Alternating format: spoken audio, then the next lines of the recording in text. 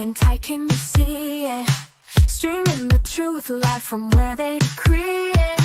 Sylvia speaks, no filter, no buffer. Courtroom drama couldn't get any tougher. When the gavel's first bang, to the witness stands tears. Sylvia's lens captures all your hopes and fears. Uploading justice one trial at a time. Tuning every moment, edges sublime. Welcome to the Sylvia Show, oh yeah. She's got the inside scoop, don't you care? With every verdict, the suspense does grow. So hit subscribe, let's start the show. Welcome to the Sylvia Show, oh yeah. She's got the inside scoop, don't you care? With every verdict, the suspense does grow. So hit subscribe, let's start the show. Faces tell stories, the courtroom can't hide. Sylvia's insights cut through the divide. From jury talks to the lawyer's secret. In Sylvia's world, you know you'll need it. Behind the scenes where whispers are loud, her lens reveals the truth in the crowd. Courtroom secrets laid bare to see. Stay curious with Sylvia Spree. Every objection, every sharp retort, Sylvia's there to give you the report. Exclusive footage no one else can snag. From catchy headlines straight to the tag. Welcome to the Sylvia Show, oh yeah. She's got the inside scoop, don't you care? With every verdict, the suspense does grow. So hit subscribe, let's start the show. Welcome to the Sylvia Show, oh yeah. She's got the inside scoop, don't you care? With every verdict, the suspense does grow. So hit subscribe, let's start the show. Faces tell. Good morning. Good morning. Good morning to you. Good morning, good people. Good morning to you. Hey, oh my God, look who is here. Good morning, King Payne. How are you this morning? All right, let me say hello to all the folks in the chat. Good morning, Bonnie. Good morning, Serena. Good morning, Kavale. Good morning, Sparkles. Good morning. No let me stop. Good morning. No compromise. Hey, Serena.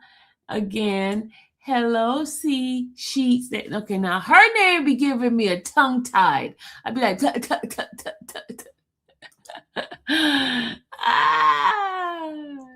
I still. I give up. I give up with y'all guys' name. I give up. I can't do it. Blame it on a foreigner in me. Kim, I'm not going to do just Kim. I'm going to continue to try. No compromising. Compromising. I think when I get to the no, my grandson created my YouTube account. I thought it was too funny. And that was hard for me. Compromise.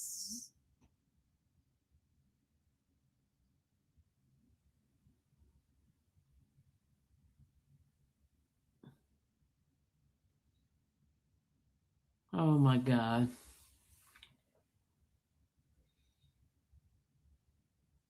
Compromising, okay? Yeah, no chemoprizing. No chemoprizing. No chemoprizing. No, you gotta put the no in there too, Pamela. You gotta put the no in there. Good morning, Pamela. You gotta put the no in there. You gotta put the no in there. You gotta put the Kim in there. It's not comb. It's Kim. Okay? It's Kim prison. You got to put the no in there. So you didn't even do it right either, okay? You trying to be funny, trying to break it up into syllables, and it ain't even working because you forgot the KIM part. She said, I put in sign language. Good morning, everybody. I know we gotta start off with a icebreaker. Now, icebreaker is Sylvia don't know how to say the name. Okay, here we go. Ready? Say no comparison.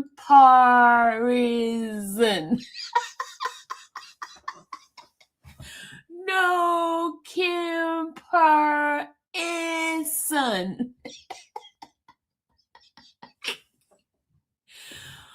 No comparison. Remember Zoom? You remember Zoom? Remember, come on and Zoom, my Zoom. Come on and Zoom, my Zoom. Now I'm dating myself, okay? All you guys probably don't even know what the heck is a Zoom. Remember Zoom was a show, a television show back in the days. You know, it wasn't for people to get on and everybody talk together. No, Zoom was an actual thing. It taught you different things. It was like electric company. You know what I'm saying?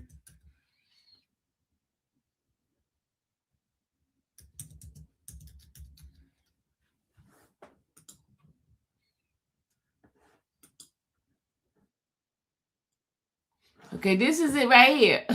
Hold on. I'm going to bring it to y'all memory. Hold on. I'm going to bring it to y'all memory. Hold on. Here we go. It was back in the days. Look. They go Zoom.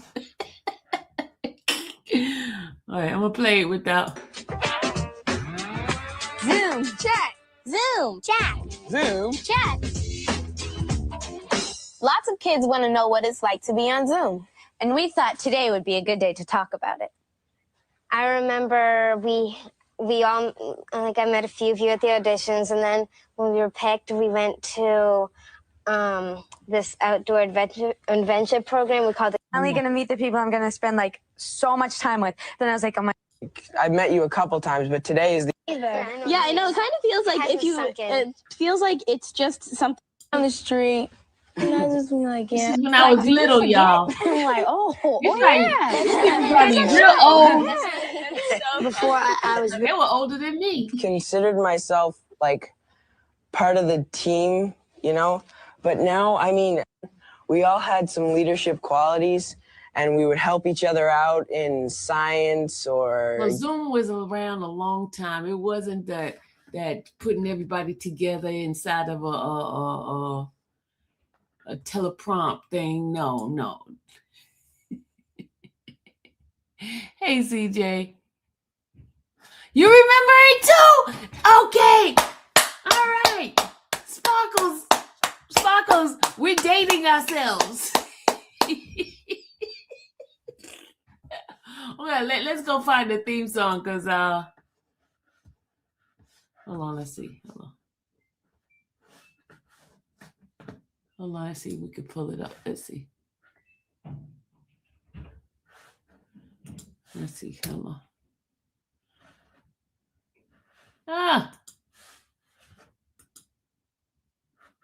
Okay, this is where Morgan Freeman came from. Look, electric company, look. Hey, you guys! That's electric company.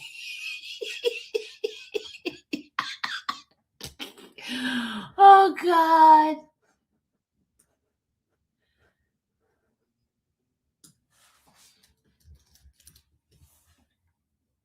There goes Zoom right here. There goes Zoom.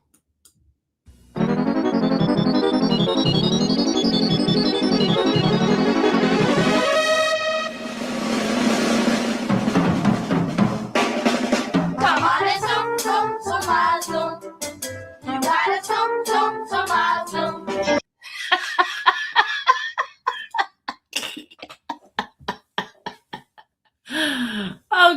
Okay, enough of my nonsense. Okay, everybody is coming in. We're just having a little good fun time while we wait on it. But before I start, I wanted to talk about what happened yesterday. There is somebody that did do a breakdown of what the defense said and what the tone that was set in the opening argument. I'm going to share what this content creator said all about it. Hey, Tamara. Hey, CJ. Hello, everybody is coming in. Miss Torres. Good morning, everybody. Hey, Brandy. Good morning. Good morning to you. See, at least I know how to say Brandy. I know CJ's name is super easy to say. Okay. Look at it. Super easy. C and a J. Okay. We don't have to worry about me trying to enunciate CJ's name because it's easy. It's not like y'all with the hard names, the tongue twisters. Okay. This here is opening argument. He's breaking it down. This is an attorney. He's breaking down what the tone that was said in an opening argument. So we're going to talk. We're going to listen to him. And then by the time we, get going, the trial will be starting again. Okay. I'll mess that up too, Covell. Prosecution opening statement was long and fact intensive. Let's talk about that.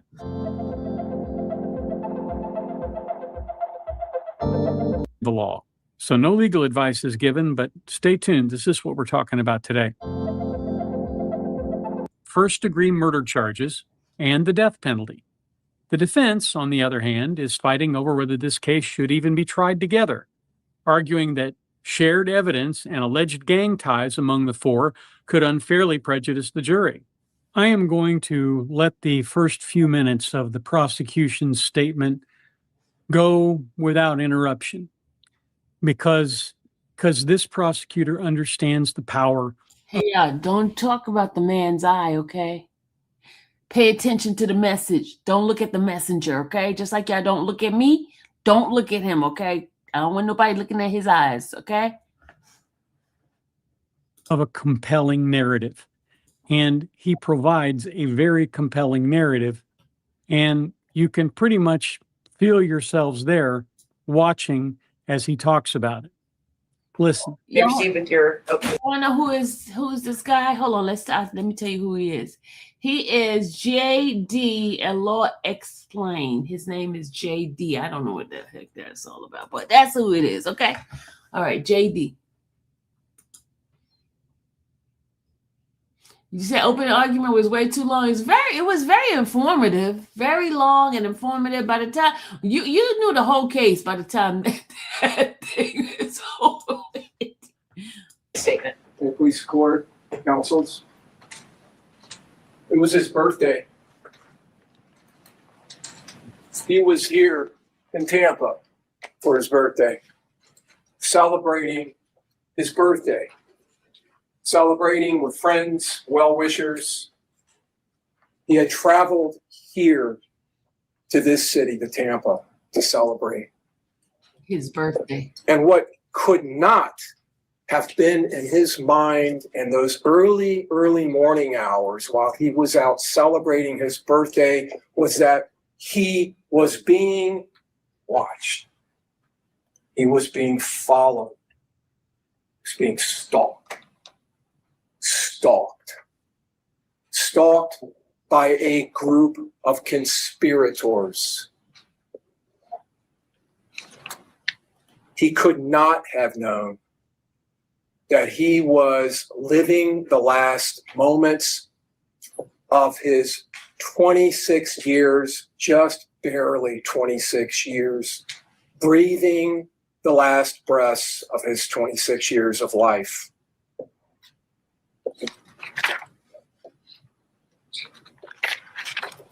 Oh, these conspirators had. Okay, there we go. There you go. Easy up in the chat. This is our professor here. This is our teacher, right? Anything you want to know about the law, please refer to Wizard of Easy. Okay. because this is our expert in here, okay? So anybody, y'all get lost in something, please ask Easy, okay? All right. Easy got it. Good morning, Easy. Good morning, Dr. TTH. Good morning, everybody that's coming in. If I missed you, good morning, good morning, good morning, good morning, good morning. Good morning, Nosy Rosie. Good morning, everybody. Good morning, Shay, a.k.a. VK. All right, here we go. Planned, and we're now executing a very premeditated plot that had been hatched days, weeks before this day. A plot hatched between them with every one of their collective evil intentions directed into one purpose, directed into one common goal: the premeditated murder of Charles Jones. This group's collective hatred and animosity drove this conspiracy, a conspiracy amongst all of them, an evil, the evidence will show, and wicked conspiracy. And now, all of their planning, all of their advanced coordination would come to fruition. Charles Jones would only see his killers briefly, maybe for seconds, or maybe even a split second, the evidence will show, as they rapidly closed in on him, dressed from head to toe in all black, like ninjas, the evidence will show, coming out of the dark, wearing disguises that they had brought with them, disguises to hide their identities from the ever-present and ubiquitous cameras that permeate our communities.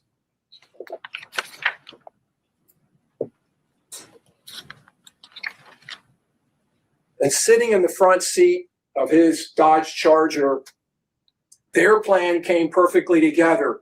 He was now the perfect target, caught completely and entirely off guard as these gunmen appeared seemingly out of nowhere. An ambush that these 4 defendants that sit before you in this courtroom had organized carefully and intended, now being orchestrated perfectly and with precision that permeated their planning and their attention to detail, unable to run, unable to dive, basically caged in the front seat of that Dodge Charger. Charles Jones will show these conspirators didn't hesitate, not for one moment and not for 1 second. With coordinated precision, they ran to their respective firing positions and then unleashed a hellish onslaught, affecting a precisely coordinated violence of action, sending a barrage, a wall of hot lead, crashing into the only barriers between them and Charles Jones, the only barriers that separated his life from his death. And those barriers were absolutely no match. No match for the high-powered 5.56 NATO and 300 blackout high-powered rifle rounds, each of which was traveling at thousands of feet per second, each round carrying with it over 1,200 foot-pounds of lethal energy directed specifically at Charles Jones. A Glock 9mm handgun. A story about violence isn't really complete unless you can show a little violence, and the prosecutor will, and then give you a cast of characters to follow along with. And I apologize for how some of this is truncated off the screen. That's kind of a function of the way it came in through the TV channel who was streaming this. But again, This gentleman is very well prepared, and he has a narrative down that I think will resonate with the jury here.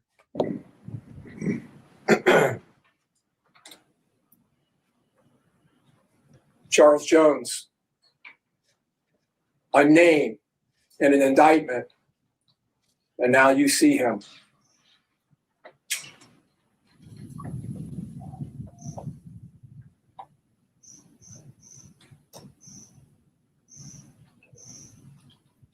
I had to do that because they were showing them shooting. That's what happened that yesterday in somebody's live.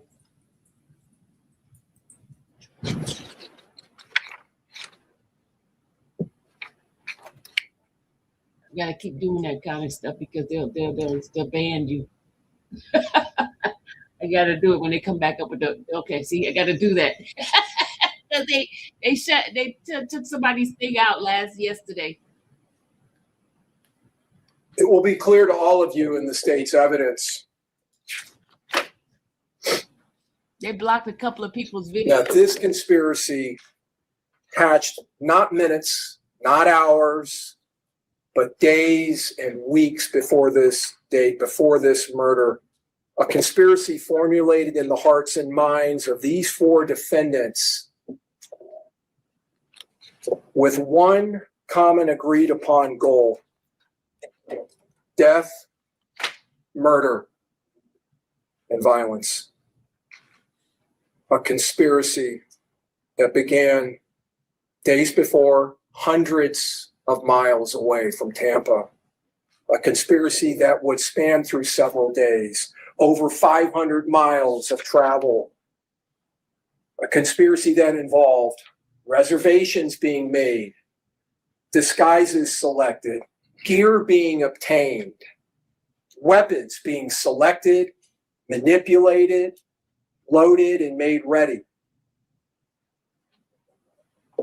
Transportation was obtained, vehicles with specific purposes, and a plot that required advanced planning and logistics to include housing, Okay, I know communications. his thing. I didn't want him bringing the same thing up again.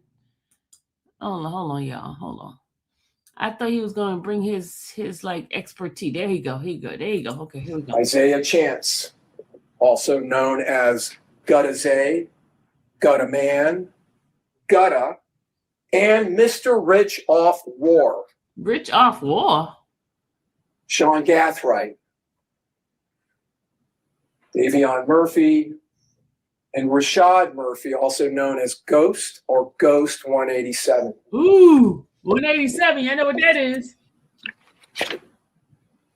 There was a fifth participant that night, Alicia Andrews, who was Mr. Chance's, defendant Isaiah Chance's girlfriend, and who, along with Isaiah Chance, would provide the essential surveillance.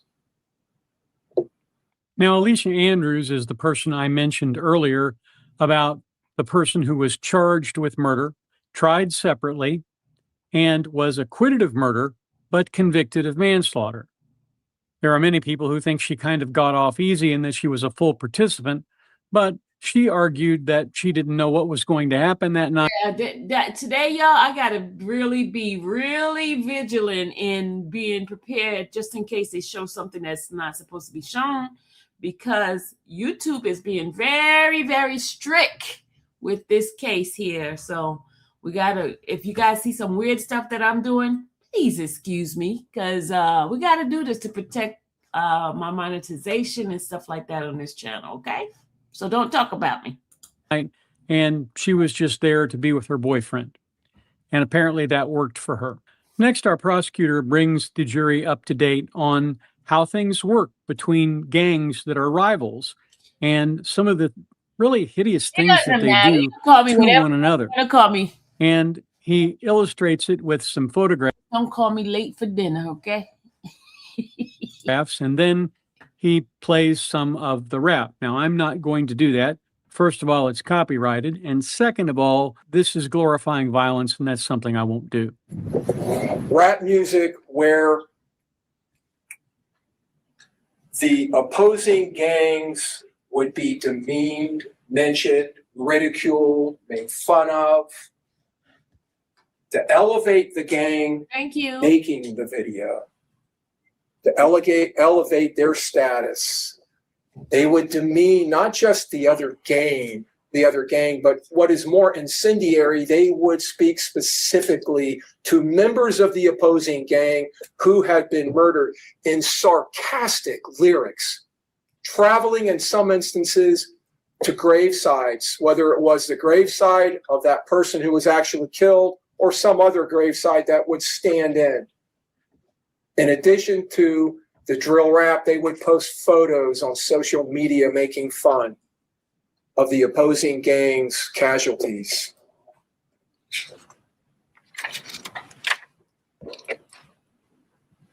I'm going to walk you through a couple of videos that you will see in the state's evidence.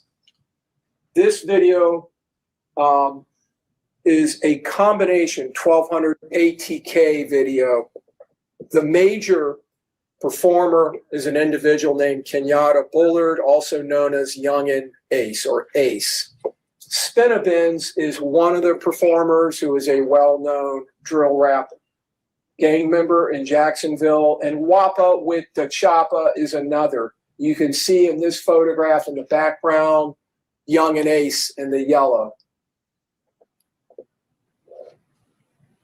Kenyatta Bullard, AKA Youngin Ace. And you can see his ATK chain around his neck.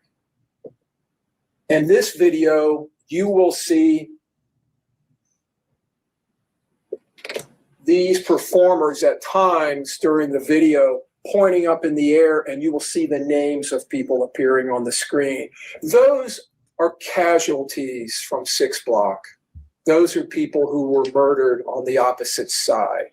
And you will hear them talking about them in this drill rap. At this point, the prosecutor plays 15 minutes of this drill rap, the rap where they talk about essentially dancing on the graves of their opponents, their enemies, the violent encounters that they've had and where they have, won, that sort of thing. And it is, again, it's useful because I think your average juror who is, who works, has a job, votes, that sort of thing, may not be familiar with this and may not understand the entire point of going to such lengths, basically to draw fire from the other side, which is, of course, exactly what happened here. It is really kind of difficult to understand, but at the end of it, he does get the point across that this is a very violent endeavor. Nearly 51 minutes into the video, or into the, strike that, nearly 50 minutes into the opening statement, he shows some of the video of the shooting that was recorded by surveillance cameras. And after that, he shows this picture of Mr. Jones's Charger, and you kind of get an impression as to exactly how violent this assault and this murder really was. And I think this has an effect on the jury, seeing this kind of evidence. You don't have to show blood and guts. You don't have to, because people imagine far worse than what you can actually show. Exactly. Mr. Jones' Charger, after being impounded and transported to the Tampa Police Department, impound lot, all of those yellow marks, other than the ones on the hinges, are going to be impacts.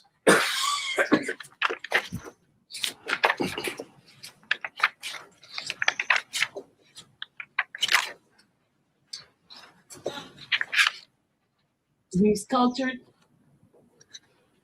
And in addition to showing all of the images of the shooting, he then walked the jury through the cell phone data, cell phone mapping of different members of this conspiracy, showing how their travels matched up, where they left from, and where they eventually got to, and then what they were doing while they were there, the time of the shooting, and all of that.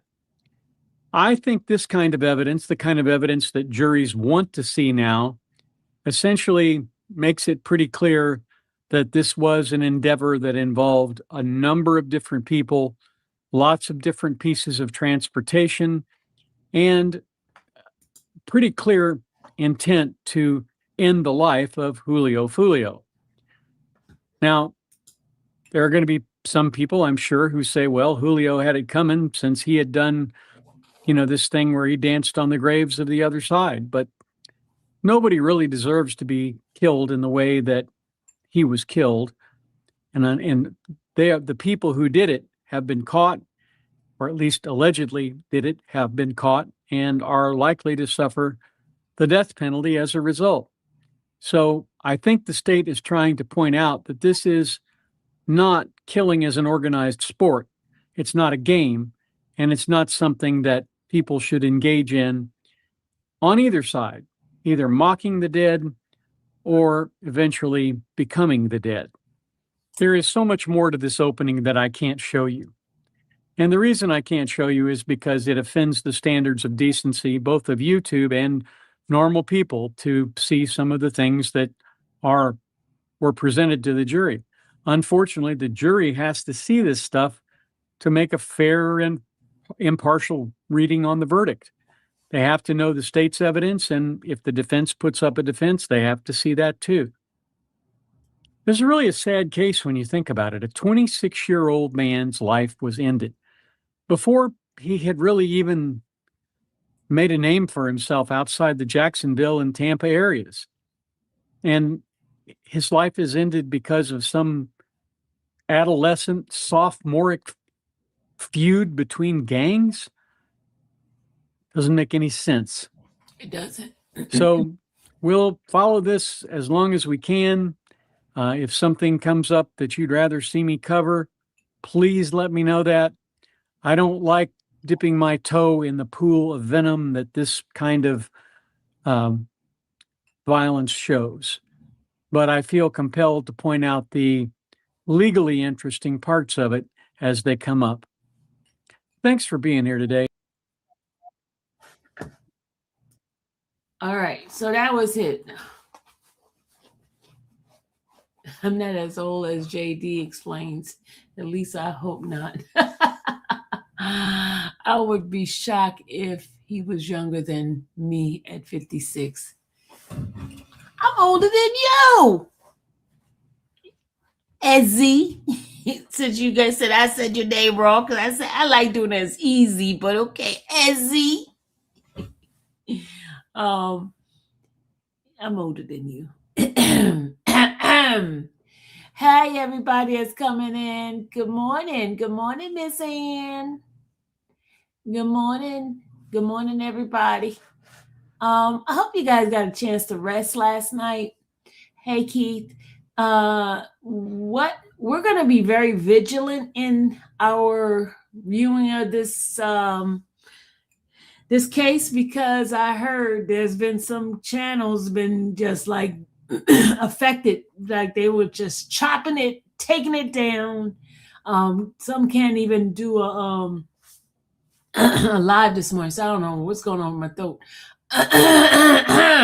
It's probably the stupid pollen outside. But good morning, everybody. Good morning, good morning, good morning. I hope you guys rested well last night.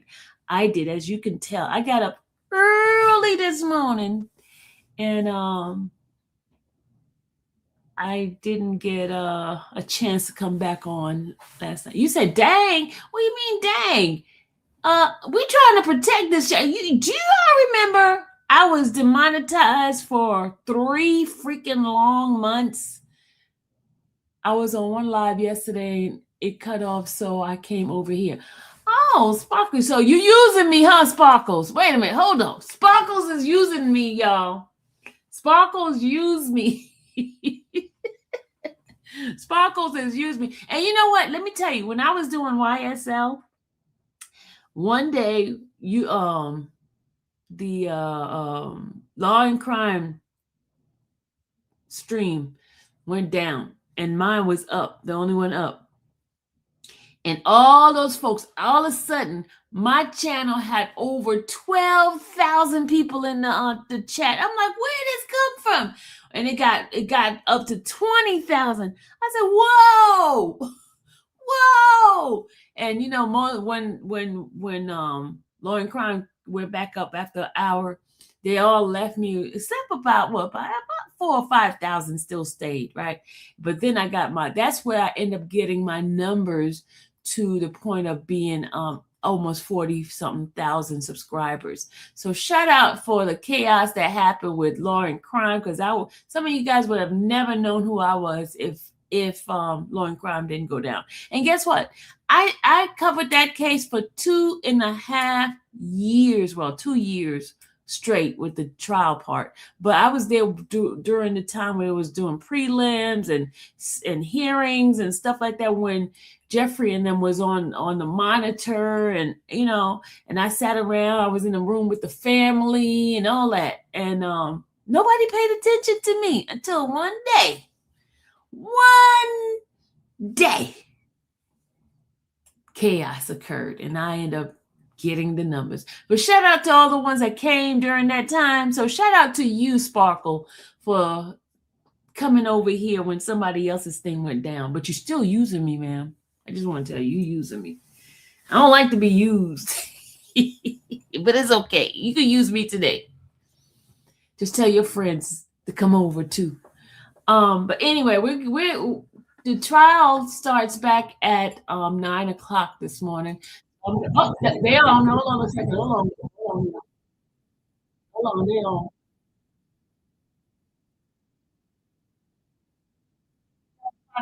TV, because hold on, y'all. Hold on. It's on down.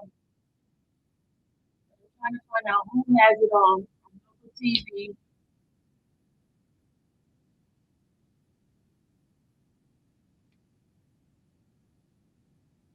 What TV got it? It's the first one on right now. Law and Crime is on. Let's see. I was trying to find all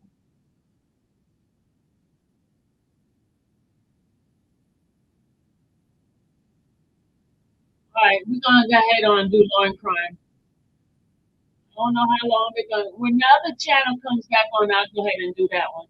We'll do Law and Crime right now.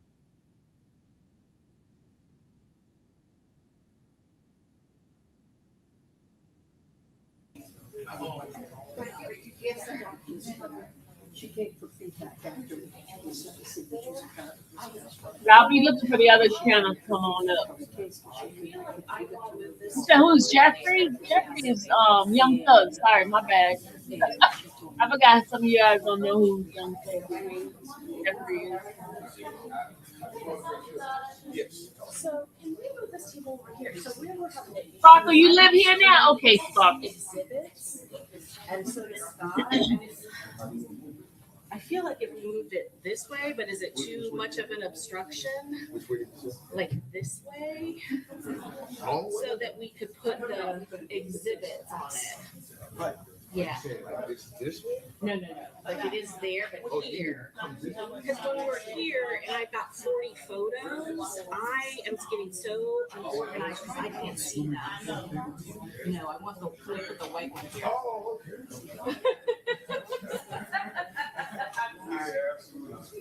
I just think it would be easier for us for photos.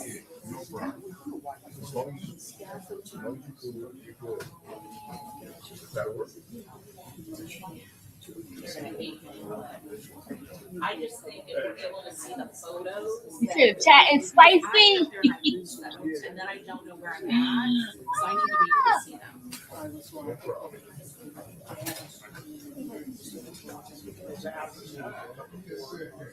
Sparkle says she's been here. She's been in the bushes. Sparkle says she's been in the bushes. Okay, Sparkle, you're not a new person here. Hey, everybody over there on X. Hi, X people. Make sure you guys hit the like button. Well, y'all can't hit the like. Come over to YouTube, hit the like button, go back out to the X. Yes, don't forget to hit the smash the like button, please. I don't have they open yet? Yes. Okay. My wife says, don't go there if you're hungry. Because you're not going to stop eating. Don't go there if you're hungry. I was there Saturday. Yes. I know. Yeah, no. I missed this one. I love this. So New Year's Eve is my choice. Yes. Yes. Hi, got it? Yes. The pizza oven. So today's Did you have a pizza oven? Just historical. And I heard, and Oliver's here, he responded to I know it's a thing. Yeah. Vicky's order, and he's just gonna testify like 2 sentences that it happened, and then respond it. I didn't realize he was able to get here today, but apparently he is My here. favorite pizza is But actually. won't be till after this. You hear them talking about pizza and all that kind of stuff. I'm sorry. Rick Fine. I think it's called shawarma. Oh, they muted now, y'all.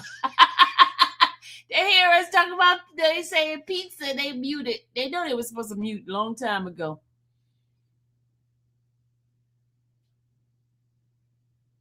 You've been studying? Okay.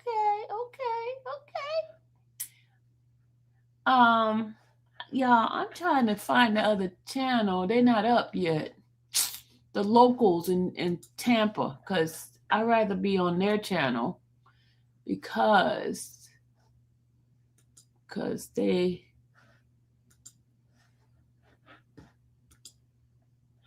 they're live, y'all. Hold on. They're live. We're gonna move over to them. Hold on, we're gonna move over. We're gonna move over to the locals. Let's get out of court TV. We're gonna go move over to the locals. All right, here we go.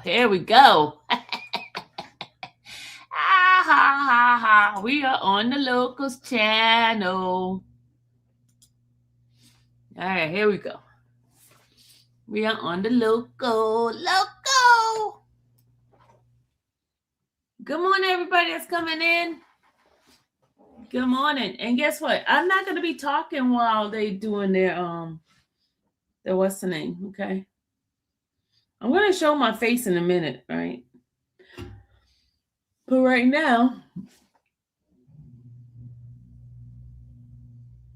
we're waiting for them to come in. 9 o'clock is 1 minute to 2. Come on now, put the mic back on. When you didn't need the mic, y'all had it on. Now all of a sudden we need the mic, they don't have it on. Good morning, everybody's coming in. Good morning, excellent news. Hey, Mr. 444 Smile. Guys, if you guys want to support this channel, here's the ways you can support me. You can support me by Cash App, PayPal, Zelle, Venmo, Apple Pay, all of it. Those fun ways of being a blessing. Nothing's too small, nothing's too large. So if you feel in your heart that you want to be a blessing to your girl, please do so, because let me tell you, running a channel is no joke. It is a real job, y'all. It is a real job. And when YouTube want to play and snatch your money, you be stuck with nothing. So if you feel like you want to be a blessing, here we go. I'm right here.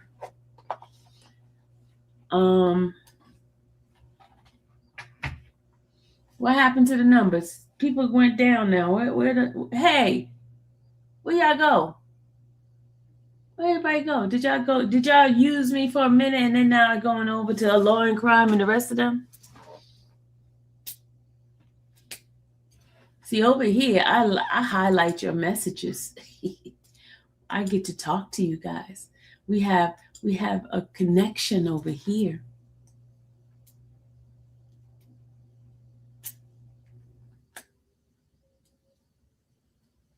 All right. They should be starting. Oh. He got to go to the bathroom. You saw that? They putting a cuff on him. Looked like he had to go to the bathroom. So they're taking him up. Oh God, here come the judge. There she go, y'all. There she go.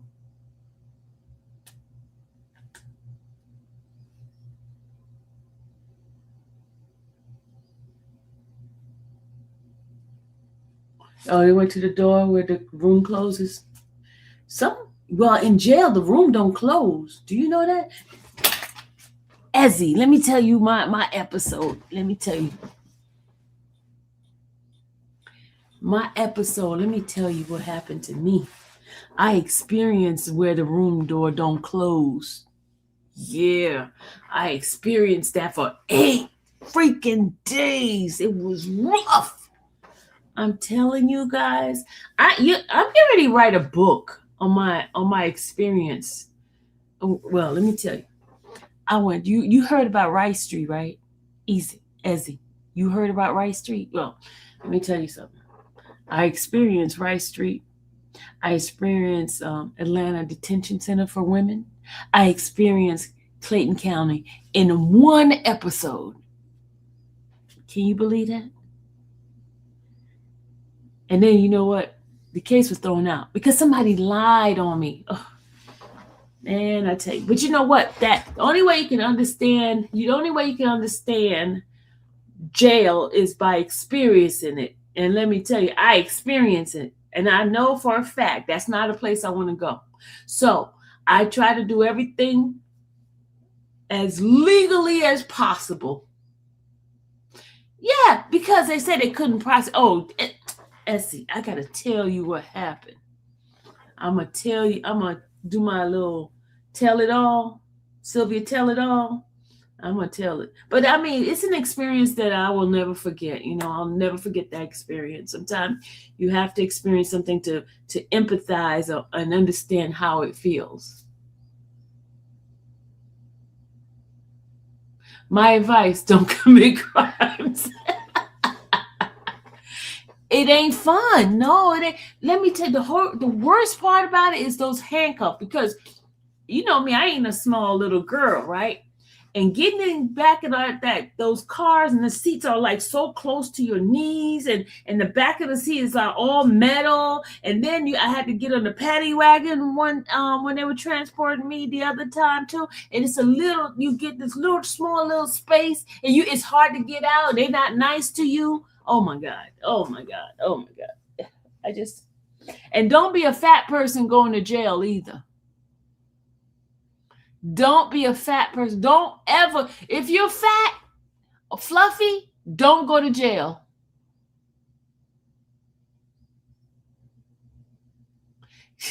Blue, I was not a G. They thought I was. You said you love handcuffs, but not the ones a cop uses. You know what? Sparkle, you too much. You are too much. You want the handcuffs.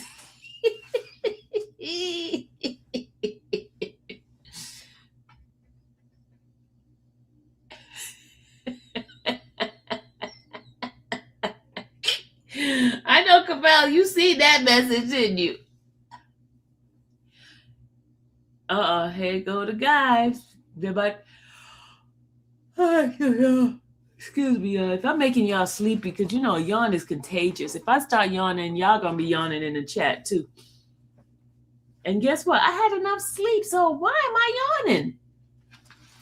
They said you need more oxygen to your head when you yawn, so I need oxygen in my head. I haven't had coffee. Oh, I don't drink coffee. Coffee's nasty. I drink tea. I had my tea this morning. I had lemon grass tea this morning. You just make you yawn too.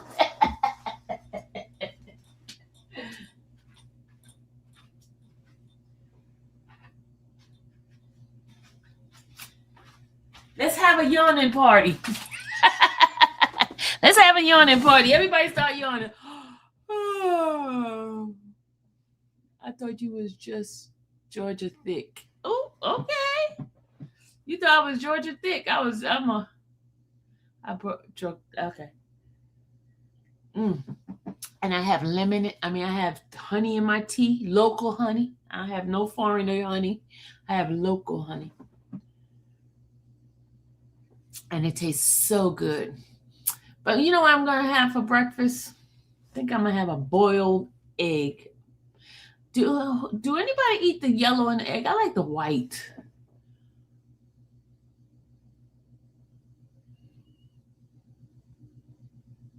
Okay, we're gonna yawn again. Ready? Set. Oh,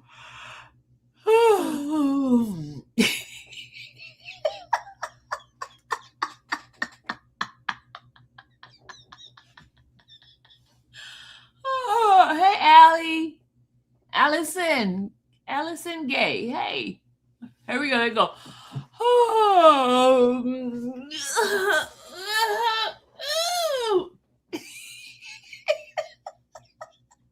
All right, here we go. Right the yawning. Ready? And we're gonna stretch. Ooh.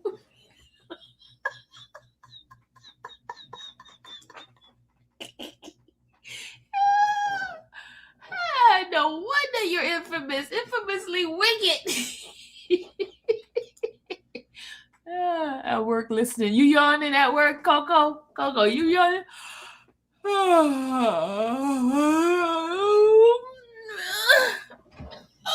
God, I gotta stretch.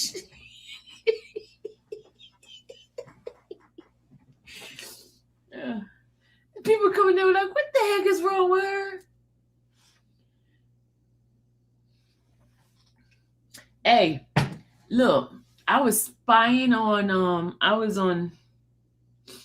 was in here spying. Now I need real tea.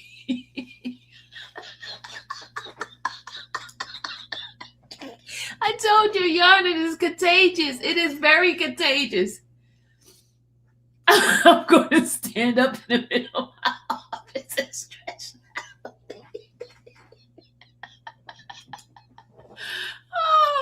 Oh my God, we're gonna have to stretch because sitting in this chair for 8 hours yesterday was like, oh my butt. Look, I have a big butt, right? But I'm gonna have to get some. I'm gonna have to start feeling some butt cushions. You got me.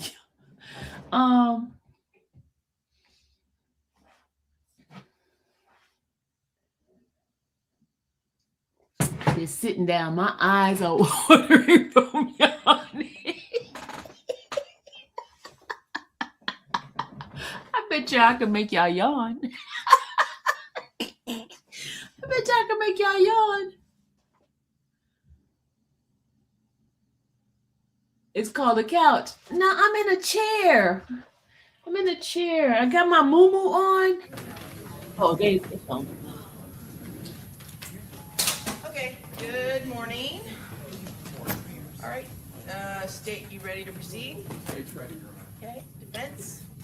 Judge, if I may? Yeah. Your Honor, I know that Detective Nieder is coming on. It's fluid because of, in talking to the state, witnesses that they need to get on for sure. But in an abundance of caution, we can take this up before Detective Nieder takes the stand, depending on how the day goes. Yeah, let's do But it. I just need to reinitiate our conversation from yesterday. That's fine. Let's do it over the lunch break. Okay. Defense counsel's present. State's present. Let's get the Detective Alvarado back on the stand. Alverson, sorry. That's okay. He's outside. Yes.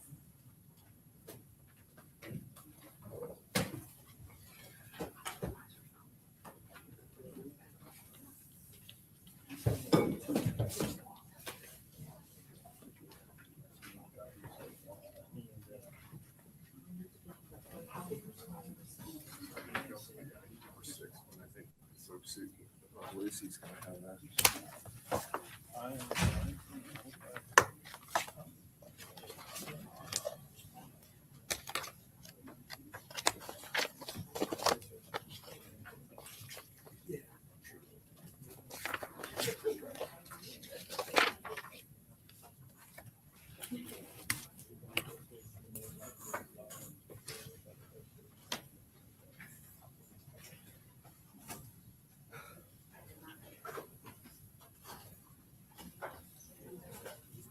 And are all of our jurors here? Yes, Judge. Okay.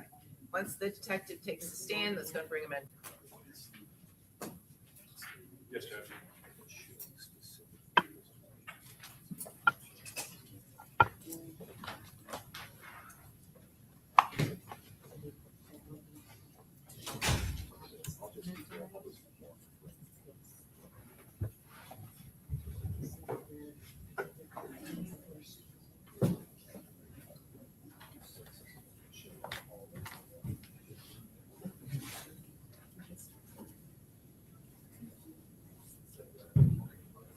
one group meet up. There might be 3 group meets up. Ready to? Yeah. All rise.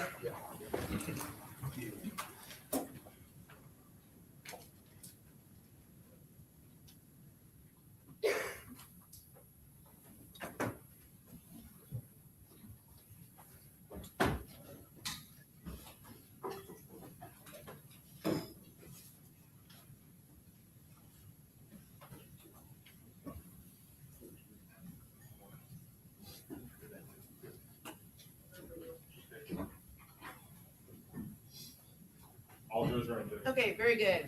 Everyone have a seat. All right, welcome back, members of our jury.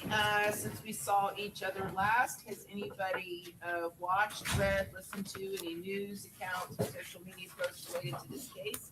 Have you done any independent investigation or talked to anybody about anything related to this case? Okay, all right, very good. All right, Detective, you remain under oath from yesterday, Yes. and Mr. Harmon, you may proceed. Your Honor. Thank you, Your Honor. May it please the court. Yep.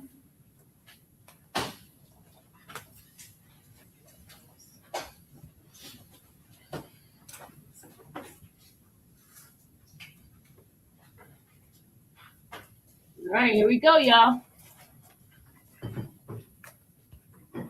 Less talking, more watching.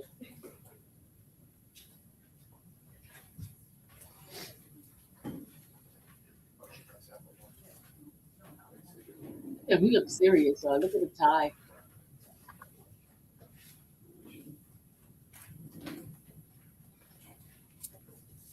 Publishing states 1.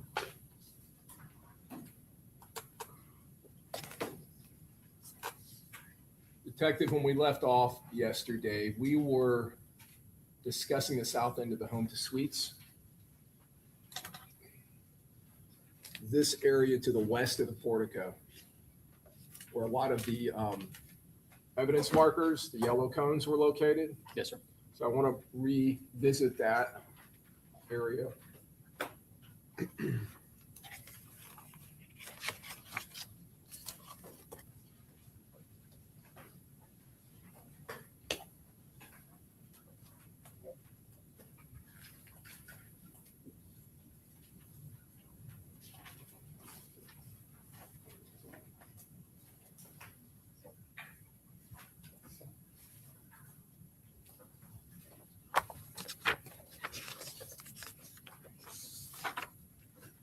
Publishing states 8, cheese and golf.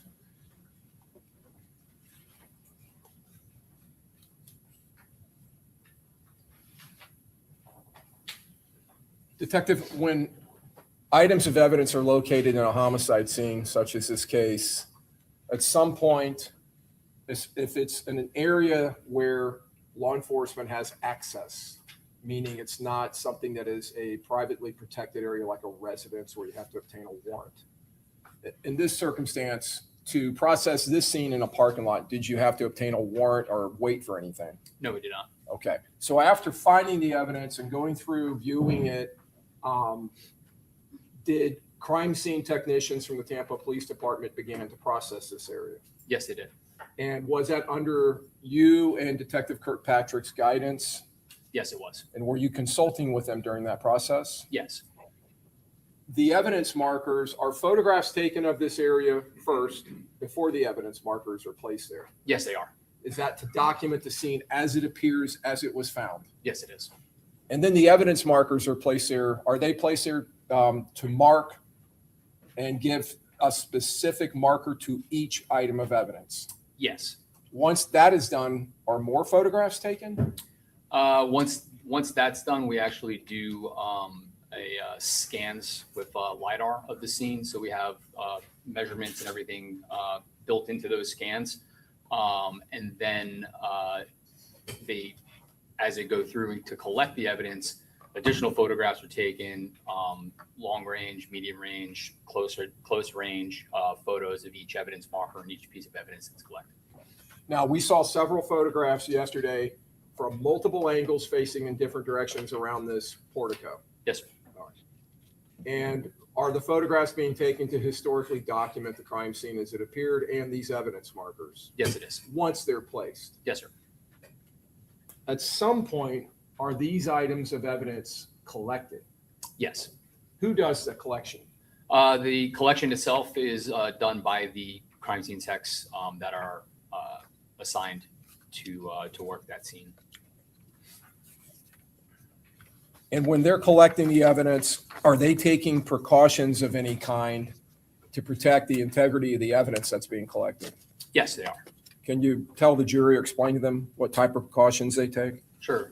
In this particular case, the items like shell casings, the crime scene techs are wearing nitrile gloves as they're collecting the shell casings. They're using basically, for lack of better words, a stick that goes into the open end of the shell casing to pick it up, so they're not actually handling the casing. And in this particular case, these casings were actually placed in a specialized container. Each individual casing was placed in that container to provide or to prevent that casing from moving around, rattling around for the potential of any potential, or to protect the potential of any DNA evidence that may have been found.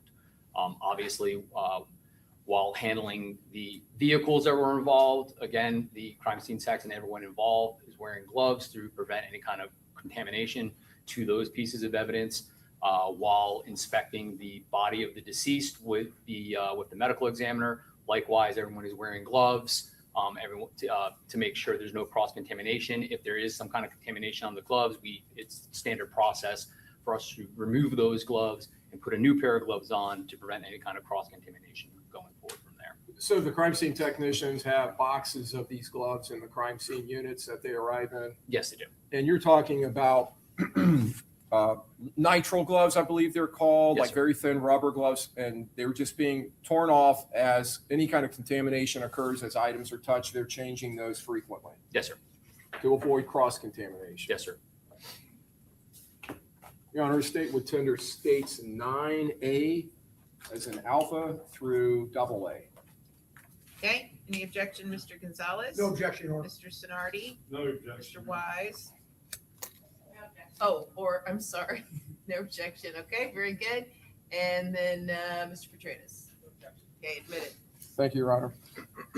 So I'm going to walk through the markers and some of the items. In the, looking at these exhibits, do you recognize those in that area of the crime scene? Yes, I do. All right. And let me go back to our stage one. Where did I put that?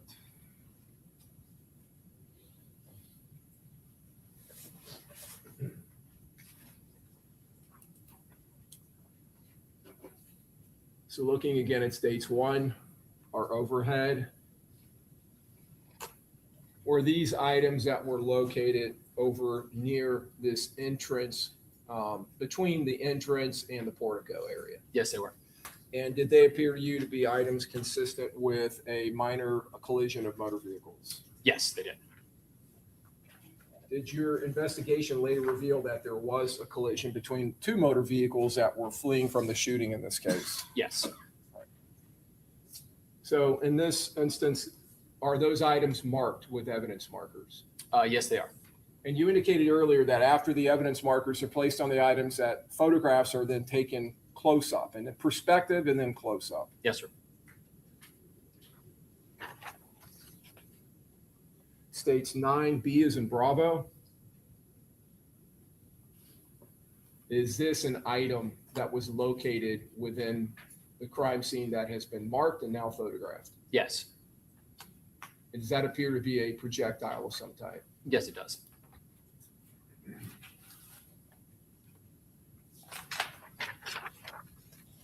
States 9C, C as in Charlie. Is this just a more close-up photograph of that? Yes, sir. Same item. Yes, sir.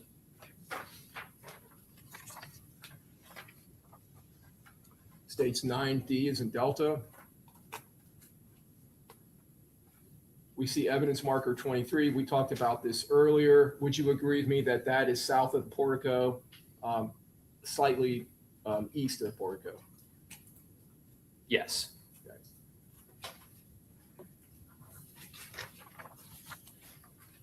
States 9E is an echo, a close-up of that item. Does that also appear to be a projectile? Yes, sir. Or jacketing, but yes, projectile. Now, you mentioned jacketing. Have you been involved through your law enforcement career in investigations involving gunfire? Yes, sir. Whether it was a homicide or some other type of investigation? Yes, sir. Have you been involved in investigations where the gunfire travels through an intermediate barrier such as automotive glass, sheet metal, sheetrock, if it's in a residence or a building, something like that? Yes, sir.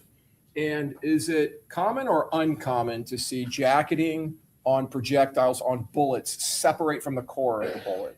Yes, it is. It's common. Yes, it is common. Okay. And that's why you say this, you're recognizing this as a possible jacket to a projectile? Yes, sir.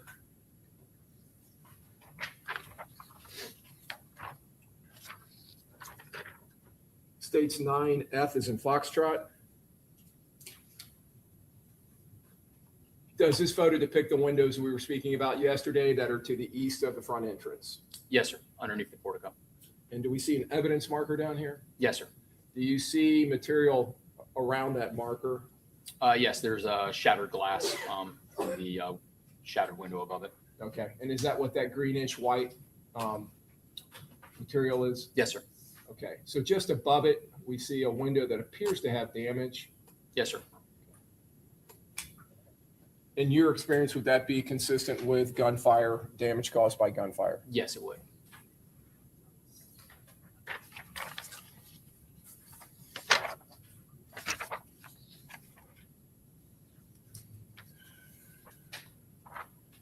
States 9G is in golf. We'll probably come back to this evidence marker so we can see where it is in the scene, but at this evidence marker, is there another item that appears to be related to gunfire? Yes, appears to be more bullet jacketing or fragments. States 9H as in hotel. In this photograph, at the bottom of the photograph, we see evidence markers 26 and 27. Yes, sir. 26 appears to be at the crease of the wall and the ground there at the bottom of the wall. Yes, sir. Appears to be some type of tile. Yes, sir. Or brick. Okay. And then to the south of that, there's a pillar with a evidence marker next to it. Is that correct? Yes, sir. 27. All right. So at 26, there's an evidence marker, and if you go up that wall above it, there appears to be some defect in the wall. Do you see that? Yes, I do. And did that appear to be something that is related to, or was related to gunfire? Yes, it appears to be some type of projectile strike. Just moving it a little closer to look at it. Have you seen brick like this and exterior walls on buildings struck by gunfire before? Yes, I have. Did this appear to be consistent with that? It did. Were there other holes and divots in that wall? I don't believe in that portion of the wall. No. Now, when a high-powered rifle projectile or a pistol projectile impacts a wall like that, can that also cause separation of a jacket in the core of the bullet? Yes, it can. Now, going to the pillar, we have this evidence marker 27. If we move up the pillar, was there also some type of defect on the pillar? Yes, it appears to be another projectile strike.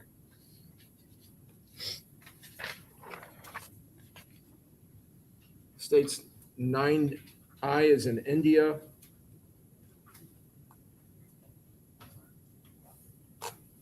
Is this in the portico on the ground near the vehicle that belonged to one of the employees? Yes, sir.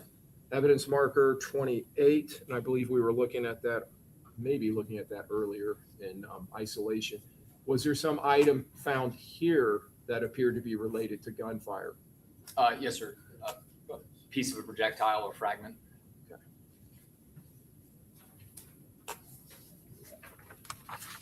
States 9J is in Juliet. Is that a close-up of the same area? It is, yes, sir.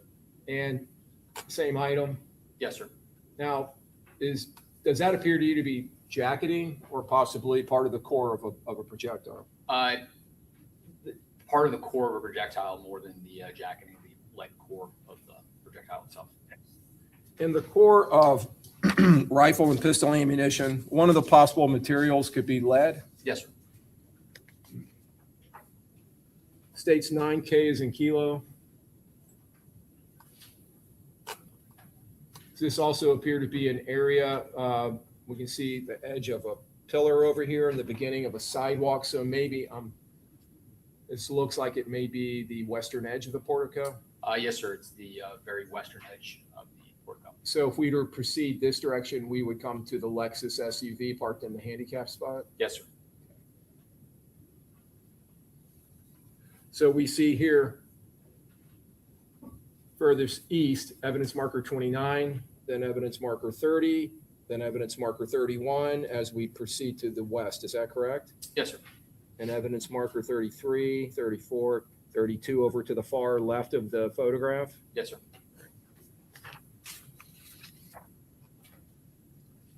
This photograph, is this a close-up of evidence marker 29? It is. And again, were there items located that were marked in this photograph? Yes, sir. More bullet fragments. Okay. Now, these fragments, does that appear to be two different types of fragments? It's hard to say from the photo, sir. I know the top one is definitely jacketing because of the color of it.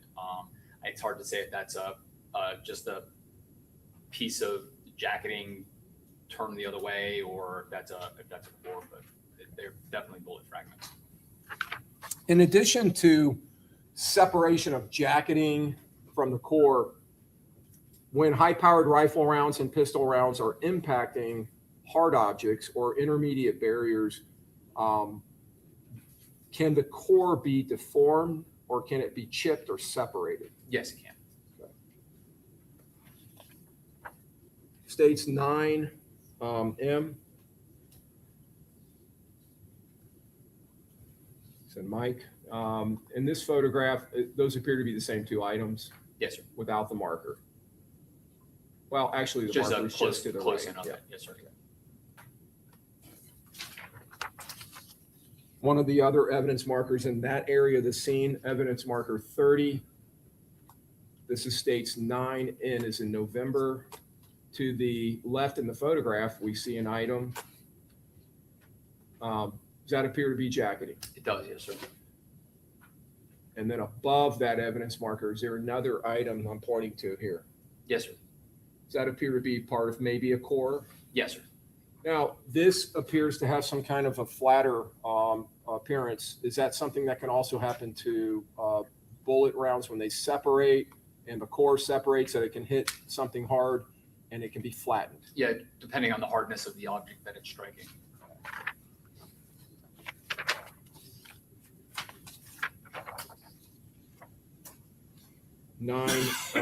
Q is in Quebec.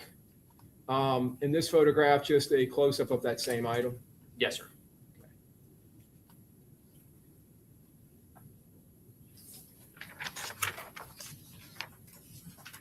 Going to another evidence marker in this western edge of the portico.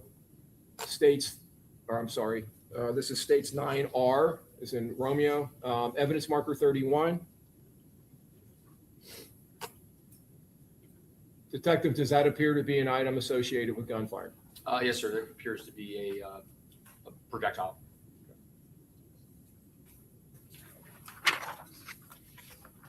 States 9S is in Sierra. Evidence marker 32, same area. Is there another item now being documented? Yes, sir. Does that item also appear to be associated with gunfire? Yes, sir. It appears that it possibly fragmentation from the vehicle that was struck by the gunfire itself.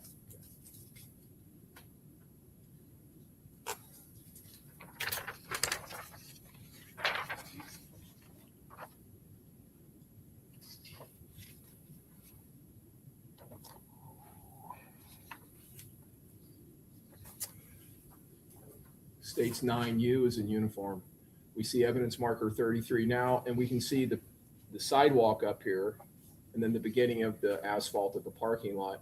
So I want to talk about evidence marker 93. We're on an area of ground that is between the portico bricks and the parking lot. Is that correct? Yes, sir. That's the very western edge of the portico where it meets the parking lot looking to the north. States 9 V, and this is states, or I'm sorry, this is evidence marker 33. Is this documenting this red substance? Yes, sir.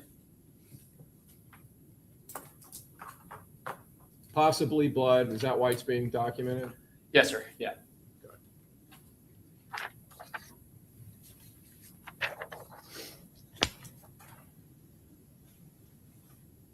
States 9X is an X-ray. See evidence marker 34. Now we are moving into the asphalt of the parking lot. Yes, sir. Okay. And at this evidence marker, let me zoom in, we have, would it be fair to say there are 2 items being marked here? Yes. Okay.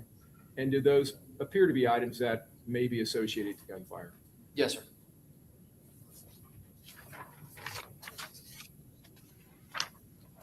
States 9Y is in Yankee.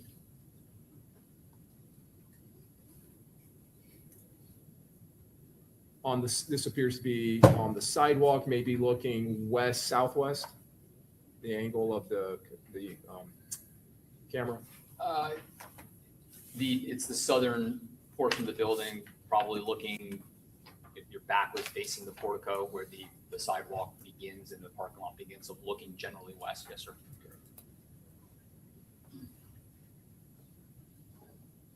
Does that appear to be documenting some stain on the sidewalk? I believe it's the. Or is there an item? I believe it's documenting the the item. Okay. Jacketing. Okay, so there is a piece of jacketing there. All right. That's 35. Okay, here we go. States 9, Z is in zebra. Same evidence marker, but 35. So now we can see that item. Yes, sir. Close up. Does that appear to you to be some type of jacketing or a portion of jacketing? It does, yes, sir. On some of the jacketing, I'm going to use a paper clip as my pointer. We see these lines on the jacketing. On some of them we've seen. Yes, sir. In your experience and based on your knowledge of firearms and investigations involving firearms, could that be consistent with impressions left by the rifling of a barrel? It could, yes, sir.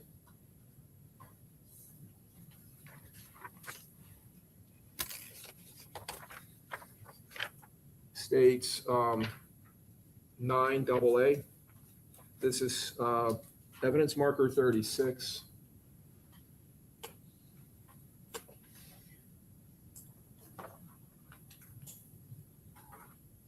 I'm going to zoom in. There appears to be an item or items to the right of that evidence marker.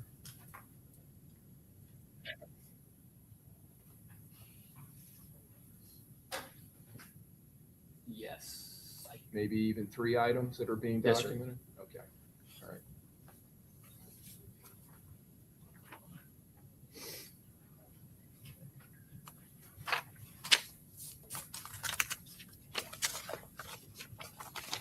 After being photographed, after these photographs were taken, at some point, did the crime scene technician under you and Detective Kirkpatrick's direction collect those items? Yes, sir.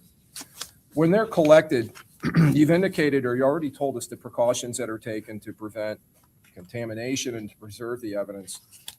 Are the items placed into some kind of a container, individually packaged and separated from other items? Yes, sir. Depending on the item that's collected, obviously will dictate the type of container, but yes, each individual piece of evidence is generally packaged separately.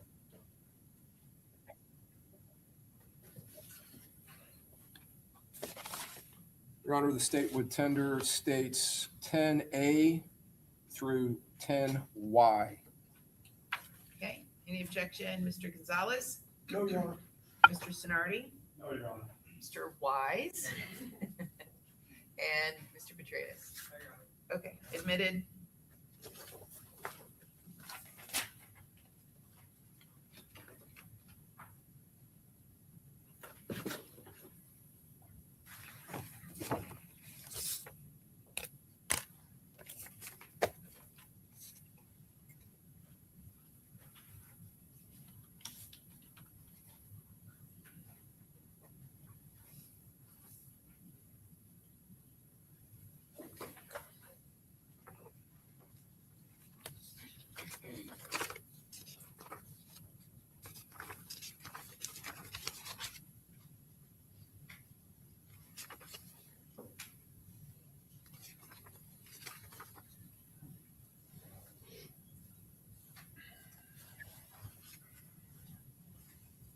Me.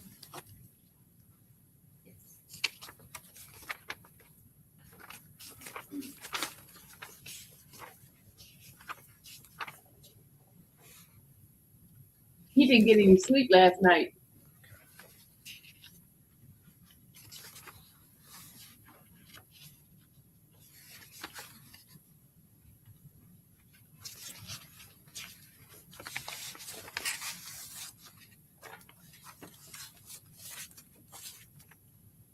So I'm going to go back to States Exhibit 8M.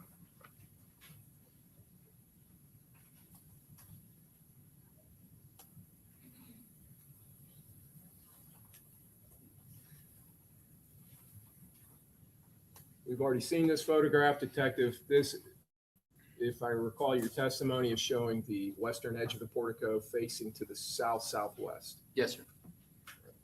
So I want to draw your attention on, hopefully this is going to give us a good enough definition to see it, to this evidence marker 37.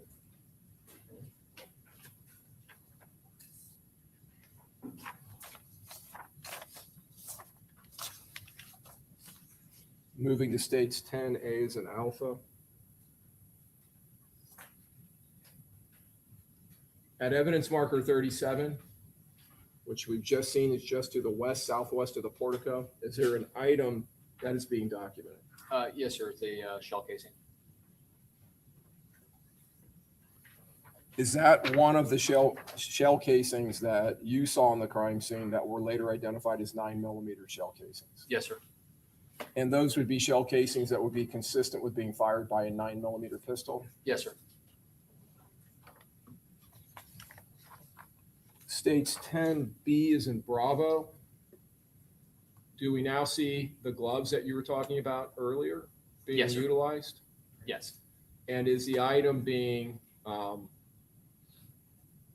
picked up and held in order to document it photographically? Yes, sir.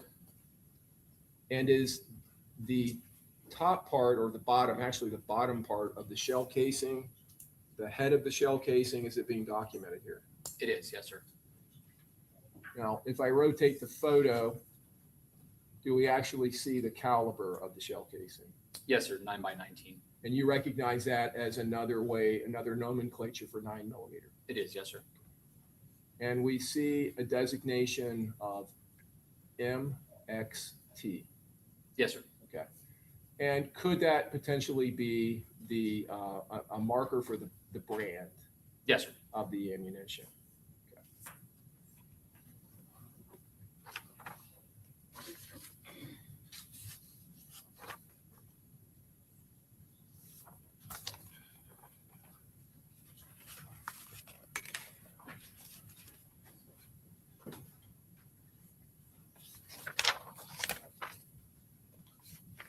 States 10C is in Charlie. We are going to move down the to the west down the sidewalk towards, and we can see the beginning or the top part of the photograph, the edge of the handicap spot. At evidence marker 38 in states 10C, do we see an item being marked here? Yes, I believe it's actually marking two shell casings, one to the, as you're looking at it, one to the left and one to the right of that evidence marker. So it'd be 38A and 38B.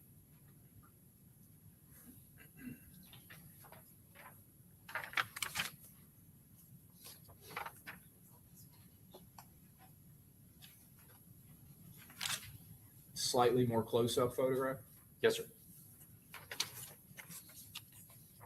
States 10E is an echo. Again, is the crime scene technician now holding one of those shell casings to document the head of the case? Yes, sir. And does it appear to have consistent markings with the other shell casing? Yes, sir, it does. Same brand, MXT, same caliber? Yes, sir. And states 10F is in Foxtrot. A close-up of one of those shell casings? Yes, sir. Okay. And states 10G is in Golf. Is the tech again now holding one of those shell casings to document the head of the case? Yes, sir. Now, is it, again, consistent in ammunition manufacturer and caliber? It is, yes, sir. States 10H is in hotel. We're looking at the shrubbery or plants that are in the that little planter area just to the west of the, or to the east of the handicap spot. Is that right? Yes, sir. And we see an evidence marker 39. Yes. Okay.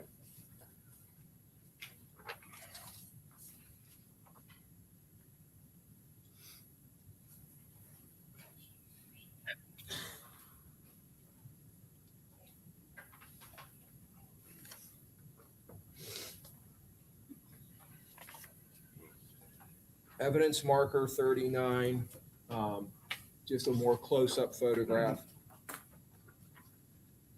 And this is states 10I is in India. Hard to see. Does it appear to be marking a shell casing? It does, yes, sir. And states 10J is in Juliet. That's a close-up of that shell casing that's being marked by evidence marker 39 in the bottom of the shrubs. States 10K is in Kilo. And again, is the evidence, is that item picked up using gloves and using this piece of metal wire to hold it, and then documenting the head stamp? Yes, sir. And does the head of the case have the same ammunition manufacturer markings? It does, yes, sir. Is it the same caliber as the other shell case? It is, yes, sir.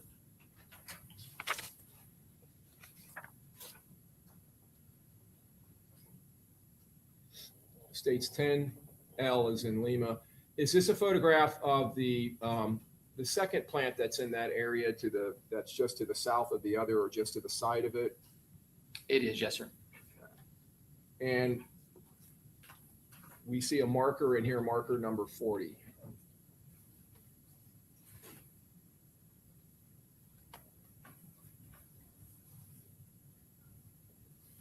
I believe it's marking evidence for the bottom of that marker to the right. Yep. States 10M.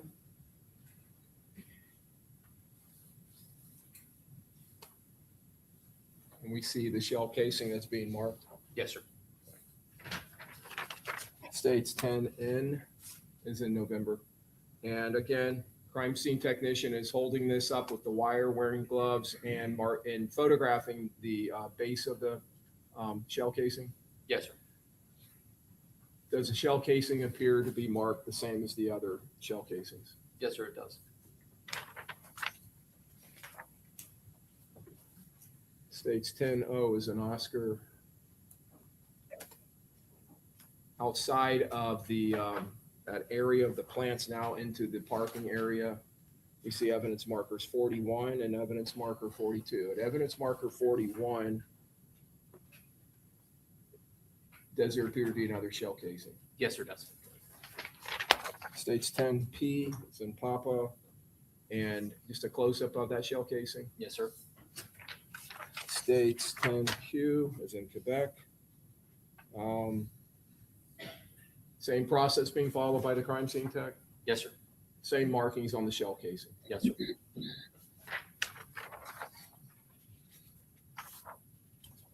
States 10R is in Romeo. Evidence marker 42, another shell casing? Yes, sir. Close-up of the shell casing? Yes, sir. States 10 T, I think that's T is in Tango. Same process being followed, Yes, sir. and same markings on the base of the shell casing. Yes, sir. States 10U is in uniform. Evidence marker 43 does appear to be another shell casing, It does, yes, sir. and evidence marker 44 another shell casing. Yes, sir. States 10V is in Victor. Just a close-up at evidence marker 43 of the shell casing. Yes, sir. States 10W is in Whiskey.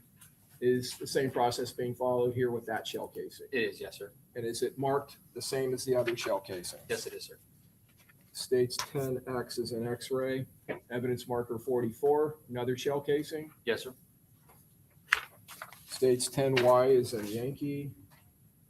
And this is the same process for collection of that evidence being followed by the tech. Yes, it is. And is that shell casing marked exactly the same as the others as far as the manufacturer and caliber? It is, yes, sir.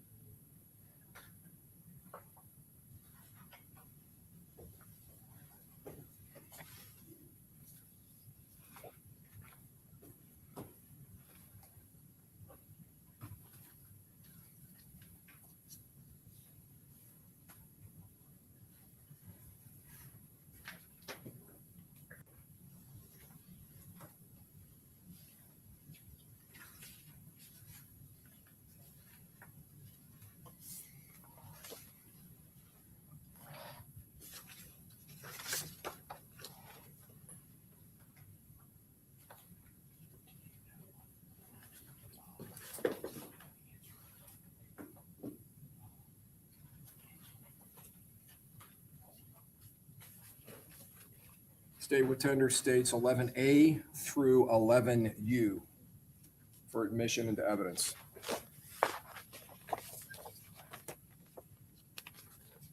I'm sorry, what was the number again? 11A through 11U. Okay, any objection, Mr. Gonzalez? No objection. Mr. Sonardi? No objection. Mr. Wise? Mr. Petratus? Admitted. Publishing states 11A is an alpha. We are moving now a little bit south into the parking lot. And we see evidence markers 40, 45, 49, and 48. Is that right? Yes, sir. Okay. And at all of these, well, let's start with 49. Well, actually, let's start at 45. Close up of states 45. This is states 11B is in Bravo. Do we see two shell casings? Yes, sir.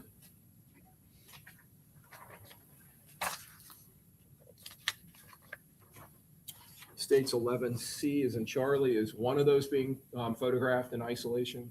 Yes, sir. And is that shell casing now in states 11D is in Delta being picked up with the gloves, with the wire, and the head stamp being photographed? Yes, sir. Same markings as the other shell casings? Yes, sir. Same head stamp.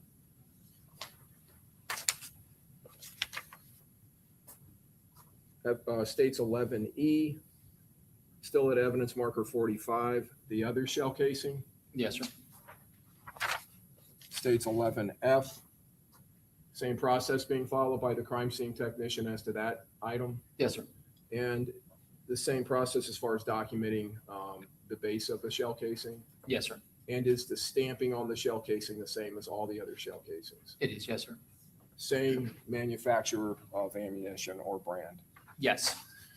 Okay. Now moving to states 46, and this is states 11G is in golf. Do we see another shell casing? Yes, sir.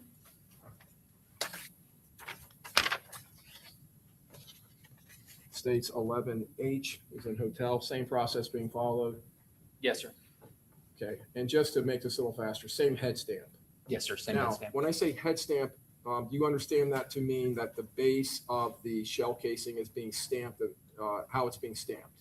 It's Yes, sir. head stamp, okay, and that would include the caliber, the if the manufacturer puts some kind of initials there for their, I know sometimes like federal cartridges is FC, and they may have other designations like this has 23 on there. Yes. Okay, all right.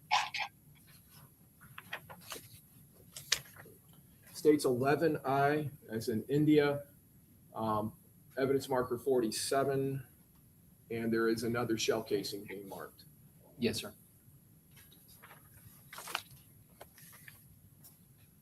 States 11J is in Juliet, same evidence marker, close up of that shell casing. Yes, sir.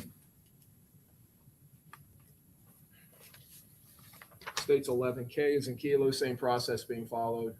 Yes. That base of that casing is being photographed and same markings, same head stamp. Same head stamp. Yes, sir. States 11L as in Lima. We see evidence markers 48, 49, and 45. Is that right? Yes. At 48, is there a shell casing? There's two actually. Two. Okay, I see 1 and 2. Is that right? Yes, sir. Okay. And up here at 49, there's a shell casing? Yes. That's visible? Okay.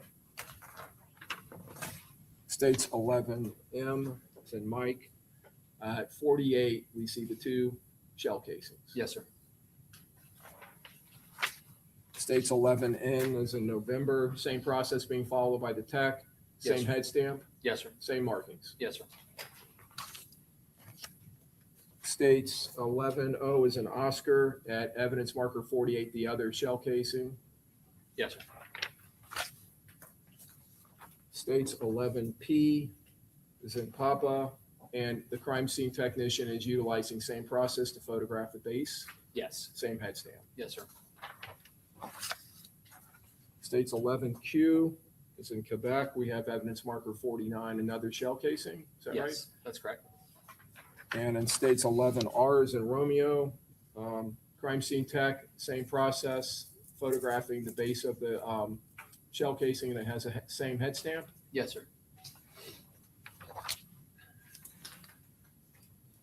States 11S is in Sierra, evidence marker 50. And is there a shell casing? Yes, there is. States 11. Going back to this one, states 11 that I didn't publish yet, states 11T is in Tango. At evidence marker 50, we see the shell casing. Does the shell casing appear to be deformed in some way? It does, yes, sir. And can you explain or describe? Towards the end away from where the head stamp would be the base of the shell casing, basically at the opened end of the shell casing, it's compressed down slightly. In the sequence of events that you later saw in a video of the shooting event, did it appear to you that these shell casings were deposited onto the ground before the Dodge Charger moved? Yes, sir. States 11U is in uniform. With that shell casing, same process being followed, Yes, sir. and the same head stamp, same markings as the other shell casings. That's correct.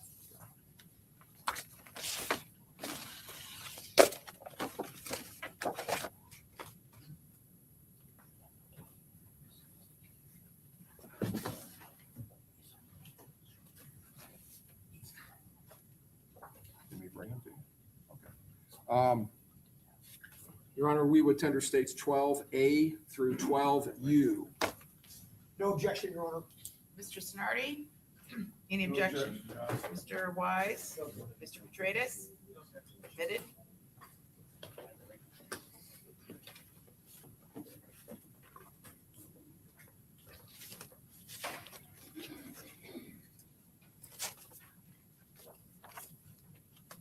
States 12A is an alpha.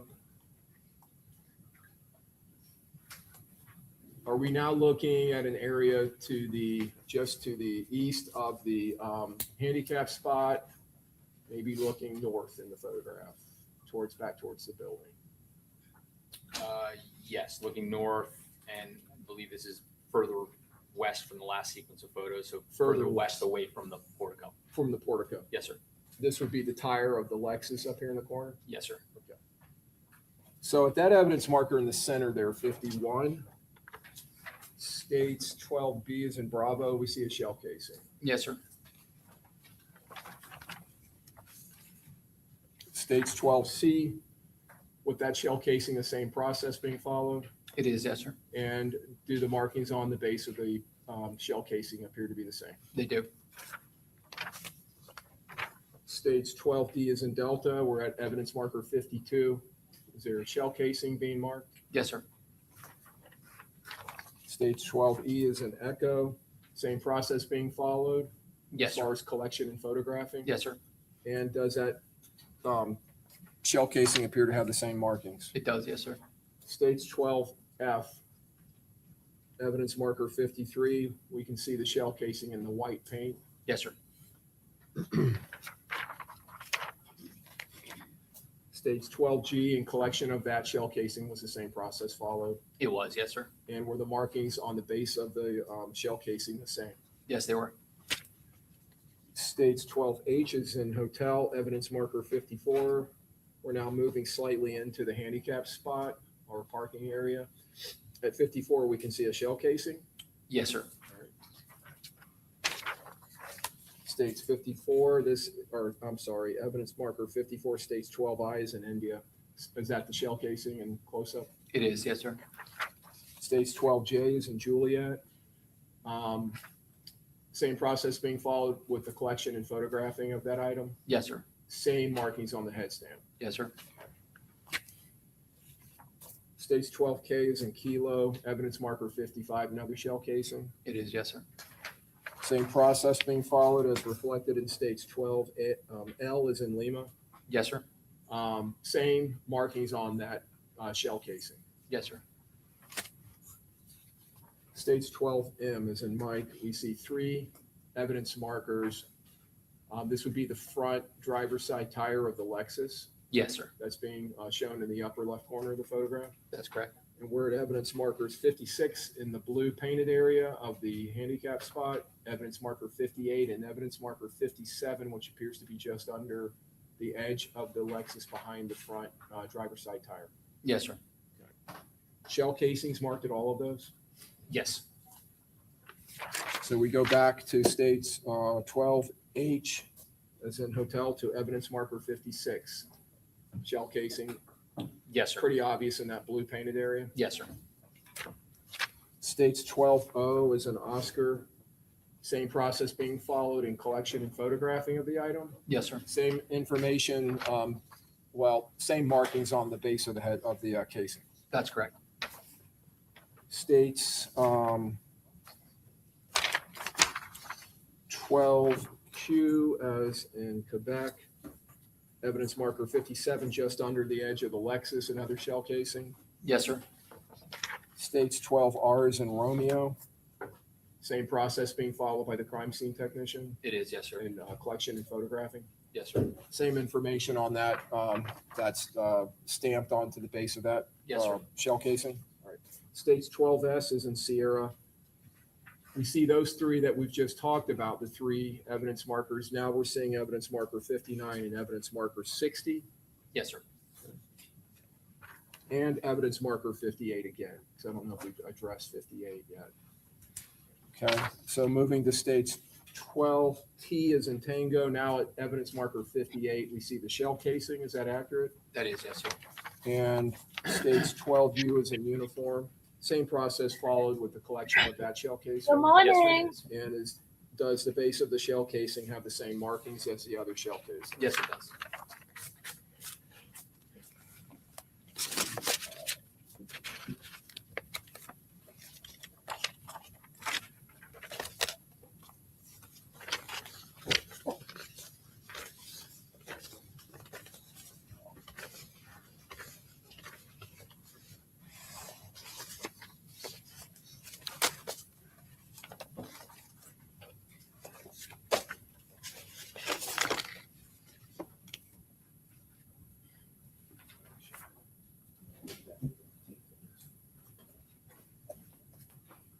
State with tender, Your Honor. Exhibit 13A is an alpha through I is an India for admission into evidence. Any objection, Mr. Gonzalez? No objection. Mr. Sonardi? No objection. Good morning, everybody. Mr. Petraeus? Admitted. Good morning. Publishing 13A. Are we looking at the front area of the Lexus?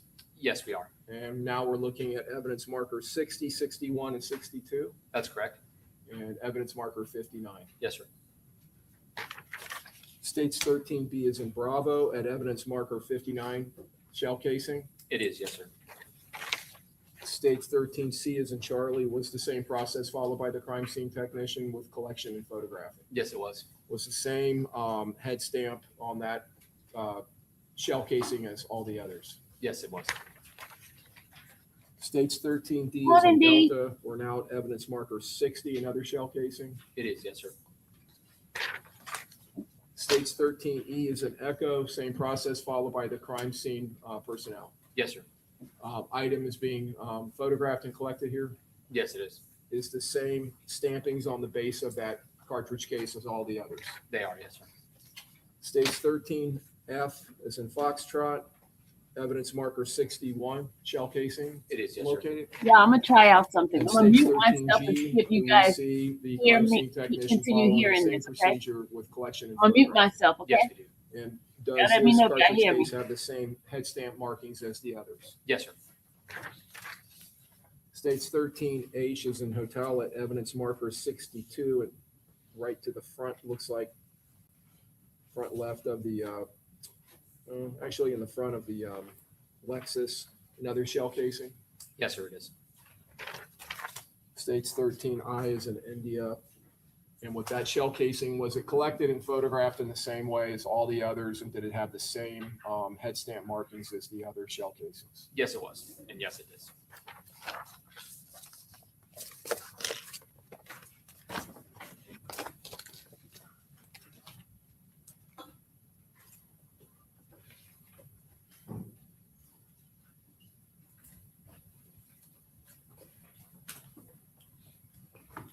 Detective, were there a total of 31 shell casings collected in this scene?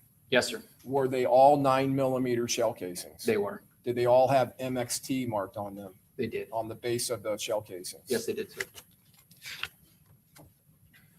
sir. State would tender exhibit 14. Okay, any objection? Mr. Gonzalez? No, Your Honor. Mr. Sonardi? No, Your Honor. Mr. Wise? No, Your Honor. Mr. Petratus? Okay, admitted.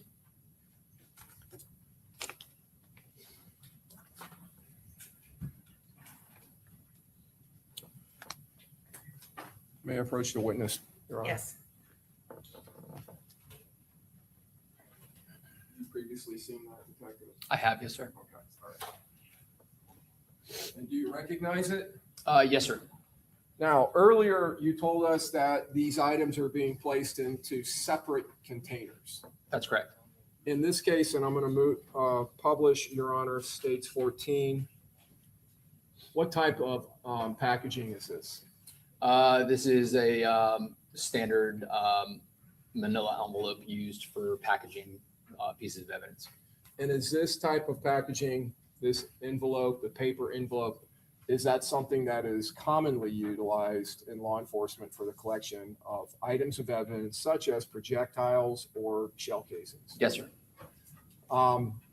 Is that something you've seen throughout your law enforcement career? Yes, sir. Now, when this item is collected, is there a label that is prepared by the Tampa Police Department at some point after its collection? Yes, once it's collected and submitted to the property control room, the property control room will assign it a tag with a identifying number on there. All right. Now, I want to talk about a couple of the other things that are on this packaging and kind of walk through the process of its collection. So the item is collected. We saw the crime scene technicians using the gloves to protect the integrity of the item. The item is then placed into that envelope? Yes, sir. Where's the envelope placed there at the scene? At the scene, the crime scene techs gather all the pieces of evidence, the envelopes that contain the pieces of evidence. Those are generally stored in large paper bags, almost like shopping bags. Those paper bags are brought with them as they collect evidence throughout the scene. Once obviously it gets too much, they're secured inside one of the crime lab vans while we continue to process the scene. Okay. At some point, once My once the bad, scene I is got too fully excited. processed and the crime scene personnel clear the scene, do they drive their crime scene lab van somewhere? Yes, they drive directly to police headquarters where the forensic investigation unit is based out of, and they unload those pieces of evidence, bring it to the forensic investigation unit's office to begin their process. Okay. And where is that, the headquarters? Tampa Police Headquarters is located at 411 North Franklin Street. Is that right here in downtown Tampa? It is, yes, sir. Just a couple blocks from here? It is, yes, sir. All right. And does it consist of a building that has multiple floors? Yes, sir. Is one of those floors or on one of those floors, is there a property or evidence section or evidence room? Yes, sir. some agencies call it an evidence section, some call it a property room. Yes, sir. And is there a secured area there where evidence such as this is maintained and stored? Yes. Is there personnel from the Tampa Police Department? That is their job to ensure the integrity of that area. Yes, sir. Was this item eventually taken there? Yes, it was. And would that be the process, or would that be where this label is prepared? Yes. And does the person who's collecting it give input as to that? Input as to how? The information contained in the label. Yes, when the evidence is actually submitted, as it's submitted, that there's a property entry sheet that it has to be filled out.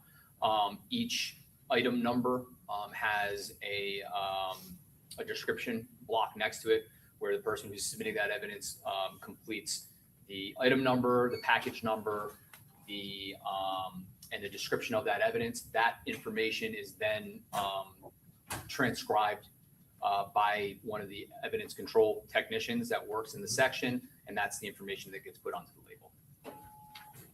So I want to go to this label. I'm going to walk through it with you. First of all, we see a barcode. Yes, sir. Are these items inventoried in the property section by use of computers and barcodes? Yes, they are. On top of this, we see this 1847503-5. Is that some type of a crime scene number and item number or something like that that is utilized to document this item? That's the evidence control number. So once that piece of evidence is brought to whoever is submitting the evidence to the evidence control section, that individual piece of evidence will get a control number. So the first string of 7 numbers there would be the control number, and then the -5 would be the item that's associated with that. So the control number may be in common with other items of evidence, but that item number, that number 5, is distinct and different from all the other items under that control number. Yes, sir. Now, below that, we see DESC : and then is that a description section? That's the description of the item of evidence that's inside the envelope. Yes, Is the number of items documented? Yes, sir. And here we have it looks like the same nomenclature that's on the bottom or the base of the shell casing. That's correct. Caliber, 9mm. Yes, sir. A description of the item itself. Yes, sir. Casing. What is the EM number 62? That's evidence marker number 62. So that's annotating which evidence marker that item specifically came from the scene. And case, and then we have 2024-365605. Is that the report number for the Tampa Police Department for this investigation? Yes, sir. Then we have evidence. It indicates yes. The report date, June 24th, 2024, and the officer, Sarah Price. Yes, sir. Package number. All right. Yes, sir. When this label is placed, after this label is placed on there, is this item then placed into the property room and stored there? Yes, it is. Now, if the item is and also when it is sealed, is there evidence tape that is placed onto the envelope? Yes, sir. Around the seal, which would be here, the folding top portion of the envelope. Yes, sir. And is the date that the seal, the evidence tape was placed on there, is it written across the tape and into the envelope? It is, yes, sir. And is this also to ensure the integrity of the storage of the item? Yes, it is. If the item is transported to a laboratory, like a state laboratory, like the one maintained here in Tampa, the Florida Department of Law Enforcement, are you familiar with that laboratory? I am, yes, sir. Have you dealt with them on numerous cases in your career? I have, yes, sir. And if they open this, once this is submitted for analysis to them, do they place their own tape on the item? They do. And do you see their tape that you recognize as FDLE tape? Yes, I do, sir. And we see the DLE in this tape here? That's correct. Okay. And does that appear to be FDLE tape? It does, yes, sir. Okay. And when the item is submitted to their laboratory for analysis, do they actually prepare a separate label, a yellow label that they place on the item? Yes, sir.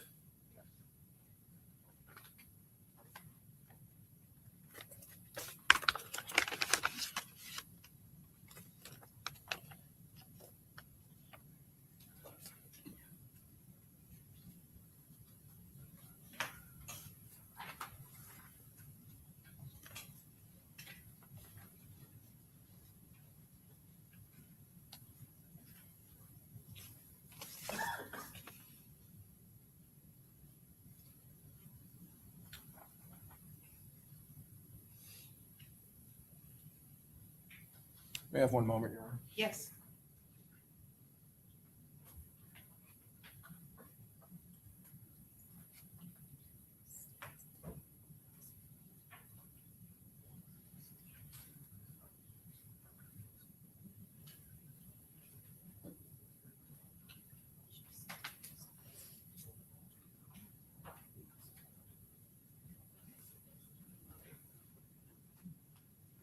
Detective, in this case, we have this exterior envelope and then there's a smaller interior envelope. Yes, sir. So the smaller interior envelope, was that also utilized by the crime scene tech who collected this item of evidence to place into that first Yes, sir. before placing that into the larger envelope? That's correct. And is the interior envelope, which we're looking at now as part of States 14, same type of thing, just a smaller envelope? Yes, it is. So just brown paper? Yes, same material that the envelope's made out of, Okay. small manila envelope. And in this situation, we see evidence marker number 62 being reflected, Yes, sir. and we see the TPD report number. That's correct. We see the description being handwritten onto this envelope, Yes, sir. and it looks like the date and the time of the collection, That's correct. 15/16, 3:16 p.m. Yes. Okay. The initial of the person collecting it and their PID or personal identification number. That's correct.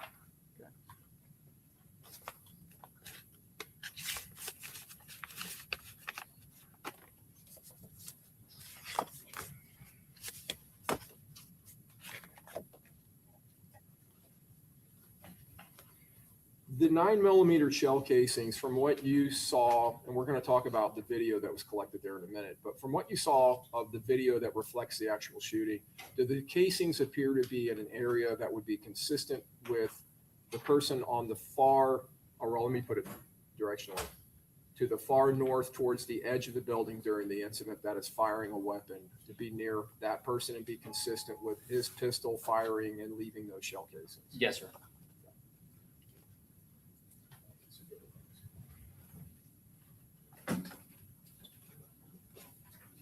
State would tender states 15A through 15K for admission into evidence. Okay, Mr. Gonzalez, any objection? No, It's real Mr. serious Scotty? today, right? Mr. Wise? Mr. Petratus? Admitted? Publishing states 15A is an alpha. Detective, I want to revisit these windows again. We've already talked about the evidence marker, the broken glass. We see the crime scene tape that has been placed in this scene. Is that right? Yes, sir.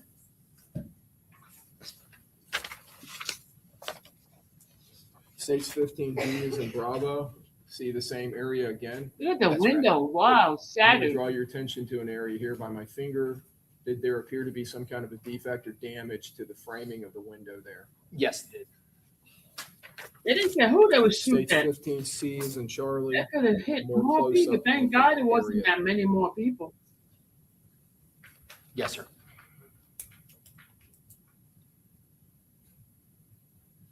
Did that damage appear to be consistent with gunfire?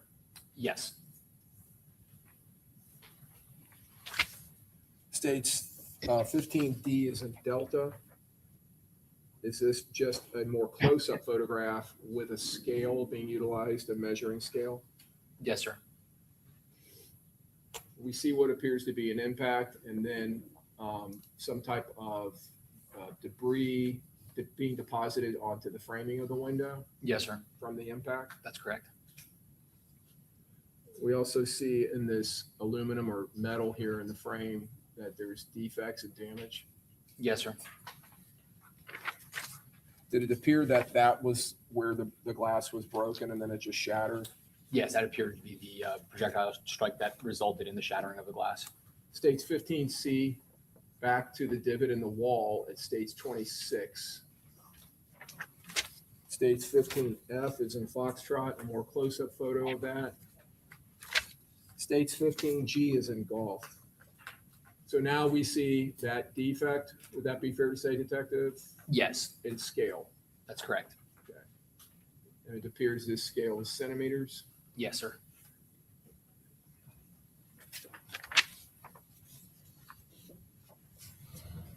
You mentioned earlier, we discussed, and this is states 15H, the vehicle that was parked underneath this awning of the portico.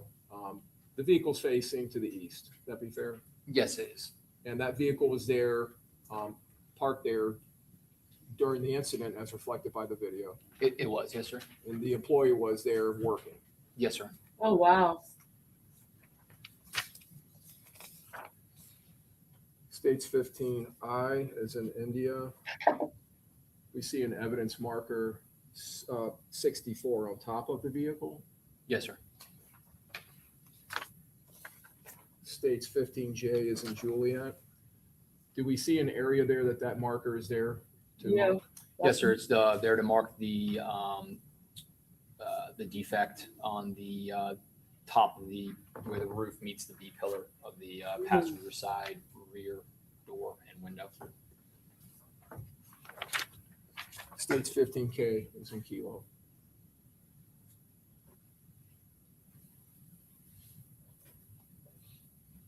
This area, does it appear to be damaged? Yes, it does. Does that damage, would it be consistent with being caused by gunfire? It is. It Yes, did, right?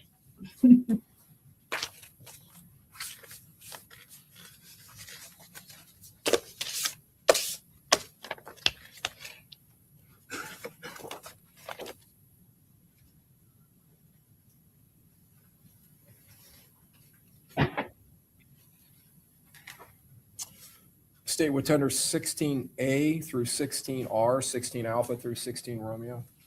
Any objection, Mr. Gonzalez? No, Your Honor. Mr. Zanardi? No, Your Honor. Mr. Wise? Mr. Tratus? Admitted? Publishing 16A. We see a white, looks like a white minivan. Yes, sir. Can you tell us where that, well, first of all, do you recognize the vehicle? I do. Yes, sir. Do you recognize the area where it's parked? It is parked on the east side of the parking lot of the Home 2 Suites, kind of almost opposite the east entrance of the portico. Opposite the east entrance? So if you continue through the portico towards the east, towards McKinley, the vehicle would be parked roughly even with the portico facing east, closest to McKinley.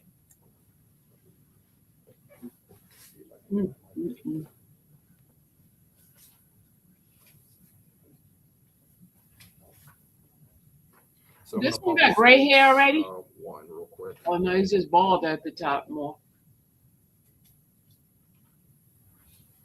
So east of the portico, Yes, sir. in this area here, Yes, that's correct.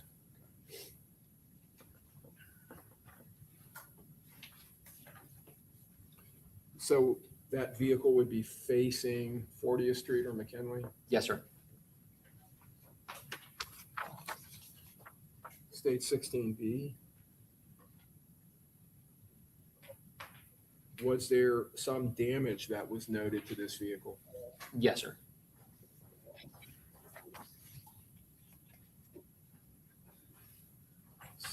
C is in Charlie. We see the license plate of the motor vehicle. Yes, sir. State 16D is in Delta. Underneath the registration date, do we see in one of the letters, or yes, one of the letters, what appears to be damage? Yes, sir. Is that damage consistent with being caused by gunfire? It is. Yes, sir. State 16E.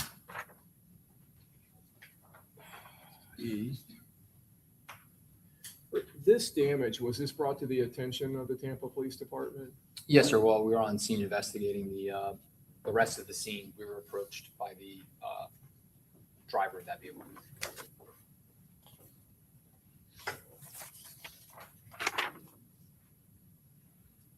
In 16E, we see a photograph that appears to be the roof of the vehicle. I'm sorry, the hatch, the inside of the hatch of the vehicle after it's been extended up in the rear. And there appears to be some kind of damage that's reflected.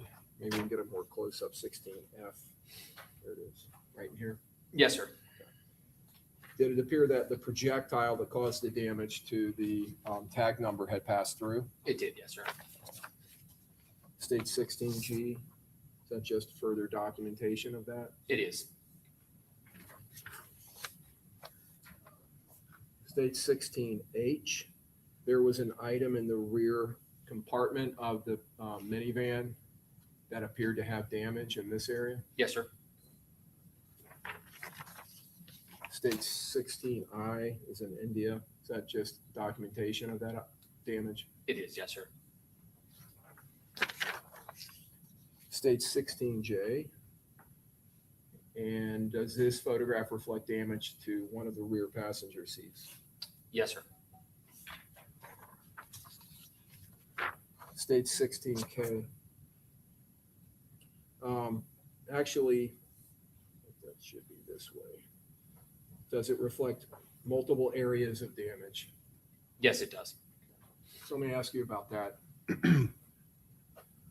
If a rifle round traveling at the speeds that rifle rounds travel at passes through the intermediate barrier of the rear door of the van, have you, in your investigative experience in that type of scenario, seen the rifle round divide either the jacket from the core or the jacket from the core and the core start to separate? Yes, sir.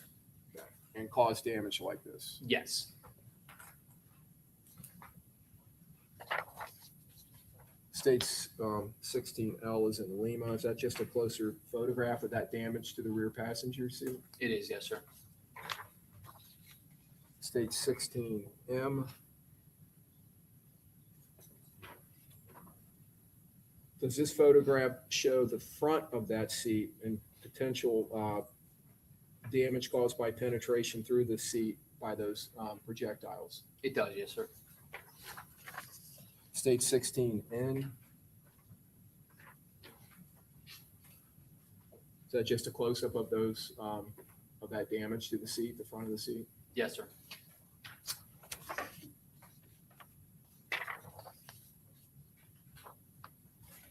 State 16P. Now we're moving to the front seat. Is there damage reflected in the front seat? Yes, there is. State 16Q. Just a close-up of the damage. Yes, sir. State 16R. Just a close-up of that damage to the rear of the front passenger seat. Yes, sir. With scale. Did it appear that all of this damage, well, let me ask you, would it be consistent with it having been caused by a single gunshot that went through, a single projectile that went through the rear hatch door and then separated? Yes, sir.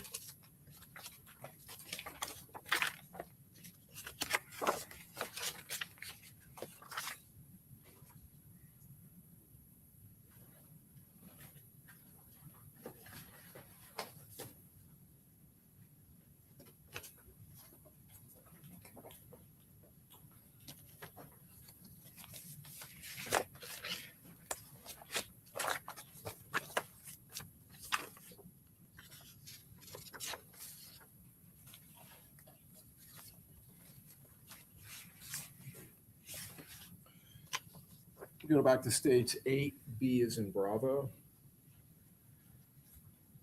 This photograph, would you agree with me, is facing pretty much directly west? Yes, sir. Across the southern end of the hotel, we see the portico to the right.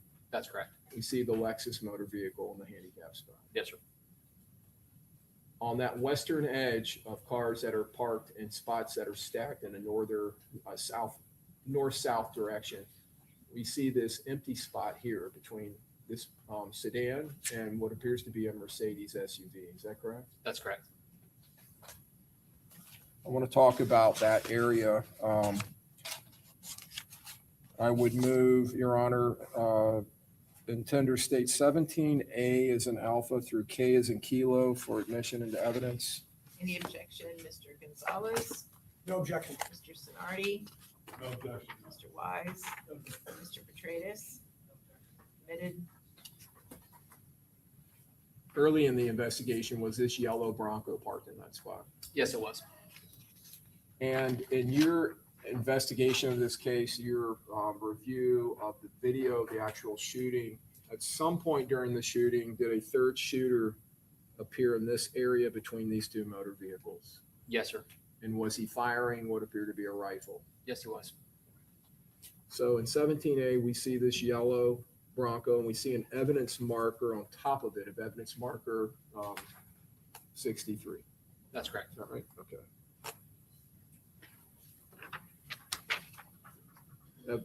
State 17B is in Bravo, just the back end of the Bronco. That's correct, sir. State 17, C is in Charlie. We see the evidence marker on top of the car. Yes, sir. And then in 17D, we see damage to the car. Yes, sir. If we go back to 17C, does it appear that damage is just above the gas cap area? Yes, sir.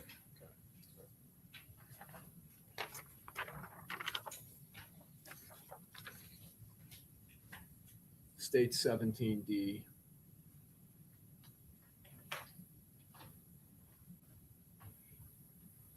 And is the defect to the sheet metal being documented here? It is, yes, sir. Does that damage appear to be consistent with being caused by gunfire? It does, yes, sir. In the video of the shooting with this shooter between those two cars, did it appear that the shooter was moving to his left, tracking the Dodge Charger and shooting towards it? It did, yes, sir. And in fact, is there one round that is fired and the muzzle flash is somewhat obscured by the Bronco? Maybe part of it can be seen. Yes.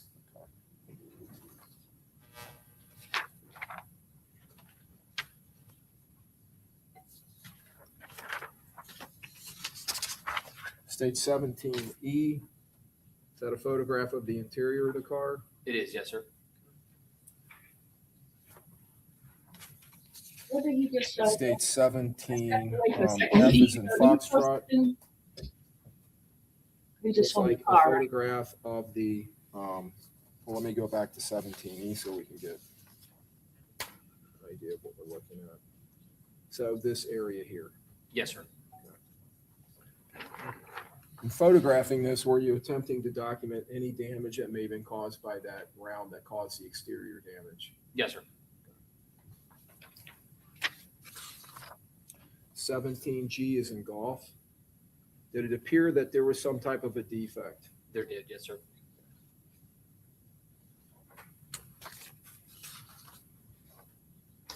(17H), is this the rear hatch of the Bronco extended up in the air? It is, yes, sir.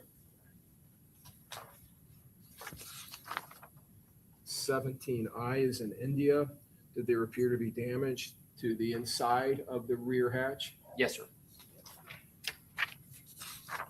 State 17J is in Julia, and is that documented here?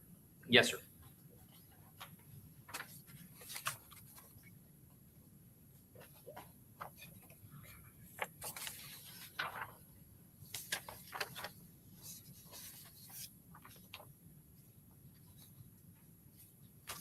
(17K), is this just documentation of more internal or interior damage to the Bronco? Yes, sir. I'm stepping away again.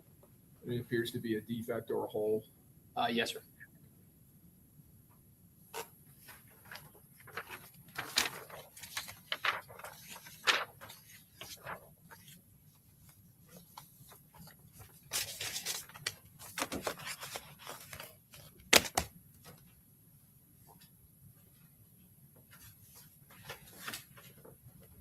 State Witender states 18A is an alpha through J is in Juliet for admission into evidence. Any objection, Mr. Gonzalez? No objection. Mr. Sonardi? No objection. Mr. Wise? Mr. Petratus? Submitted.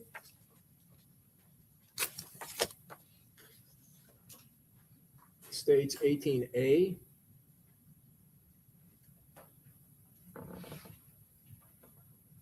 You recognize this area being shown in this photograph? Yes, sir. It's the north west corner of the Home 2 Suites building.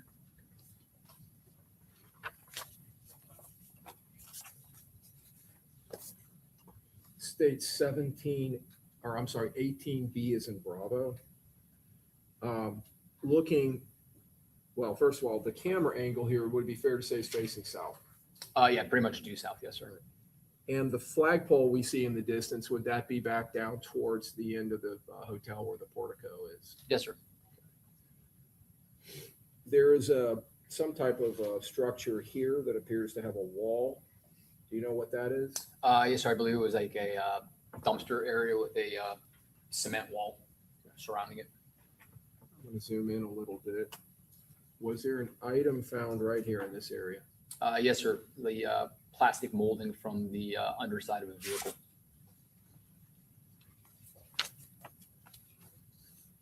States 18C, as in Charlie.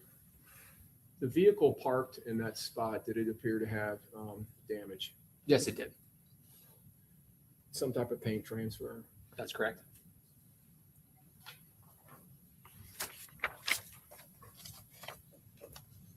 States 18, D is in Delta. And is there damage reflected on that motor vehicle on the front driver's side? Yes, it is. In this area here? Yes, sir.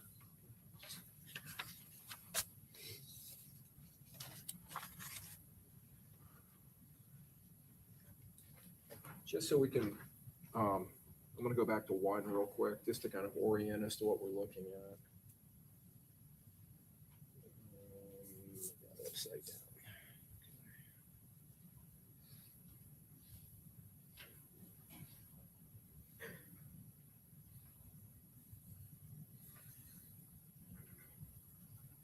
So we're down here on the south end is the portico. That's correct. Right. Would it be fair to say we're talking about this area right here?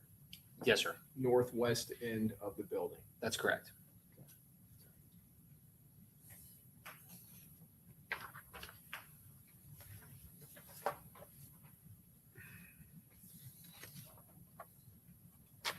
States 18E.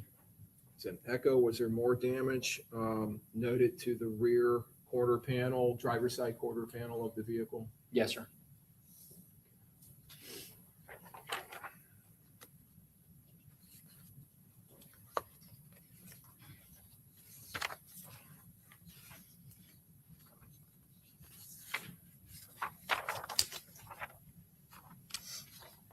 States 18F is in Foxtrot.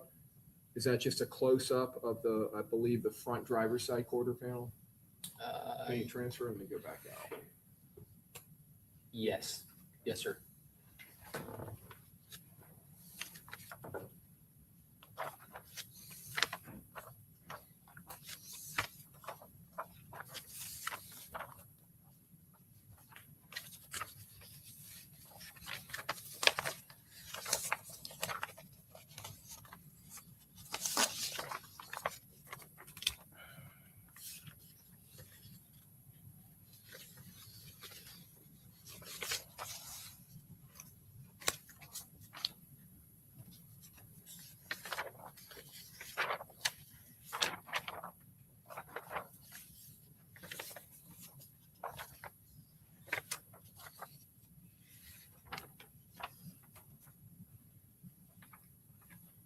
Eighteen J is in Juliet. Moving back to the rear.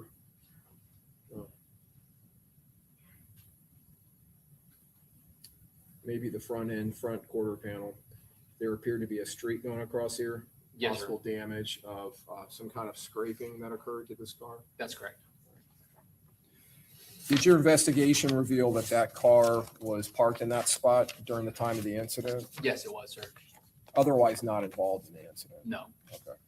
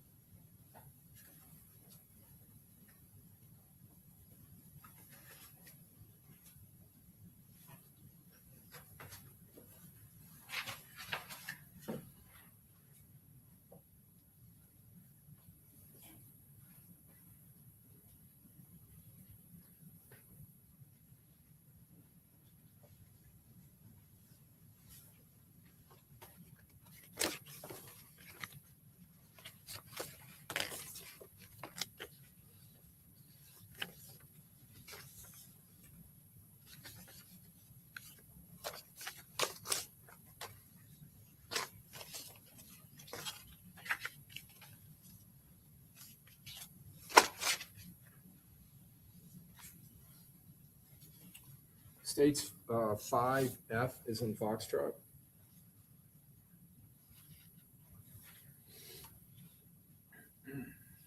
You recognize what's depicted? Yes, sir. Okay, we see the same Lexus motor vehicle That's correct. in the handicap spot. Do you kind of faintly see the trail of liquid coming out of the Dodge Charger? Yes, sir. And would this photograph be facing north, slightly northeast? Yes, sir.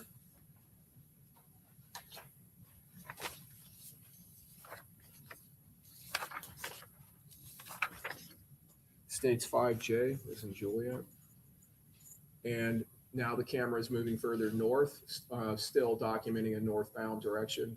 Yes, sir.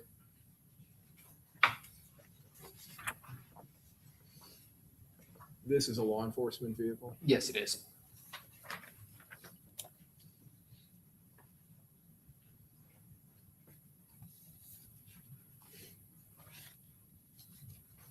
States 5L is in Lima. Is this the northwest edge corner of the home to suites? Yes, it is. Is this the structure you were talking about earlier when we were looking at the car with the damage? Yes, sir. It appears to be a dumpster. Yes, sir.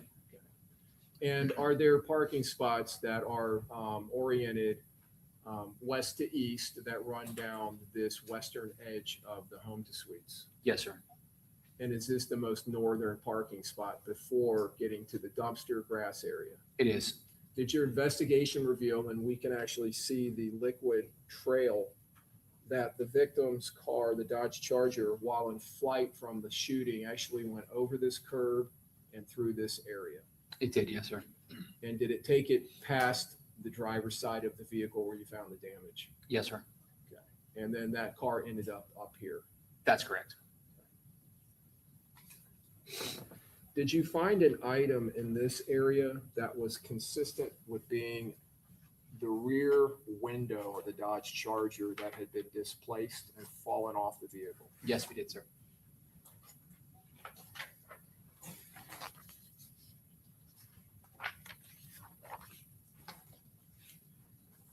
States 5M.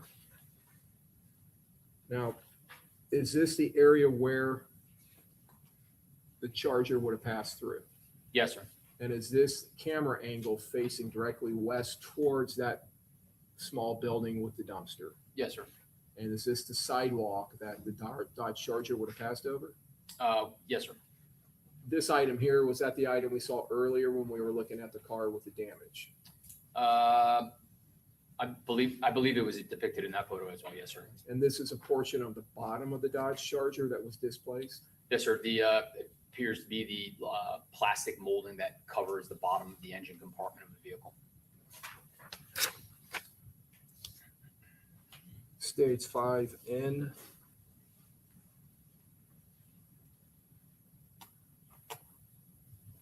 Here, do we see that item over here to the left? And wait for this to see if it's going to focus.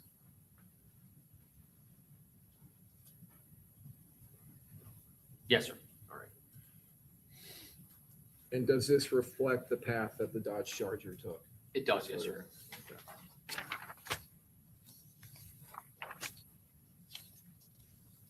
States 5P is in Papa. In this photograph, can you see the rear window of the Dodge Charger? Yes, sir. About center of the frame, more towards the right side of the picture. This part here. That's correct. And does it appear to be in the same shape and appearance as it would be while it was inside of the car? Yes. But folded up? Folded up, yes, sir. Okay. And can we see the glass being, appears to have been shattered? Yes, sir.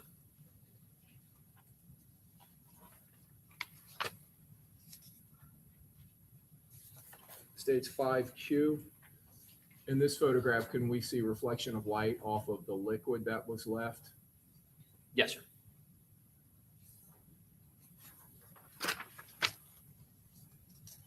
States 5R. Is the Dodge Charger now visible? It is, yes, sir. Is this it right here? It is.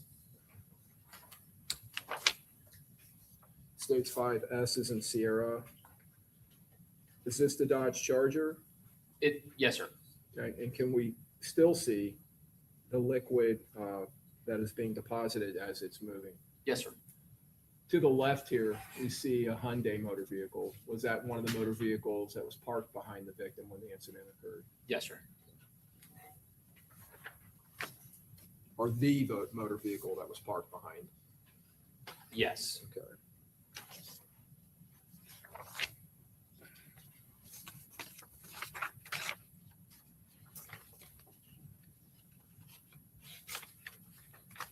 While we're in this exhibit, I'm going to have you look at this in 5T.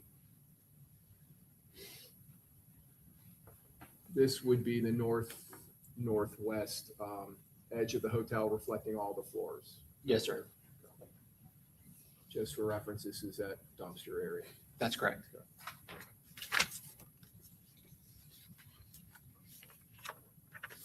States 5U. On the top floor, was there damage noted to this window? Yes, sir. Was it later determined to be having been caused by gunfire? Yes, sir. Publishing states 5V. It's in Victor. Is that just a more close-up photo of the damage? It is, yes, sir.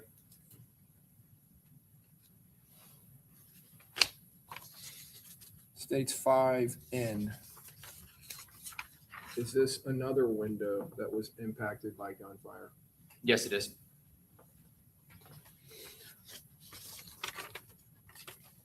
States 5X. Just a close-up of that photograph? That's correct, sir. Of that damage? Yes, sir.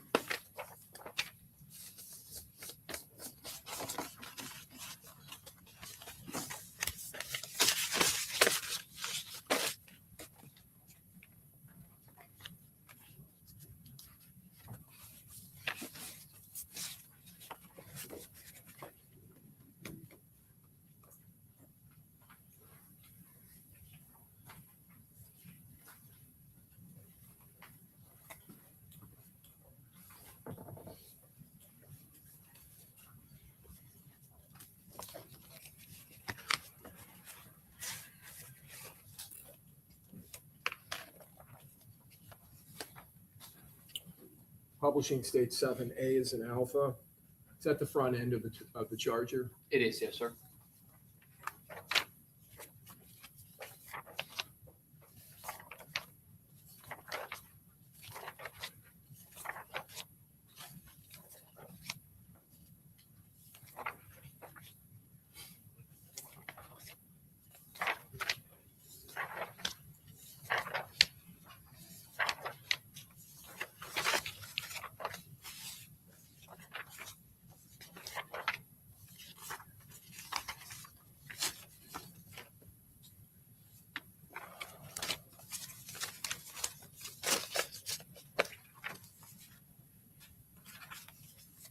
May I have one moment, Your Honor?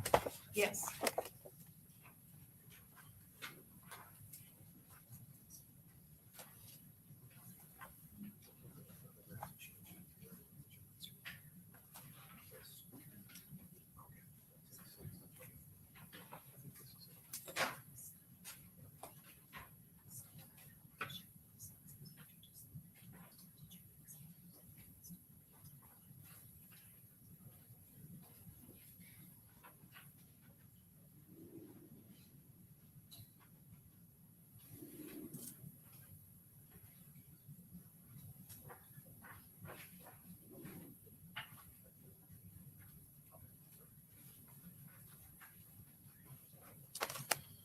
Detective, was there an officer who came out at the scene, a Detective McNamara from the Tampa Police Department that was part of a federal task force? Yes, sir. And as a result of his association to the federal task force, did employees from the or individuals from the federal ATF come out to the crime scene? Yes, sir, they did. And that's alcohol, tobacco, firearms? Yes, sir. And other than the one shell casing that was collected and impounded by the Tampa Police Department, were the other shell casings collected by Tampa Police Department personnel, but then provided to the ATF personnel? Yes, eventually they were. Yes, sir. Okay. And well, were they provided after being processed through a TPD? Once they got submitted into evidence by the techs and assigned a property tag number, then they were transferred to the custody of the ATF. Yes, sir. And it was a total of 31 9mm shell casings in the scene? A total of 31. Yes, sir. Okay. So I'm going to call your attention back to the charger. States 6B. We can see what appears to be the red shorts of the victim and the victim's body still in the vehicle. Yes, sir. Okay. 6C, we can see the Hyundai over here. That's correct. And when I say over here, to the west, northwest of that charger. Yes, sir. Stage 6E, victim's legs and socks. That's correct.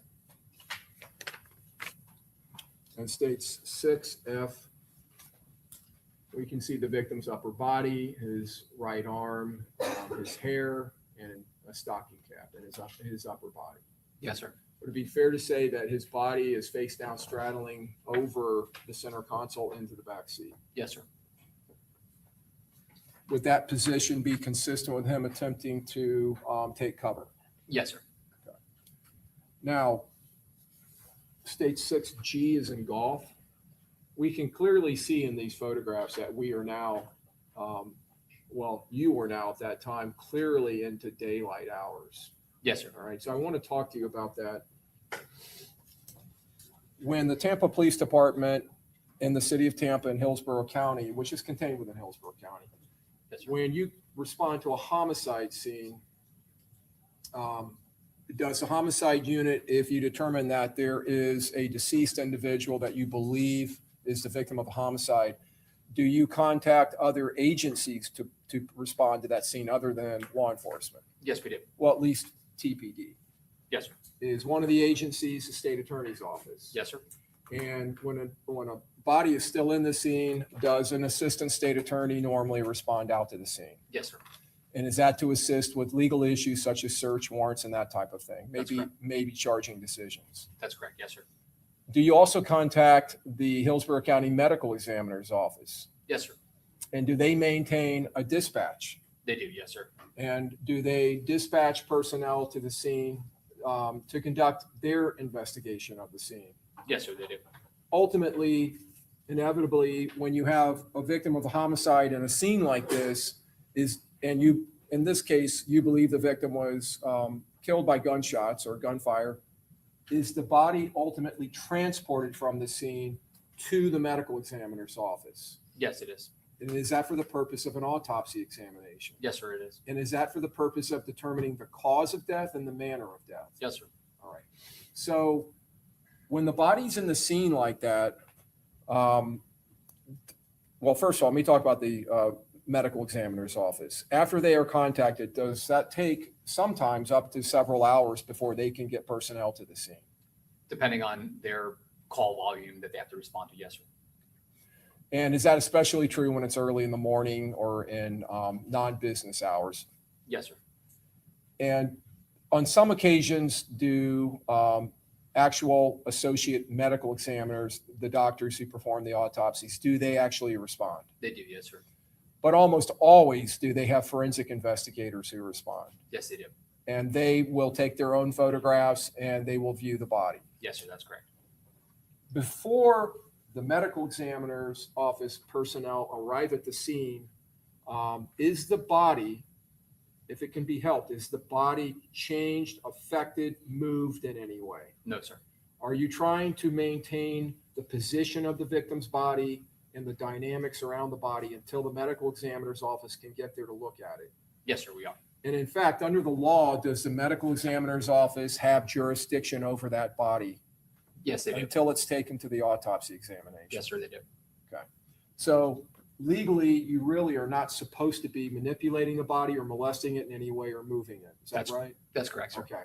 And since this takes sometimes hours for them to respond, does that sometimes lead to this type of situation where the body is still in the scene for several hours? Yeah, and add in the addition of having to obtain search warrants to enter into a vehicle to retrieve evidence Right. being the body as well. Yes, it's not uncommon for it to take several hours to do that.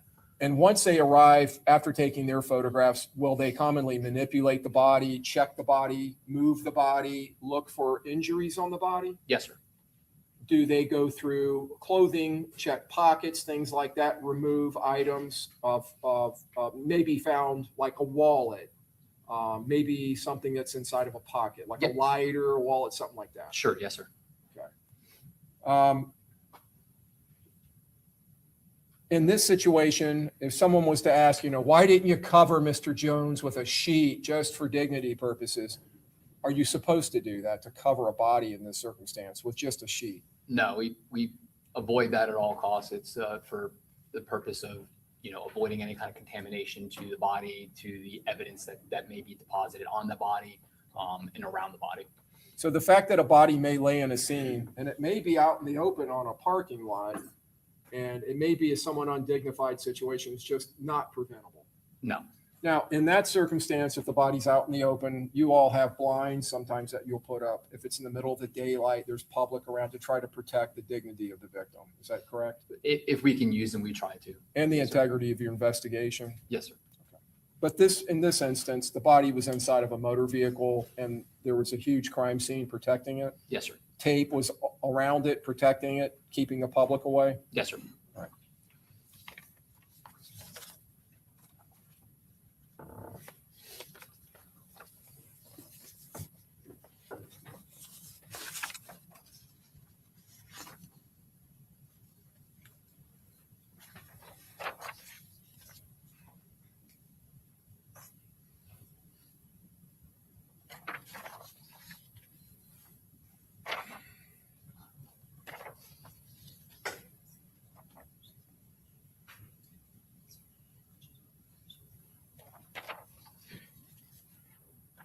Stage 6, K is in kilo.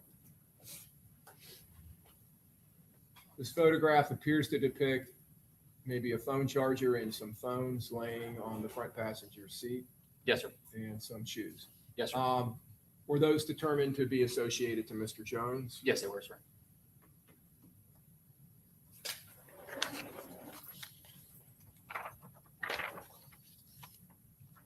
Stage 6M.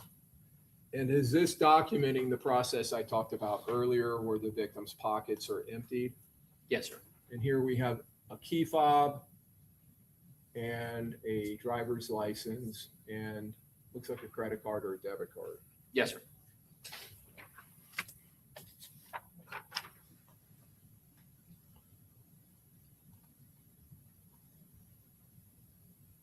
Is this Mr. Jones' driver's license? It is, yes, sir. Okay. Showing an address in Jacksonville. Yes, sir. His date of birth, 6/21/98. His height, 5'11", expiration date, etc. Yes, sir. Okay. Now, did it come to your attention fairly quickly in this investigation that Mr. Jones was from the city of Jacksonville? Yes, sir. And that there were other individuals in his car and the individuals in the car behind him and to the side of him that fled and came back and were later you made contact with them, that they were all from Jacksonville? That's correct. Yes, sir.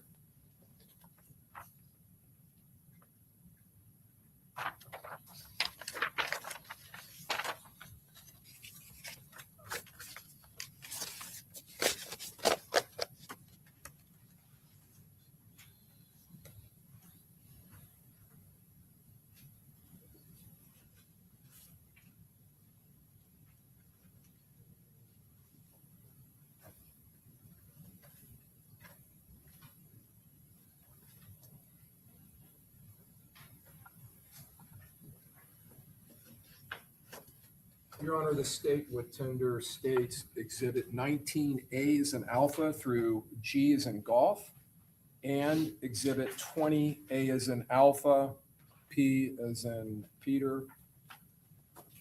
Okay, any objection? Mr. Gonzalez? No objection. Mr. Sonardi? No objection, Your Honor. Mr. Wise? There you go. Mr. Petratus? To be admitted. Earlier, we saw the damage to the exterior windows of the northwest side of the home to suite. So I want to talk to you about your investigation of that. Sure. In states 19A, did your investigation lead you to room number 230 on the second floor of the hotel? Yes, sir. And I'm is sorry, this, I'm Mr. sorry? Harmon, the time kind of got away from me. I realized Yes. it's almost 11. That's fine. Does anyone need a comfort break? Yes. Okay. All right. Very good. Sorry. All right. 5-minute recess. We'll be back. All rise.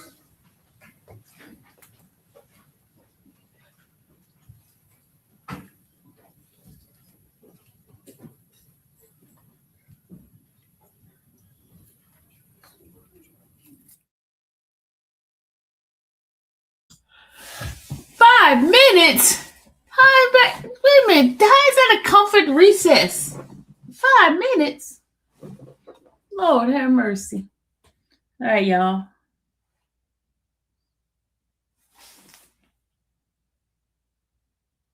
Man, I look at so many bullets, so many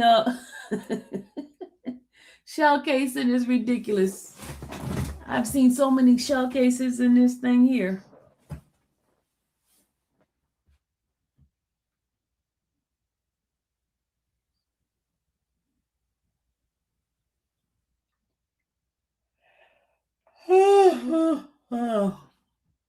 Oh, sorry, I'm yawning again.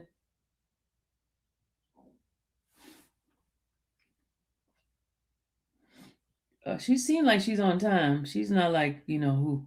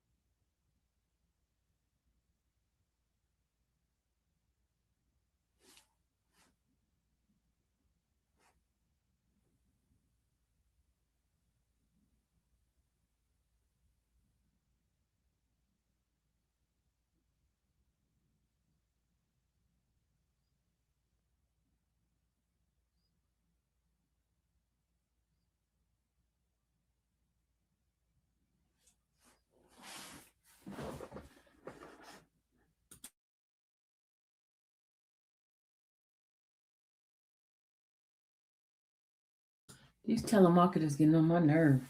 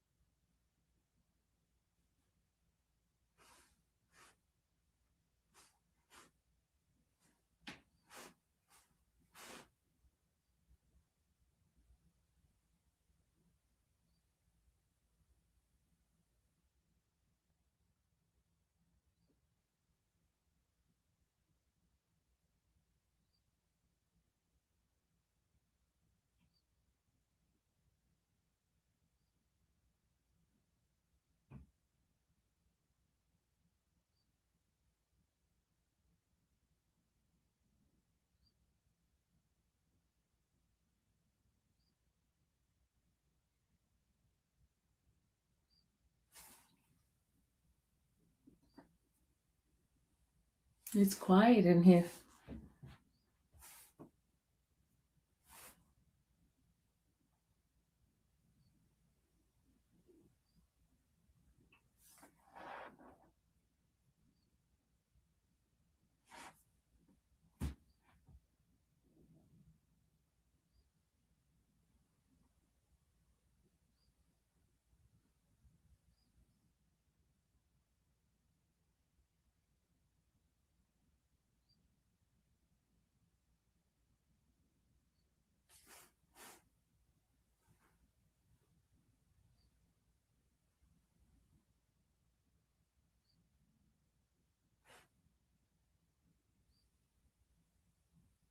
It's mighty quiet up in here. Got any legal questions? She asked. Sylvia, are those wildfire in Georgia having an impact on you? No. I am nowhere near any wildfire.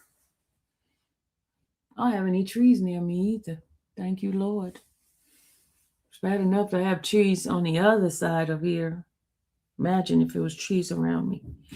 I'd be suffering worse than what I'm suffering now. I'll be suffering worse than that. Is there any update on Edric Frost's appeal? His hearing is on the 12th of June. It's not anytime soon. It's June 12th.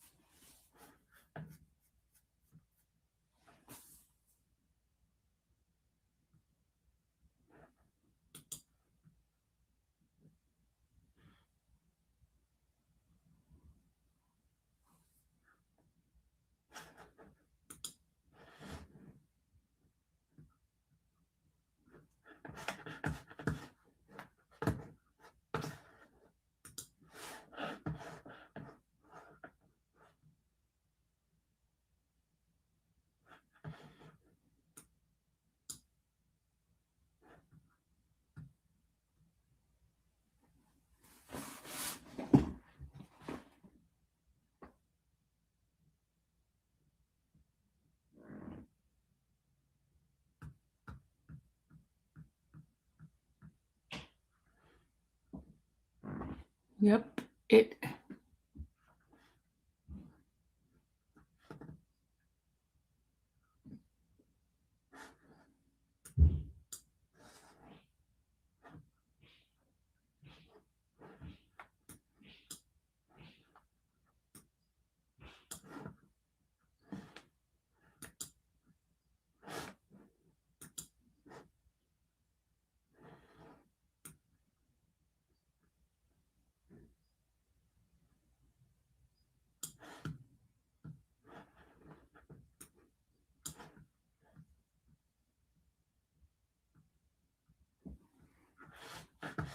Let's see.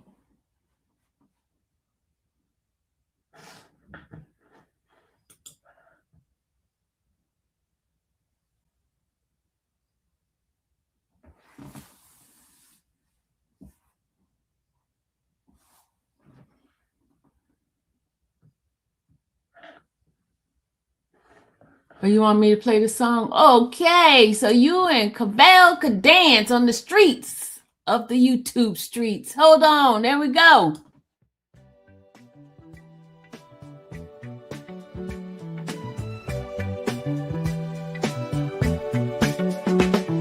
Sylvia in that courtroom grind. All day long she's making time. Notes in hand, she's got the plan. Comes home late, shines like a star.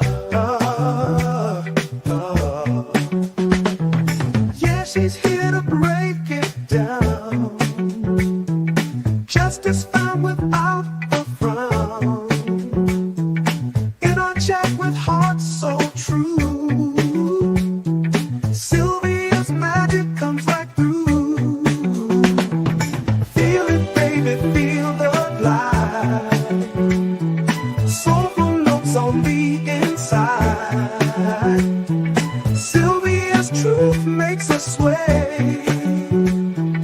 All night long we groove and play. She's the queen with a golden touch. In her words we trust so much. Courtroom battles fade away. She brings the light in the day. Slide it slyly, can't deny. Sylvia knows just how to fly. All I want, she melts away, bringing soul to every day. Feel it, baby, feel the glide. Soulful notes on the inside. Sylvia's truth makes us sway. All night long we groove and play.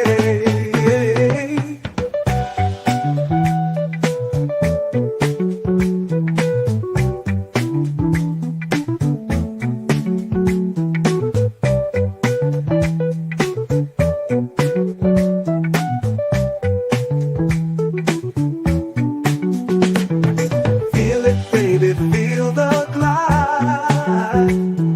Soulful notes on the inside. Sylvia's truth makes us sway. All night long we groove and play. Groove and play.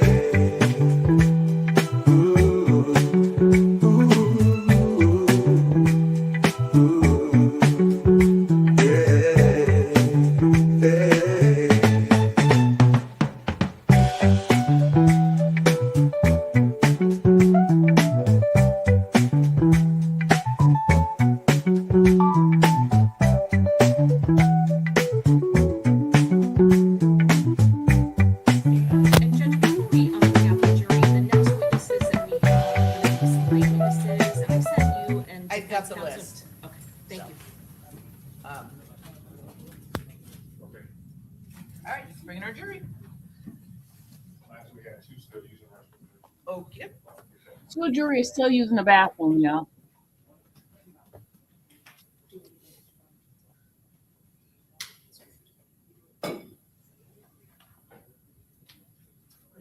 All rise.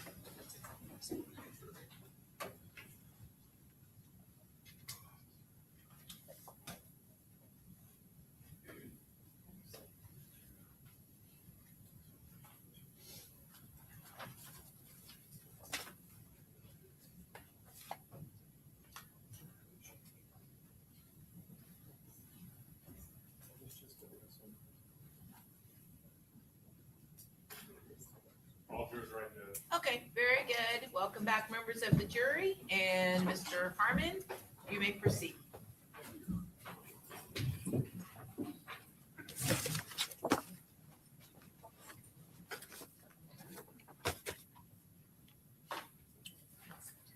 Detective, earlier we were talking about and looking at damage to exterior windows of motel rooms, hotel rooms, on the northwest and western side of the hotel. And I'm going to show you States 19A that's in evidence now. This is depicting, it looks like the front of room 230. Is that correct? Yes, sir. That's on the second floor, obviously. Yes, it is. And did you go there following up on the exterior damage? Yes, we did. Were you allowed into the room? Yes, we were. States 19B. Since we're looking at photographs, were there crime scene technicians that went with you or participated in this investigation? Yes, there were, sir. States 19C.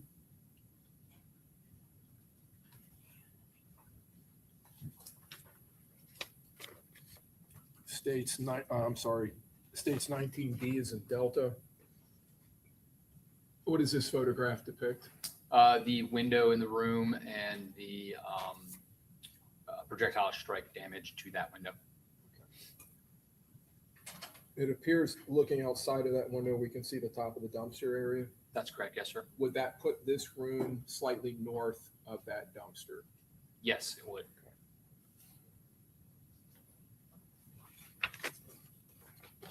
States 19E. Is that just a close-up of the defect in the window caused by the projectile? Yes, sir, it is. States 19F. We previously saw that window sits above the air conditioning unit. That's correct, sir. Was there some item found on top of the unit? Yes, sir. Fragmentation. States 19G. Did you collect that Yes. item? Yes, sir. Did that appear to be associated with gunfire? Yes, it did, sir.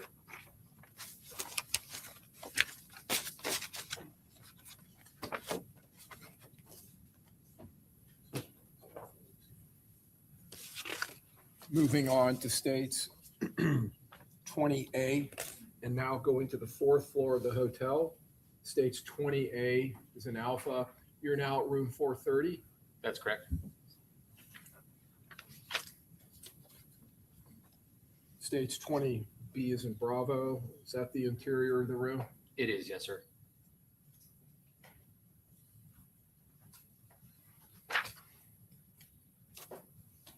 States 20C is in Charlie.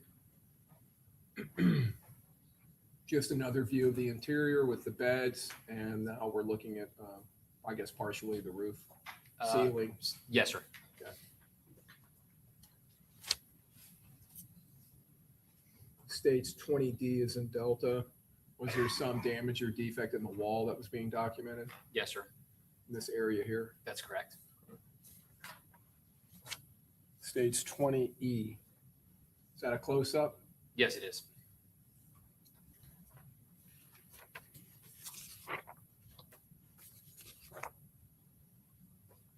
Going back to states 20C, was that in an area above one of these beds? It was, yes, sir.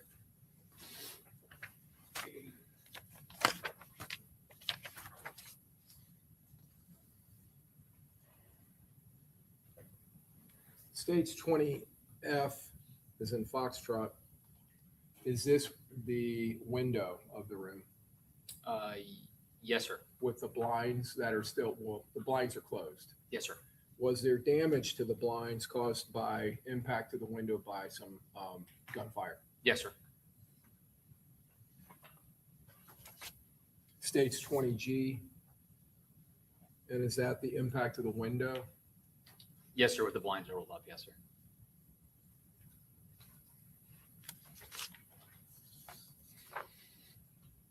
States 20H.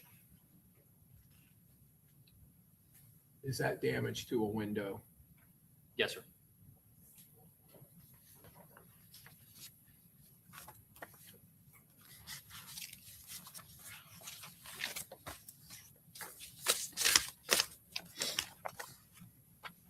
States 20I, as in India.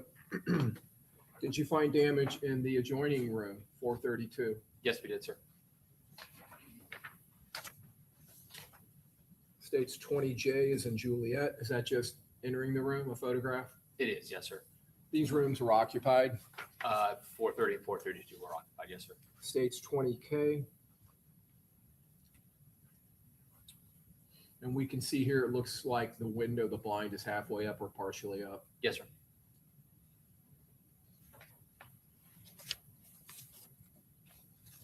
States 20L is in Lima. Is there some defect on the wall that's documented here? Yes, sir. See if I can close it.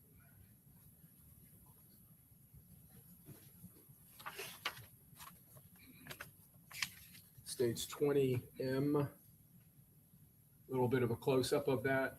It is, yes, sir. Just so we can see in contrast or where it is relevant. Okay, perfect. States 20N is in November. Is that a close-up of the damage? Yes, sir.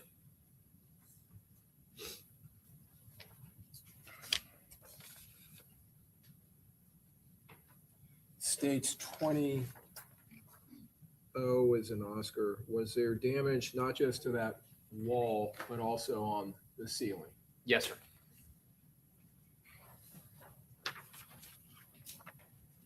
states 20P is in Peter. Are there defects here in the ceiling? Yes, sir. The damage that we've been looking at, would it all be consistent with gunfire? Yes, it would, sir. Being caused by gunfire? Yes, sir, it would.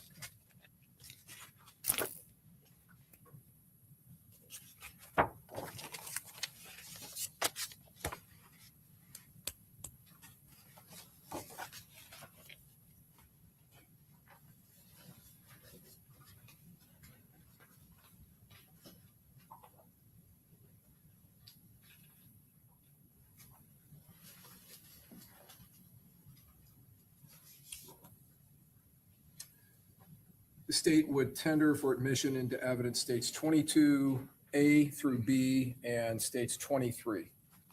Any objection, Mr. Gonzalez? No objection. Mr. Sonardi? No objection. Mr. Wise? Mr. Petridis? Admitted?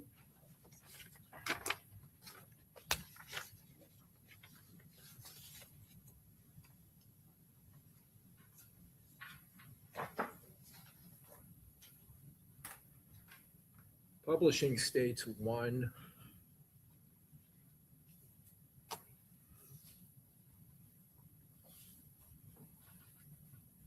All right, detective. So just to orient ourselves, we have the south end of the hotel in the portico, the area where the Lexus was parked.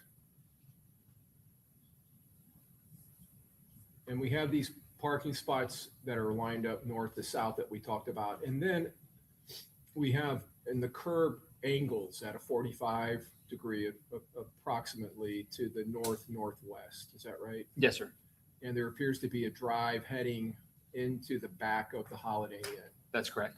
In this area, was there a Tesla charging station? Yes, it was. And in your investigation, did you come into contact with the owner of a Tesla that was being charged during this incident? Yes, we did, sir. Did he agree to meet with you? He did. States 8 Delta. Again, the Lexus, just to orient us where we are. And we see this car, these cars parked facing east, so in a west-east orientation, but then we see a car facing northeast. Yes, sir. And oblique to these cars or to this spot. Is this the approximate area where the Tesla charging station? Yeah, right there by those trees where the bend in the parking lot is. Yes, sir.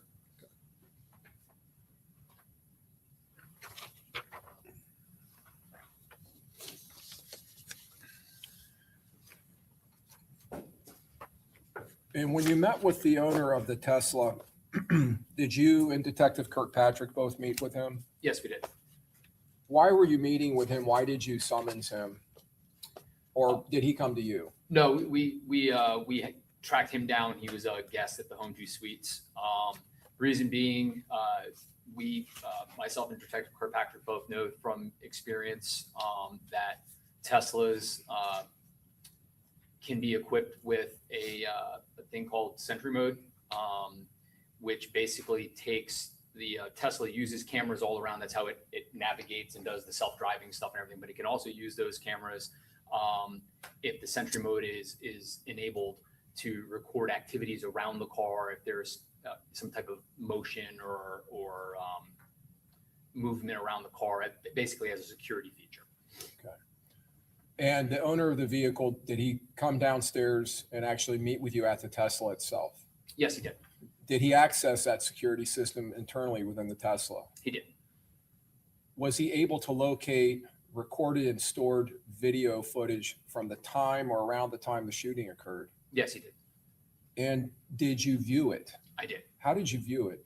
On the screen in the Tesla itself, on the dashboard, there's a big computer screen that basically runs the entire vehicle. That's where we viewed the video that was stored on a small hard drive that he had hooked up to in the glove box of his car. Did you locate video that depicted the attackers in this case traveling near the Tesla, both traveling to the area where the shooting occurred and then traveling or running away from it? Yes, we did, sir. Did you collect that video? Yes, we did.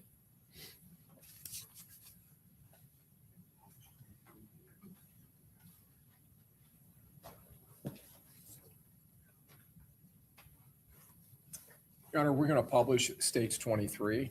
Okay.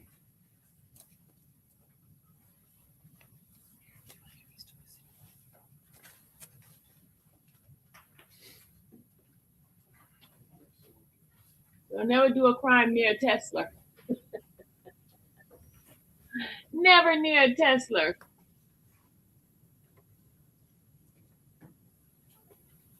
So they're going to catch you every time.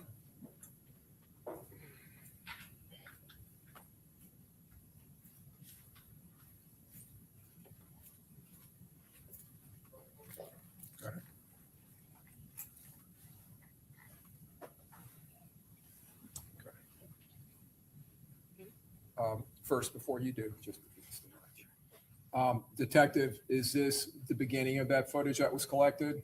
It appears so, yes, sir. Okay. Go ahead.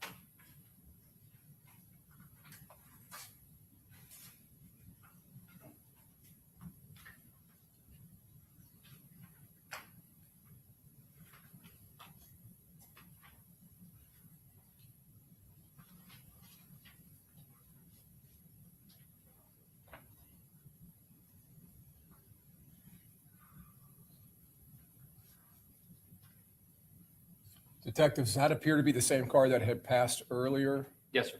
And then we have a second car. That's correct. The first car, the black car, did that end up being a Chevy Impala? It did, yes, sir.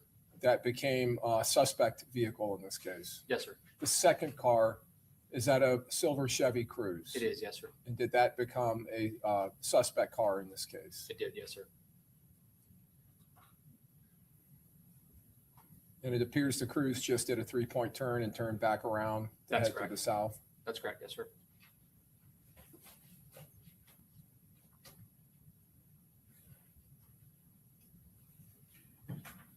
So would it be fair to say this camera is facing in that same oblique direction as the car we were looking at, so to the northeast, Yes, sir. towards the western side of the hotel? Yes, sir.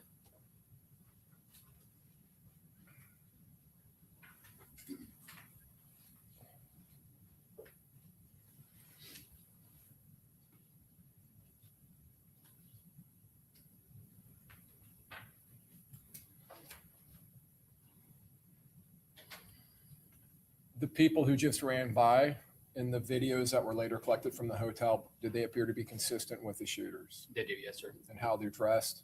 Yes, sir. And did they appear to be carrying weapons? Yes, they did.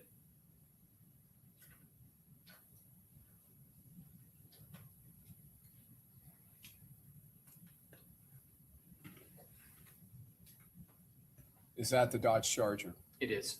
And again, the two shooters? Yes, sir.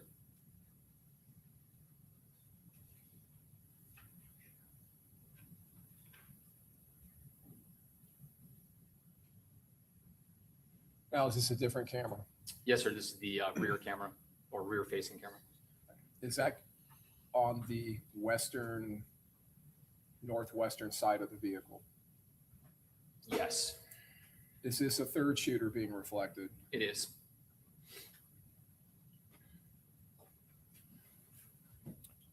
In this video, can we see one of the charging stations? Yes, we can. Yes, sir.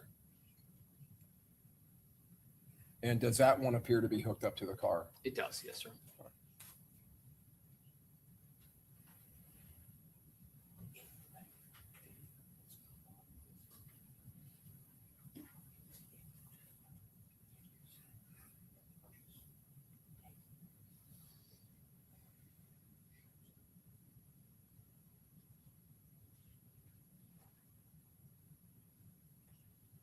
Does that appear to be the same person that came by earlier? It does. Yes, sir. We saw some white flashing, but then we saw a consistent, persistent flashing. That second flashing, what was that? I believe the vehicle's actual security system activating with the lights flashing. In this view, did we see that same third shooter run past both charging stations on the rear of the Tesla? Yes, sir. Is that what this camera, where it's mounted and where it's, I guess, recording from? Yes, sir. Right above the tag.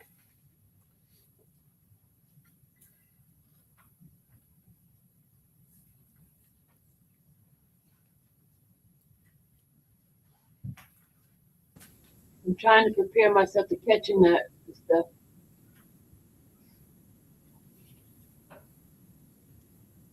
Is that the same third Shooting. shooter individual? He's shooting. It is. Yes, sir. And we saw him firing a rifle? He's shooting. Okay. Is this another camera on the car? Yes, sir. It's the passenger side camera. So the Tesla was facing out of the parking spot? Yes, it was.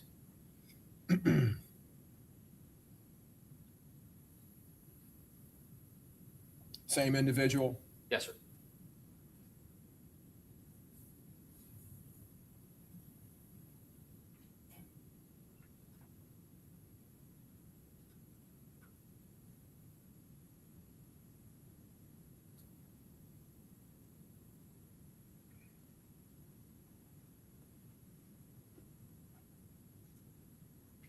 Is that the headlights of the Charger? Yes, sir.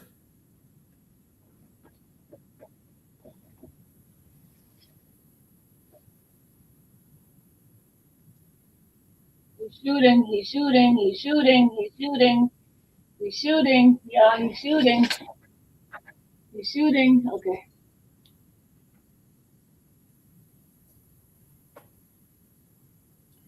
Is this the original camera position we were looking at? It is. Yes, sir. And does it show the flashing lights of the alarm system? Yes, sir. Okay.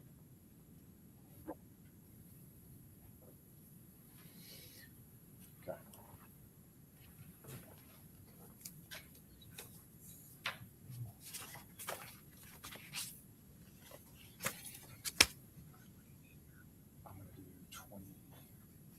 do 22A through B.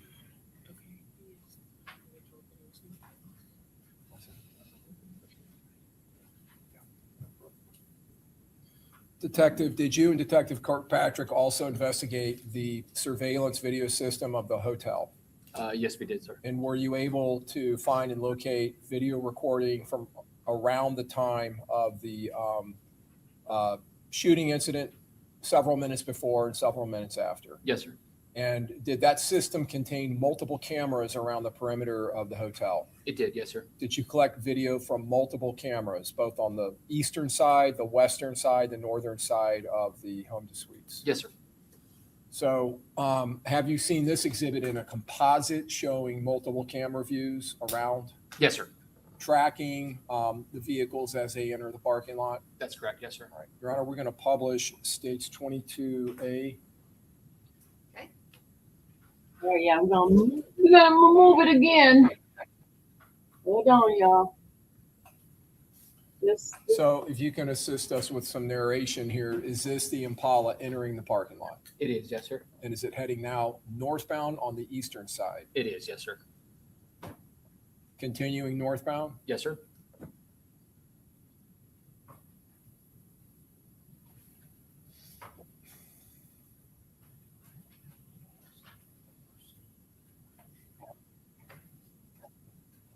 that vehicle now passing into the northern end of the parking lot? It is, yes, sir. And now is that vehicle on the western side of the home to suites, Yes, sir. facing south? Yes, sir. And it would have just passed the Tesla? It would have, yes, sir.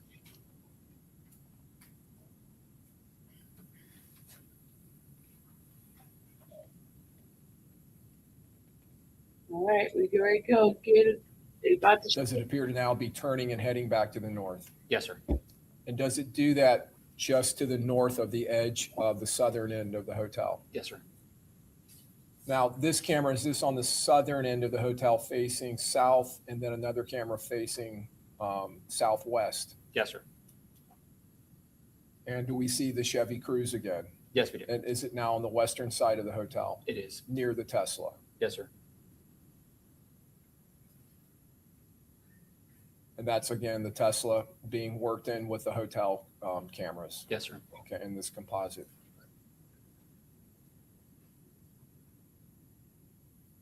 The hotel recording system, the cameras, especially the ones showing the portico from both ends, was the timestamp on that determined to be a couple of minutes slow? Yes, sir. It was 1 minute and 45 seconds slow, I believe. 1 minute and 45 seconds. So to get real time, we would have to add 1 minute and 45 seconds to the time being reflected. That's correct. Date was correct? It was, yes, sir.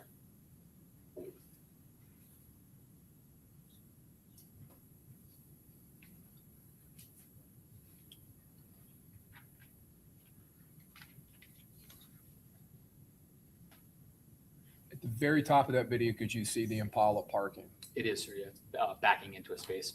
Right, and now the Cruze is leaving. Yes, sir.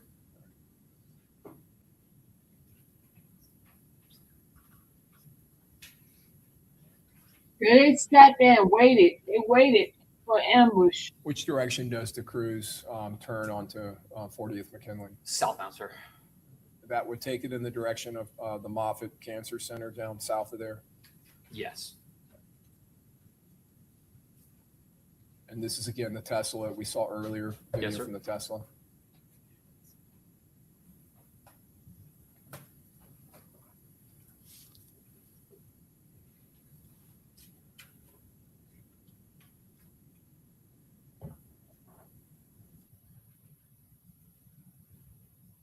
Do we see here the collision between the fleeing Altima Yes, sir. and Hyundai? Does it appear that the shooter who was near the tree bumped into the bottom of the tree with his head? Yes, sir. Does it appear one of the shooters ran through the patio area? Yes, sir.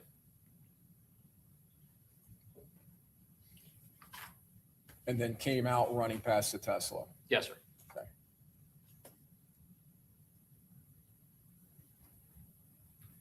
From the sequence of events, when the third shooter who went behind the Tesla charging stations, when he comes back up and is firing his weapon in rapid fire down the western side of the hotel, does that appear to set off the alarm system on the car there? We're going to object. The state continues to narrate the video. I think they can ask what the detective saw, but not narrating what the state believes is on the video. Well, you are leading, so Mr. Harmons, just rephrase your question. Sure.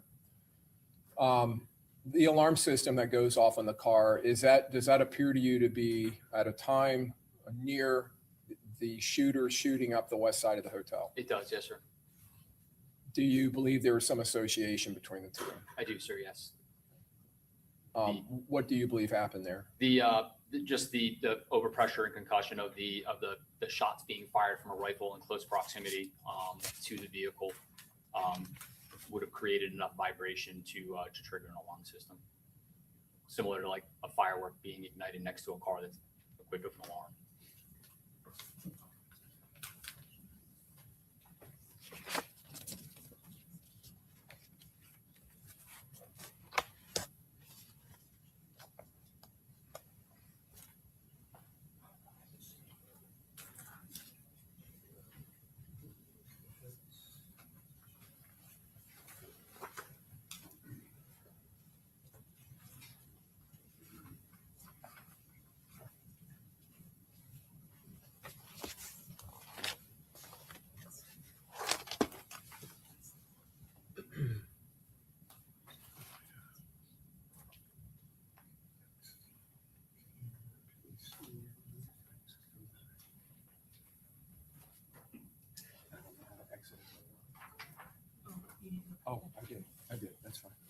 I'll tender the witness, Your Honor. Okay, Mr. Gonzalez, No objection. Excuse me. No questions, Your Honor. Mr. Sonardi, No questions, Your Honor. Mr. Wise. Thank you, Your Honor.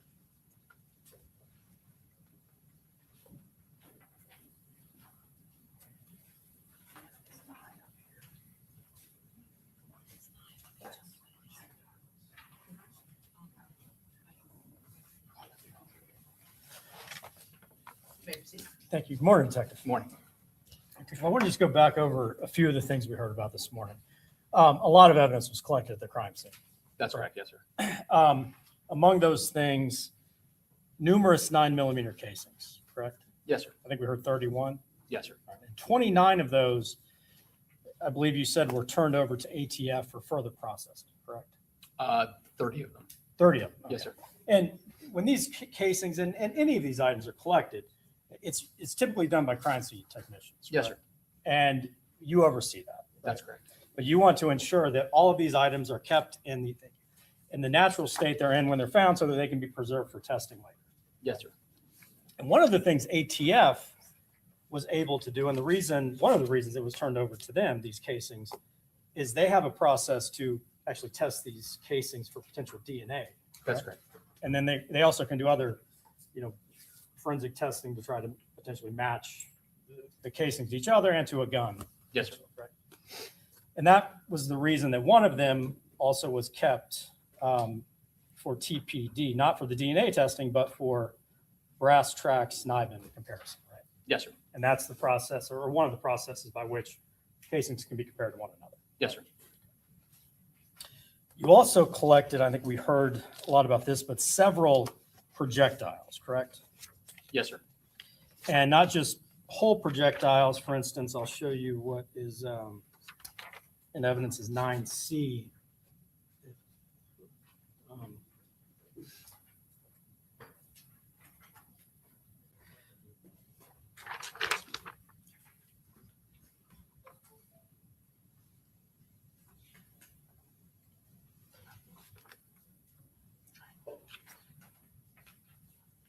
I'd like to show you what's already in evidence is 9C. Is that a projectile? Yes, sir. Okay. And that one is, it looks to be in pretty well intact. Is that correct? Yes, sir. And some of them, for instance, 9G would be fragments from a projectile, correct? Yes, sir.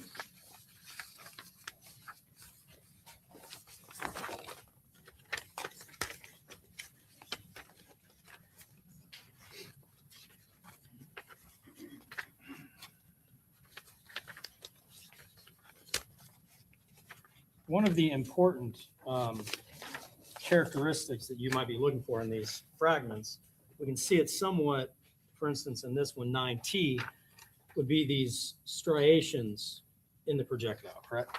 Yes, sir. That's rifling? Usually rifling, could be the crimping at the edge, depends on where it is on it itself, but generally rifling, yes, sir. And rifling, and this may have been covered this morning, but rifling, those are the marks that are left behind on a projectile from the barrel that the projectile travels through, right? That's correct. Yes, sir. And that can be important in an investigation like this because firearms examiners can compare those riflings to other projectiles and to potentially other firearms to determine what caliber the projectile may be and what firearm might have fired it, correct? Yes, sir. So any projectiles that you find are pretty critical pieces of evidence, correct? Yes, depending on the quality of the evidence, but yes. Sure. Crucial to find them.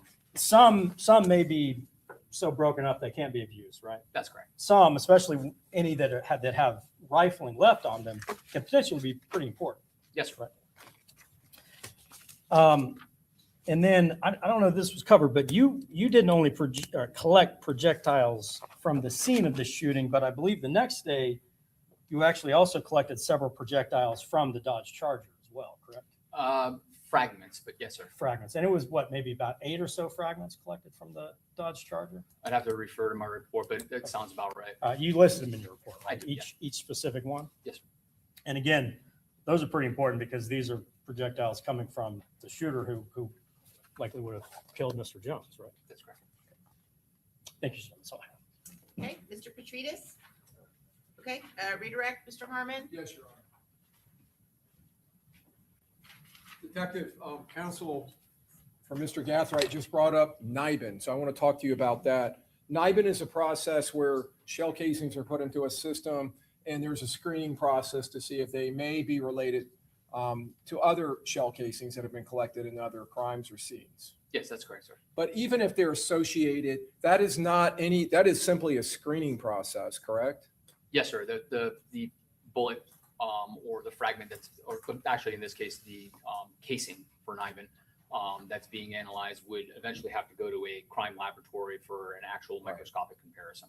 So that's just an investigative tool that may lead to evidence that you would then submit to a firearms examiner or analyst at the Florida Department of Law Enforcement. Yeah, it's just for investigative leads. Okay. And then you would base your findings or your investigation on the findings of that firearm analyst, correct? That's correct. And you have submitted evidence to the firearms lab at FDLE in the past? I have, yes, sir. How many times? More than I can count, especially 5 years in homicide and 2 years, almost 2 years in the gun unit. A lot. Okay, a lot. And do you rely upon their findings? Yes. Okay. And you've been asked about the importance of projectiles and items located in crime scenes like this from firearms, as to whether they are potentially important or critical evidence or and you responded, it depends on the quality of the item, correct? That's correct. It depends on whether it has characteristics that lend itself to comparison. That's correct. So if you have an item like the ones we saw where you have a flattened piece of lead with no rifling on it and no striations on it, that is of zero quality to a firearms analyst, isn't it? That's correct. Those cannot be compared to any rifle or to anything. That's correct. It's only items that touch the inside of the barrel where the rifling is that actually have imparted rifling where you could potentially compare it. Yes, sir. We usually send off more whole pieces, whole bullets, whole projectiles that we can get that have limited deformities to them because we know that that's best quality evidence. Now, in this scene, you had 31 shell casings, correct? Yes, sir, 31. All right. So at least 31 9mm projectiles were fired, correct? Yes, sir. All right. And if those 9mm projectiles were recovered, you would not expect them to match an AR rifle that is chambered in 300 blackout or 5.56, right? No. Different caliber class, right? That's correct. Okay. And if, like you were talking about, a high-powered, high-pressure, the same pressure that set off the alarm of the Tesla, if that high-powered round passes through automotive glass or sheet metal and fragments, like the rounds or the articles that you found inside of or may have collected from the Charger, and they fragment away from the jacket, or even the jacket is separated and it fragments, you can have items that have no quality or maybe some quality, right? Yeah.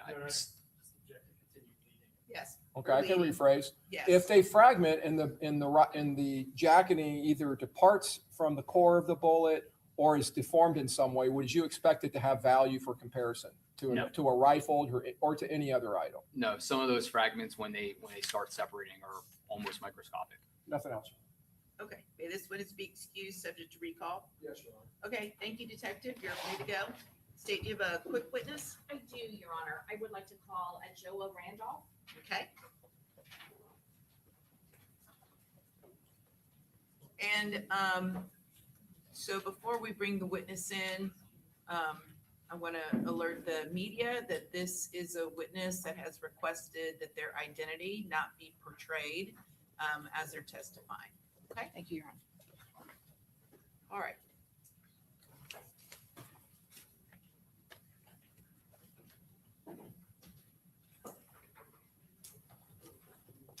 No identity shown. No identity. Y'all hear me? No identity.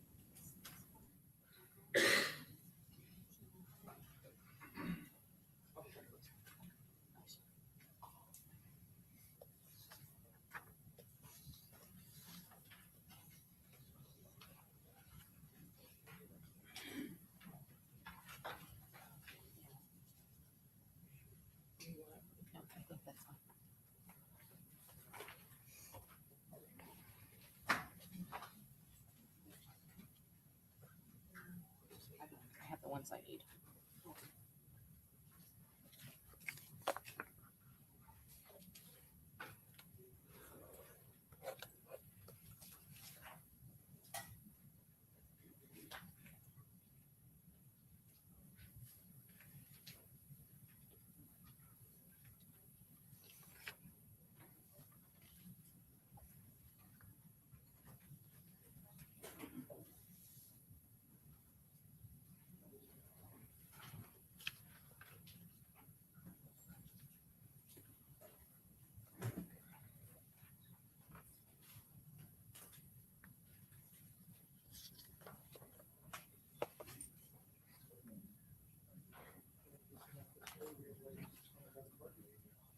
Do you solemnly swear or affirm that the testimony you're about to give in this class will be the truth, the whole truth, and nothing but the truth, so help you God? Come this way.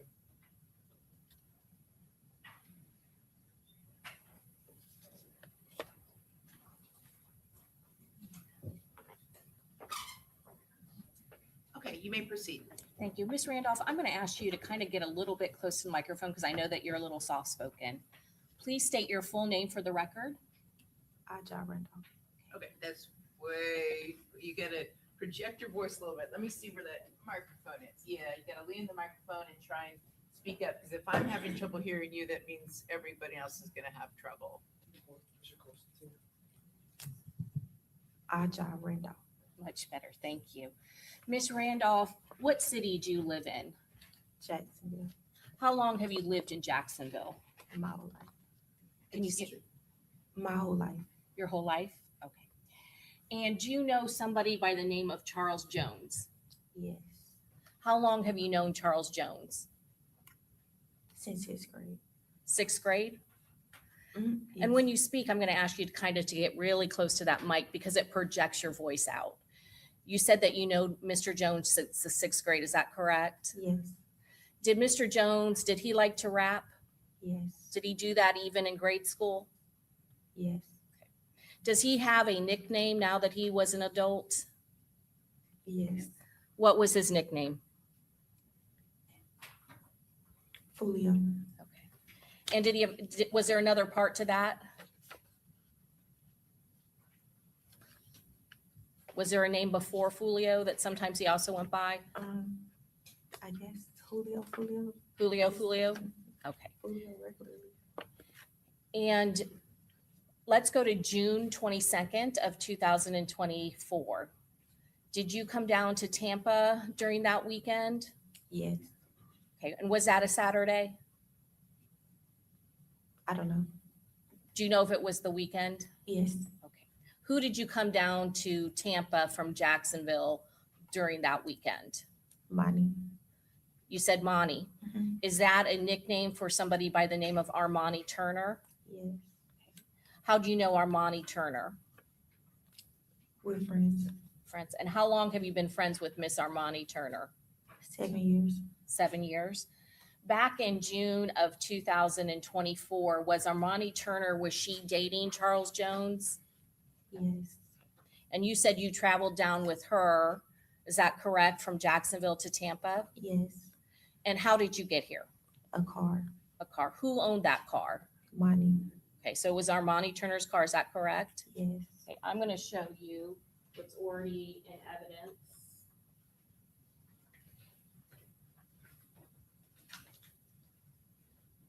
States Exhibit 2E. Can you see that on your screen? And I'm going to, let me take that out of Zoom. Do you see that vehicle, ma'am? Yes. And do you recognize that car? Yes. And whose car is that? Mine. Armani's? Okay. And I know that you keep calling her Monty. I'm going to formally call her Miss Turner, okay? Okay. But I know that that's how you know her. Is that correct? Yes. And you came down in that vehicle with her. Is that correct? Yes. Why did you come to Tampa that weekend with Armani Turner? For Charles' birthday. Okay. For Charles Jones' birthday? Yes. There was a celebration here in Tampa? Yes. And where was that celebration going to be? At a club. At a club? Okay. And where were you going to stay overnight? A B&B. An Airbnb? Yes. Okay. Are you familiar with Tampa? No. Did you know what the address of that Airbnb was? No. Was that somewhere located near Tampa? I thought it was Tampa. It was in Tampa, is that correct? I'm not sure. You're not sure. So you went to an Airbnb on Saturday, is that correct? Yes. Was there anyone else with you in the car and Armani Turner coming from Jacksonville to Tampa? Yes. Who else was with you?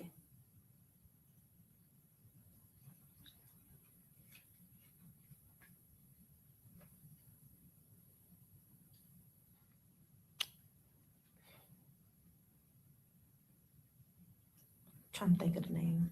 Oh, you can't remember the name? Was there a gentleman that was with you? Yes. Okay. And does Xavier Edwards, does that sound familiar? Yes. Objection, Your Honor, leaving. Sustained as to leading. Were you familiar with all of the names of the people that were involved at that Airbnb with you and Miss Armani Turner? Kinda. Had you previously given testimony in this case regarding who you were with and who you drove from Tampa with Armani Turner? Yes. With looking at your prior testimony, would that help refresh your recollection? No, Xavier was with us. So does that, okay, you do remember that the person was named Xavier? Yes. Okay. And so it was just the three of you coming from Jacksonville to Tampa, is that correct? Yes. And you said that you went to an Airbnb. Who was at the Airbnb when you arrived? Other people, I guess people who came down there, people from there, Charles and whoever came with them. Okay. And you said there were already people there. What time do you think that you arrived? 11:45, 11:50, something like that. Okay. A little before 12. Okay. Are we talking in the PM at night, right? So it's pretty late at night. And you said that Charles Jones was there, is that correct? Yes. And there were some other people from Jacksonville? Yes. Did you know all of the people that were there? No. Did you know some of the people that were there? Yes. Who were some of the other people that you knew who were there at the Airbnb? Charles, Gino, Robert. We're going to take it one at a time. You said Charles Jones, is that correct? Yes. Gino and Robert. Gino and Robert. Gino Norris and Robert Howard? Yes. You had met all of those people before, is that correct? Correct. And were there other individuals there that you said that you did not know who they were? Yes. While you were at the Airbnb, did anything unusual, any sort of fights or any problems break out at the Airbnb? No. At some point, did law enforcement respond to the Airbnb? Yes. Why did law enforcement respond there? I'm not sure. Not sure. At some point, did you and everybody who was at the Airbnb have to pack up and leave out of the Airbnb? Yes. And did you help do that? Yes. And what about Miss Turner? Did she also assist? Yes. And after you had packed up, what did you do at that point? Went to the performance. Okay, to the clubs, is that correct? Yes. Do you remember what the name of the clubs were? I never knew them. You never knew the names? No. Okay. Going back to the Airbnb before you left, were there people that were partying at the Airbnb? Yes, they had already left before the police came. Okay. So there were only a few people there when the police actually showed up, is that correct? Yes. During that night after you had arrived at the Airbnb, had you been drinking at all? Yes. And even though, how much did you have to drink, if you can tell us, if you remember? Not that much. So you still remember the night of that evening pretty well? I won't forget it. And so at that Airbnb, were there times where your friend Charles Jones that he went on Instagram Live? Not while I was there. Not while you were there. Were there times during the night that you saw him go on Instagram Live? No. Do you remember being at a club with him? Yes. Okay. And do you remember kind of going up to the steps with one of the clubs? Yes. Okay. Do you remember him at that point, anytime during that point of him going on Instagram? No. You don't remember? No. Okay. let's back up a little bit. When you are leaving the Airbnb and going to the clubs, who are you riding with? Armani. Armani. In the same car, that Hyundai that we just showed in States Exhibit 2E? Yes. Is there anyone with you in Armani Turner when you are leaving the Airbnb and going to the clubs? No, it's just me and Armani in the car. Was there at some point, were you following anyone to get to the clubs? We was behind Charles' car from the B&B to the first club, from the first club to the second club. We was literally where he went, we went. He didn't go nowhere without us. And who was driving? Armani. And you said that she was following Charles Jones, is that correct? Yes. Did she know where she was going? No, we just follow his car. And you said from club to club, is that correct? Yes. Did you know or pay attention to where those clubs were located? I don't know the city. And at any of the clubs that you were with that night with Charles Jones and Armani Turner, were there any issues or any problems during those two places where you were at the clubs? No. What happened after the clubs? We was looking for somewhere to go. Because the Airbnb was no longer available, is that correct? Correct. And so what happened? Where did you go after the last club that you were at with Miss Armani Turner and Charles Jones? We went to a hotel. A hotel, okay. Do you remember the name of the hotel? No. And so how many cars go to the hotel that are involved with Charles Jones' party? 3. 3, is that correct? Yes. So again, did you and Armani Turner follow Charles Jones' vehicle to a hotel? Yes. And you said that there was another car, is that correct? Yes. What happens when you get to that hotel? We were sitting in the car and he went in to go check on the reservations he had made while we was in the last club. And he comes out and he called us and was like, see if we can find another hotel because they said they gave the reservations away. And then we was looking for somewhere else to go because somebody else called and said everything in Temple was booked up. So they had to go back towards the B&B. And as we were doing that, we started getting shot at. I'm going to stop you a little bit and back up a little bit. You said he went back into the hotel. Who are you referring to? Well, Charles went to the hotel to check on the reservations he made. He came back out, got in the car, called us, and said we got to find somewhere else because they gave away the reservations. And then that's when we start hearing gunshots. And you are still in the vehicle, the Hyundai with Miss Armani Turner, is that correct? Correct. Is there anyone else in the vehicle at that time when you went from the last club to the hotel? Robert. Robert, are you referring to Robert Howard? Yes. So he was also in the vehicle with you and Armani Turner, is that correct? Correct.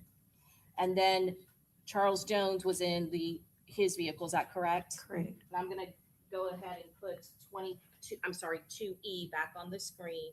Do you also see the vehicle belonging to Charles Jones in this picture? Yes. And can you tell us what vehicle, where that's located in the photo? The black Charger. And it's right here, is that correct, ma'am? Yes.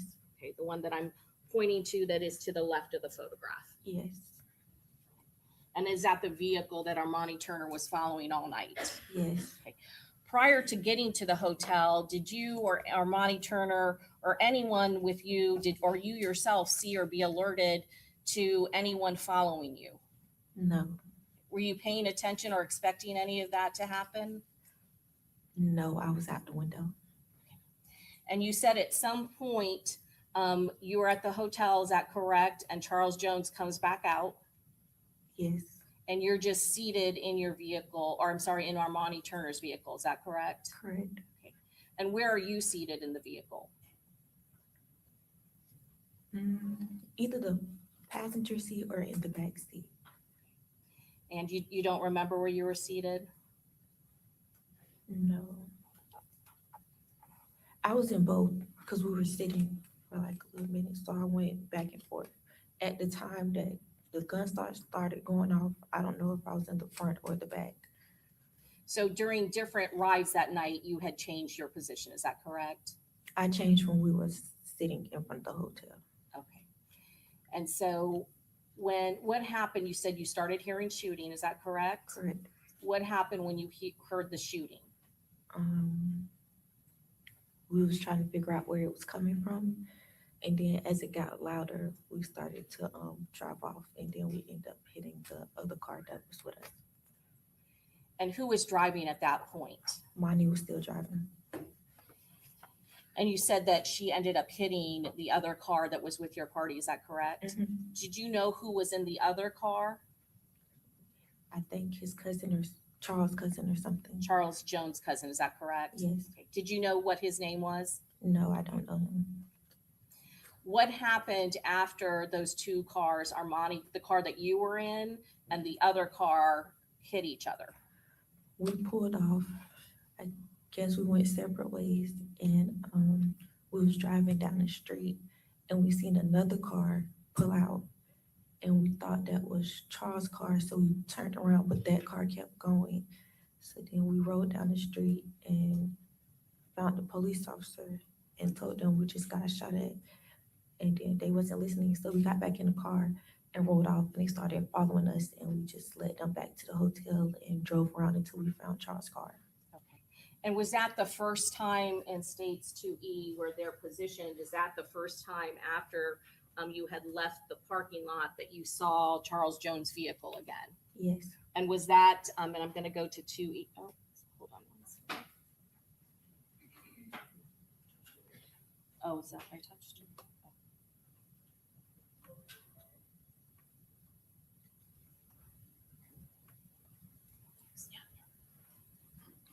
And are these the positions that the vehicles ended up in when you came back? Yes, we stopped right here because we seen the car and the doors open. And when you got out of the vehicle, you said law enforcement at that point had been following you. Is that correct? Yes. What happened when you got out of the vehicle, when you were back at that scene in front of the hotel? They pulled guns on us and tried to arrest us for running away from them. And were you upset at that point? Yes. Okay. And what did you say at that point? We just got shot at. So you're trying to explain what happened? Yes. Okay. And eventually, did law enforcement then respond into the hotel? Yes. Okay. And were there also law enforcement officers from the University of South Florida there? I don't know. Okay.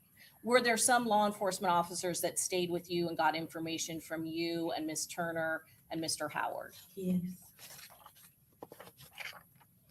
Did you see from where you were seated and when you got out of the vehicle, could you see into the black Dodge Charger? When I got out of the car, I could see into his car. And what did you see, ma'am? A person. Did you recognize the person that was in the vehicle? I didn't know exactly that it was him, but I did see somebody. Could you see any sort of movement at that point? No. And other than that person that you saw, did you see anyone else near the vehicle at that time? No, it was only one person. Okay. I'm going to show you what's been already into evidence 2B6.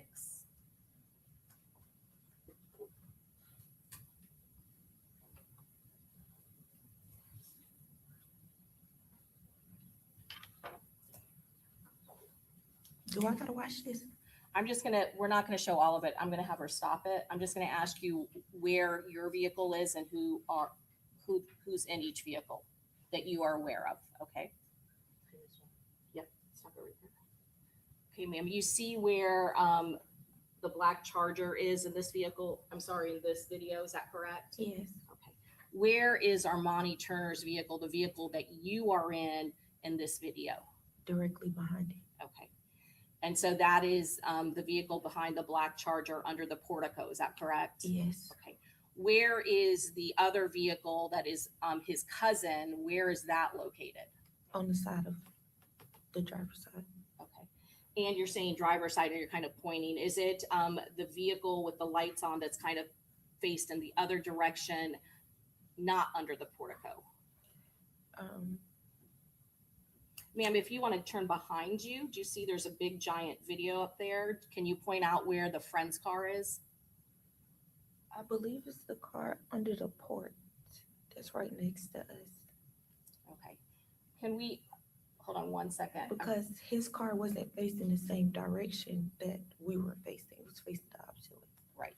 We're going to play just a portion of it. Can you fast forward it to where they're leaving?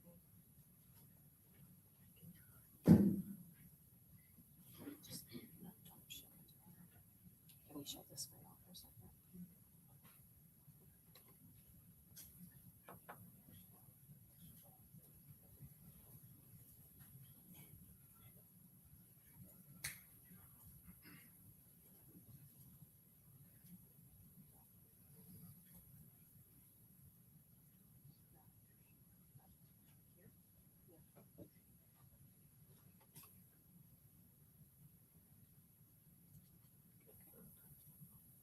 So I'm going to show you at this time stamp of 6:22.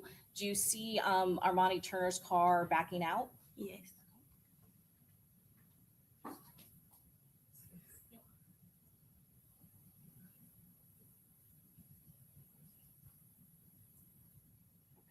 And is that the friend's car that crashed into her? Yes. Okay. Yeah, did you want to shut that off? Okay. After you guys got back to the scene and were able to provide statements to law enforcement, did you see any other people that were from the original party at that scene? Yes. Did other people start to show up at that scene after law enforcement had arrived? Yes.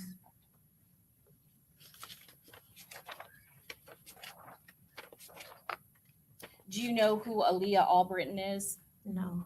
Had you ever met her before? No. And you said that there were people from Jacksonville who you were not aware of. Is that correct? Yes. And at some point, did Charles Jones, did his mother arrive at the scene as well? I wasn't there when she got there. Okay. That you had already left at that point? Yes.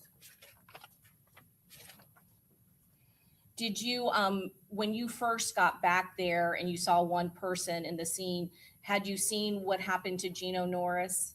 No. Had you seen what happened to Xavier Edwards at that point? No.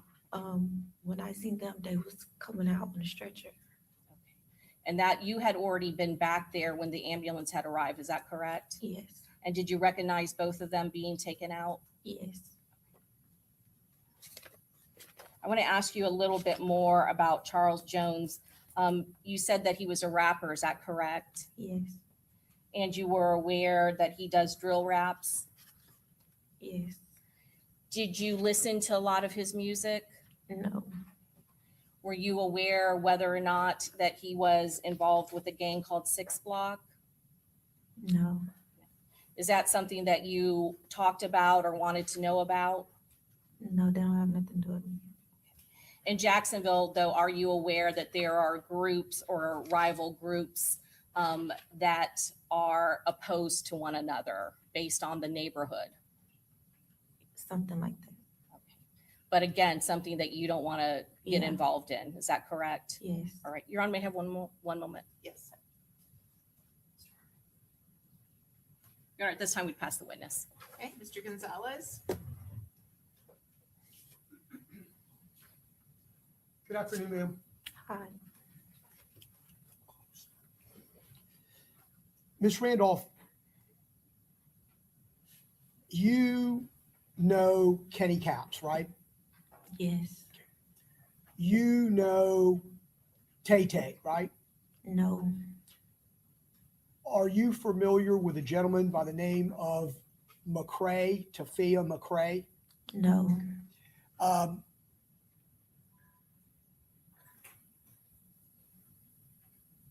And you said you're not aware of a person by the name of Aaliyah Albritton? Correct. Don't know her. How about Zay or Omerta 55? You know 55? Xavier, yes. Okay.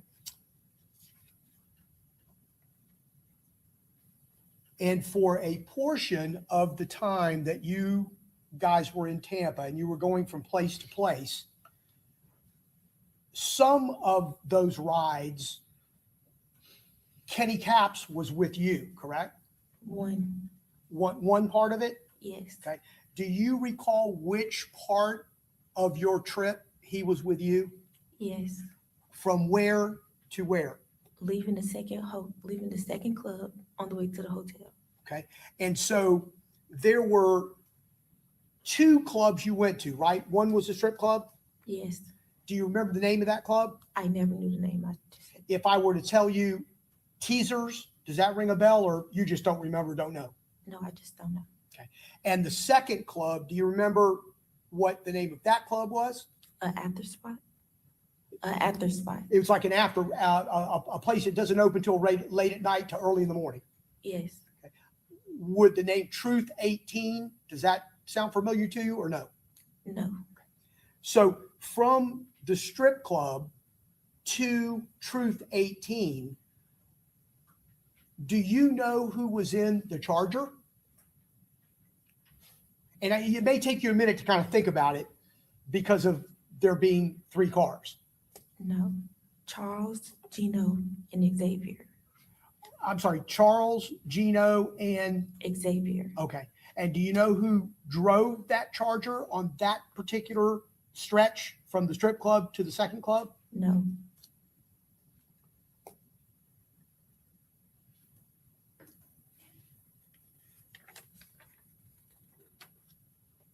I don't have anything further. Thank you. Okay, Mr. Sonardi, any questions? No questions, Your Honor. Mr. Wise, any questions? Mr. Petridis, any questions?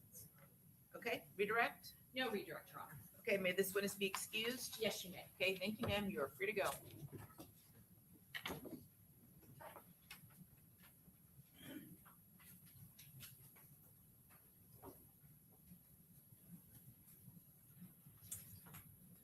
Okay, very good. All right, members of the jury, it's 12:17, so we'll go ahead and take our lunch recess. We will reconvene at 1:15.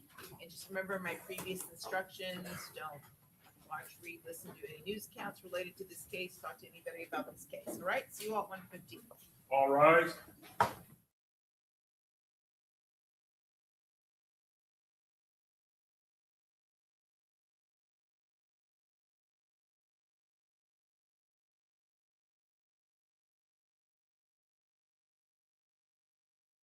All right, y'all gonna go get some lunch.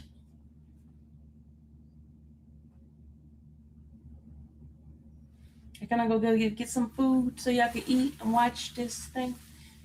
And if I eat, I'm gonna fall asleep. So who's gonna be up next when we get Judge back? Gino Norris is going to be next, and then after him is going to be Aaliyah Albritton, and then Camilla Bentley, and then we may have to switch. Some people are longer than anticipated. I was going to have Officer De Jesus and Eater, but we also have Audra Agramonte and Pablo Gabor traveled here, and I'd rather make sure that they get on. Sure. So I'm probably gonna. So it'll be the lay witnesses first. Yes, Judge. Okay. Okay, so everyone knows. All right, see you guys back here at 1:15. Want to recess? 1:15.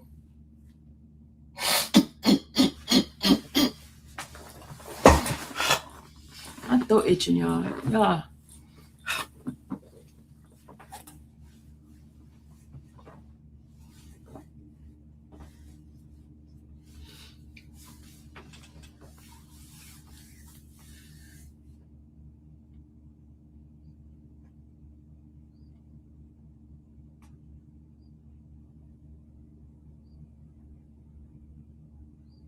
That's the lunch for the inmates. That's their lunch.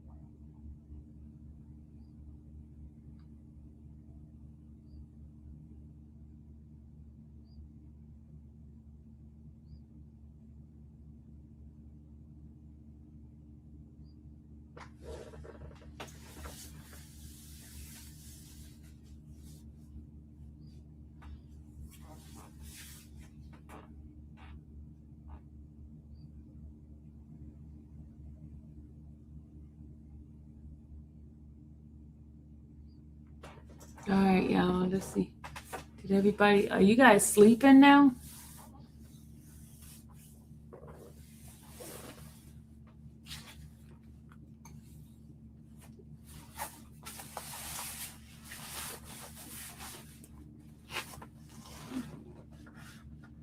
X, I'll be back.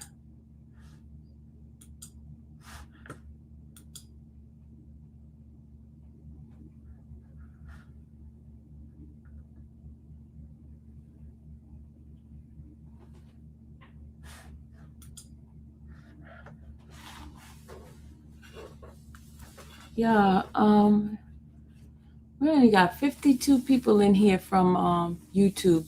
Everybody else is from X. X was in here longest.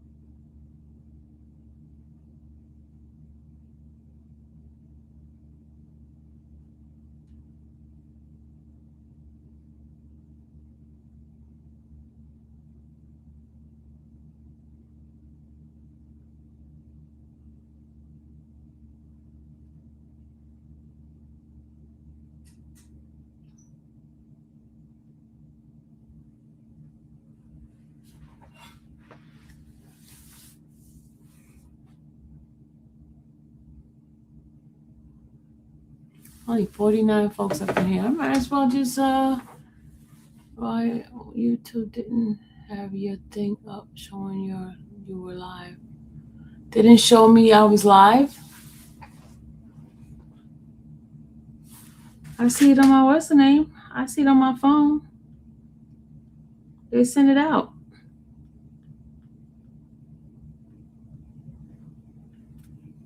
Yeah, I was live before everybody else. I see it on my phone. Yep.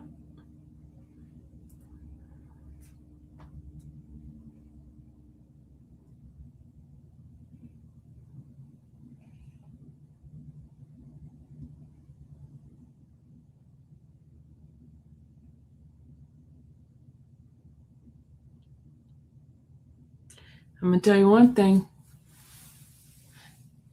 You had to click my name. I see my light on. I don't know why you don't see it. I see the light on right at the bottom. It says live. My light is on. I don't know why y'all don't see it. I see it on my thing. And then it sent a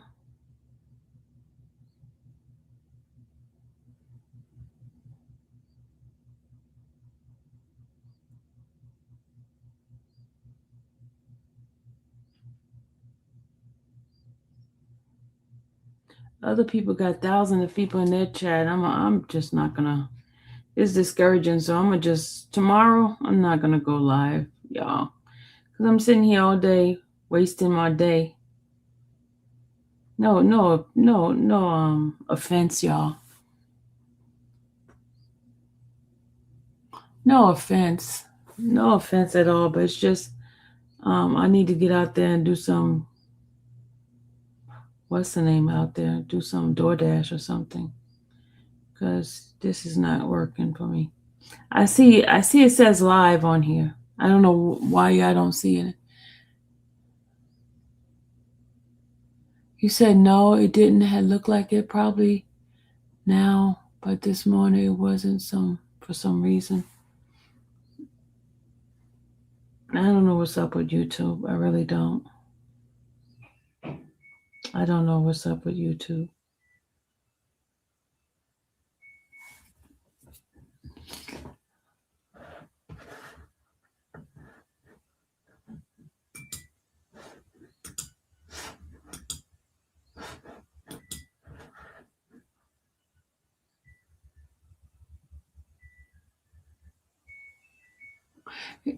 You know why, Tamara? People not hitting the like button. That's why. People not hitting my like button. They sit here and they watch it, but they're not hitting it. You small people probably do it, but like yesterday, I had a whole bunch there.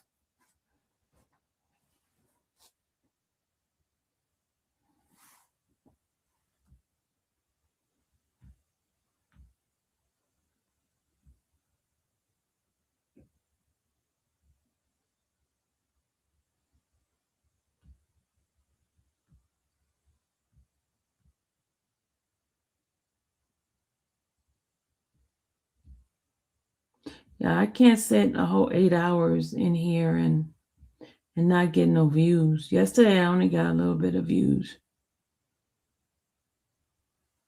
Y'all gotta understand, you know that, right?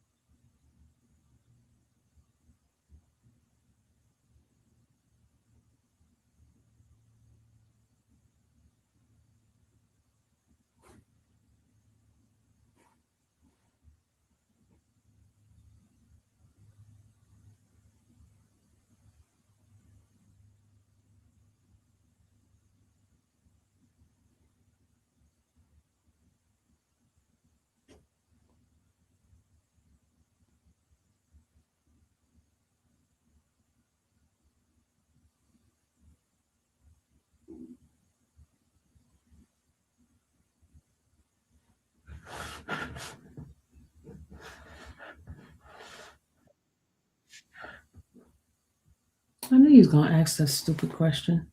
Hold on, y'all.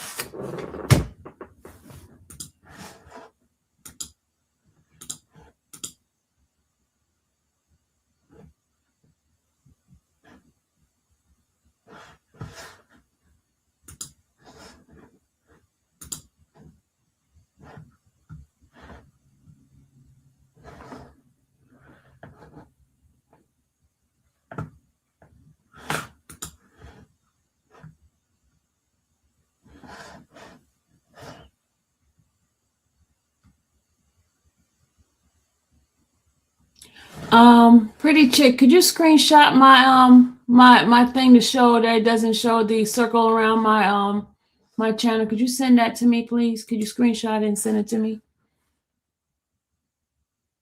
Could you screenshot it and send it to me? Pretty chick, if you're still in here.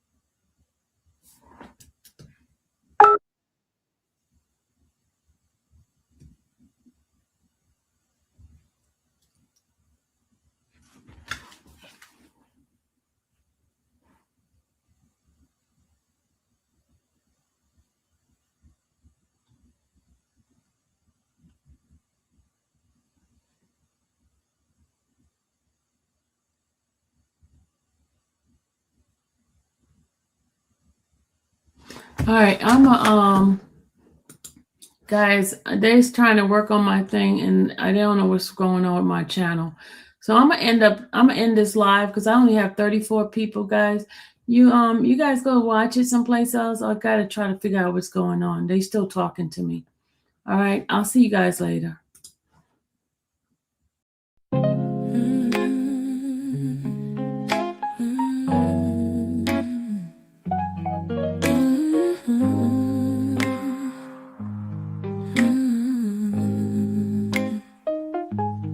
Thank you for watching the infamous Sylvia channel, where laughter and fun make up our panel. Together we build this digital spree.